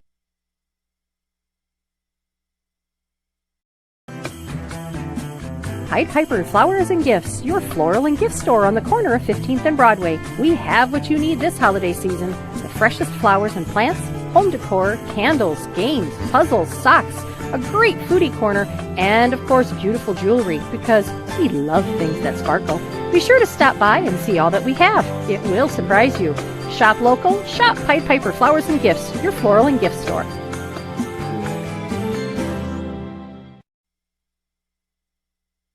Your crew is craving Pizza Ranch? It's easy to order online at pizzaranch.com. Online ordering makes it fast and easy to order craveable crispy ranch chicken or build your favorite pizza exactly how you like it.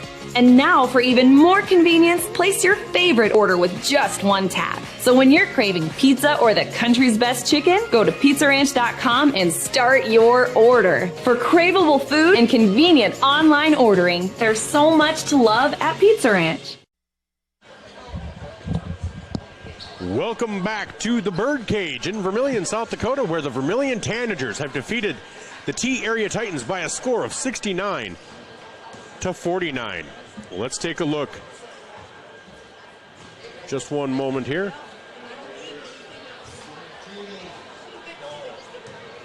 So, Vermillion was led by Trey Hansen. Now, I never wanted to say it during the game because I never want to be that announcer jinx. But Trey was 14 of 14 from the line. He also made 2 3-pointers, and he made 3 2-pointers for a total of 26 points on the night for Trey Hansen. Definitely leading the way.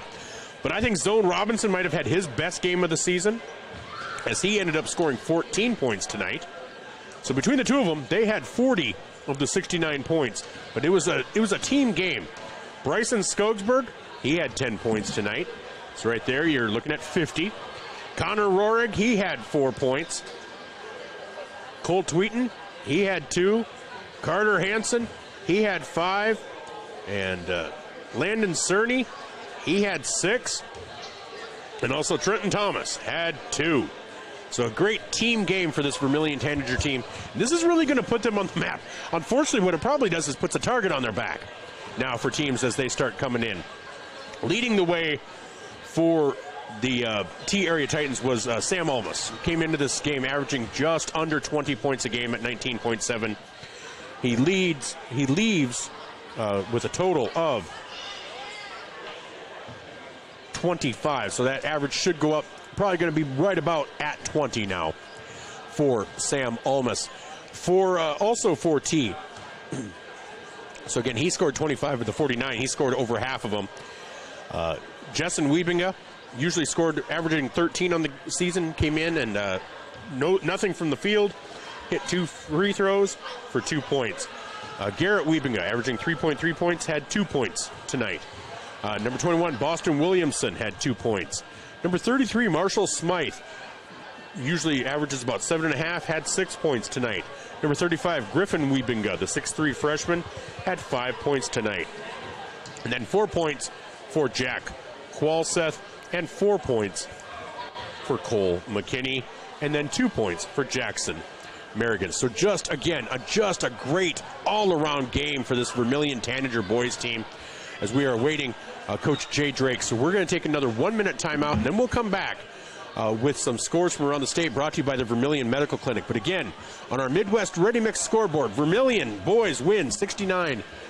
And I tell you what, we're not going to take a break because Coach Drake came up, and so we're just going to hand him a headset and we're going to go from there.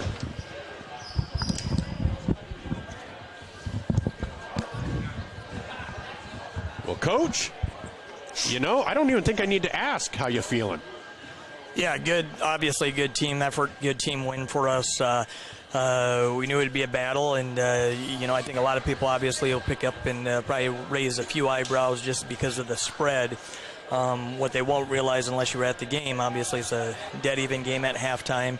At the end of one, I think we're down 3, dead even at half, and even in going in the fourth quarter, obviously, we knew we'd have to play our best quarter of the year on both ends of the floor, and you know, it's a 49-40 game, I think it was, and it's still anybody's ball game, and we got some stops, hit some big shots. It looks good when basketball's going through the hoop, and you know, what we told our kids, I just think the big key was we just played, and I think for whatever reason tonight, you know, T kind of was letting things bother them, whether it's calls, this, that, or whatever, and you lose concentration when that happens. And we played through some things, and a huge win. You know, not just against a quality opponent like that, but this is, like we said beforehand, it's kind of a double a bonus here with it being a conference win, but also a region opponent too from a PowerPoint standpoint.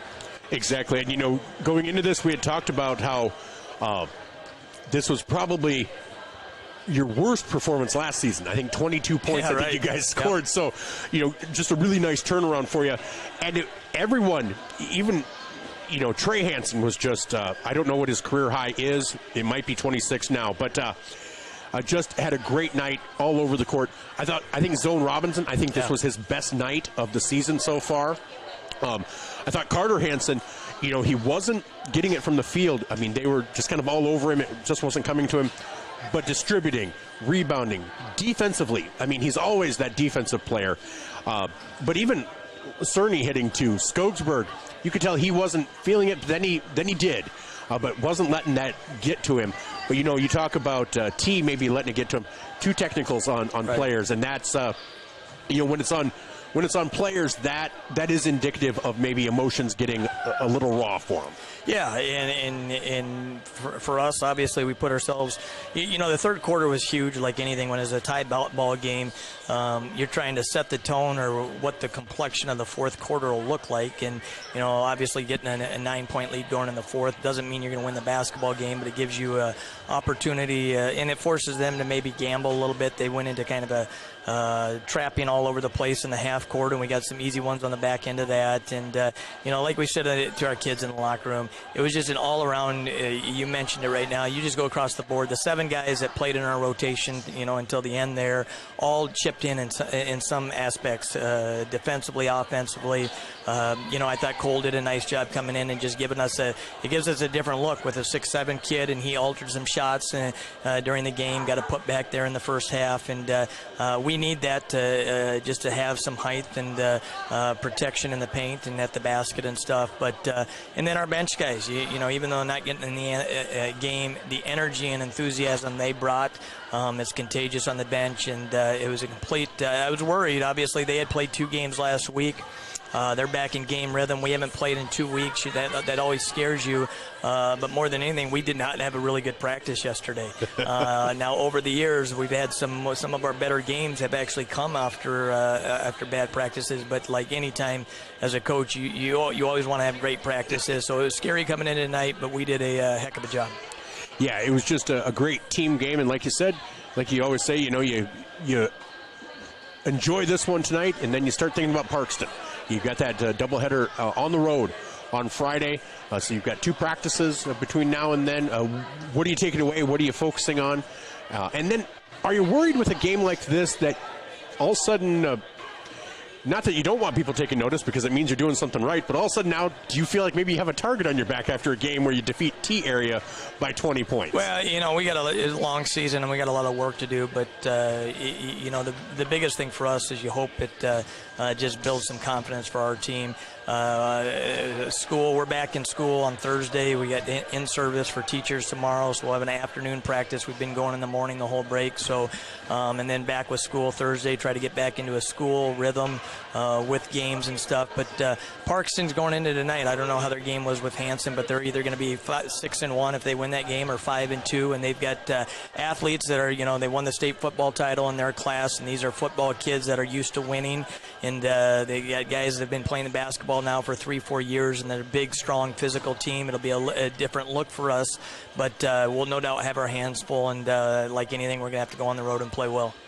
And, it's on, like you said, it's a different schedule, and it looks like there's 1 minute to go. They're ahead 54-52 against Hanson. So, it's there again, the girls' matchup was undefeated. This is 5-1 and 5-1, so really good matchup for them. So really people should be looking forward to a good game on Friday night up in Parkston. Hopefully we can get a good Tanager crowd there, and then it doesn't stop from there. Yeah, well, you get into a kind of a rhythm now here over the next month, and it's kind of the dog days of the season, but we need that right now. We just got to kind of try to build off each one of these. All right. Well, Coach, thank you so much for stopping by. Congratulations on just a great win. I think it's a great way to start the new year. All right. Thanks, Michael. Thank you. That was Coach Jay Drake here on our First Dakota National Bank post-game show. We're going to be right back. We'll be back to take a look around the state, brought to you by the Vermillion Medical Clinic here on ESPN Radio, 101.5 FM, 1570 AM, KVTK, Vermillion Yankton, and Vermillion Streaming on YouTube. The Perks card from Pump and Pack? Well, guess what? There's an addition, not just a card, it's an app. The Pump and Perks app and the Pump and Perks card from Pump and Pack, Vermillion. Just go to their Facebook page, Pump and Pack, and scan the QR code and you're in. Or go to the store, Pump and Pack, and get the card. Then download the app. Each one does the same thing. Like give you 5 cents off per gallon every day, except for Sunday, it's doubled with the Perks card from Pump and Pack, Vermillion. Welcome to Runnings in Vermillion. Shop their great lineup of clothes for women, names like Ariat and Carhartt for men, boots and shoes and kids' clothing. Runnings has a large supply of animal food and accessories. Love the outdoors? See the selection of ammo, firearms, and fishing equipment. For everything you need, walk through the doors at Runnings, your home, farm, and outdoor store, Vermillion. Welcome back to the Birdcage. One final time, I'm Michael Schumacher alongside Jen Ashley, where the Vermillion Tanagers have defeated the T Area Titans 69-49. Earlier tonight, the girls did lose, unfortunately, in a well-fought match by the score of, I had it here, I thought I had it, 51-42, in a game that was probably even closer than that. Again, 5 times, I say you play it 10 times, the Vermillion girls are probably going to win 5 of those. They made T Area work for everything that they got in that girls game. But this boys game, this means this Tanager team has a lot to be riding high on right now. We're going to take a look around the state, brought to you by the Vermillion Medical Clinic. Vermillion Medical Clinic, so much care, so close to home. Remember, every time out, brought to you by Murph's Appliance in downtown Vermillion. So in double A boys action tonight, in overtime, Harrisburg beats Mitchell 62-53 at the Corn Palace in double A action. Rapid City Stevens beats Douglas 51-24. Huron defeats Yankton 56-50 and Huron, receiving votes 3-2, now 4-2 on the season, defeating Yankton. Yankton just, it's a size issue, trying to get the right players in place. I think by the end of this season, they're going to be clicking on all cylinders. I wouldn't be surprised if they're in the hunt to go to state. O'Gorman defeats Brookings 71-61. Sturgis defeats Custer 61-52. And no score update on Aberdeen Central and Sioux Falls, Washington. In A boys action, Tripp Delmont Armor defeated Kimball White Lake. Hot Springs over Shadron. Groton over Warner. Canastota over Elk Point Jefferson. Bridgewater Emory defeats Sanborn Central Woonsocket 52-49. Redfield over Langford area 33-18. Sioux Falls Christian, wow, in a close one with West Central. Defeats West Central 60-54. So the mighty Titan of Sioux Falls Christian might be showing some blemishes in that armor of theirs. Redfield over Langford area. Thought I said that, sorry. Del Rapids St. Mary over Garrettson.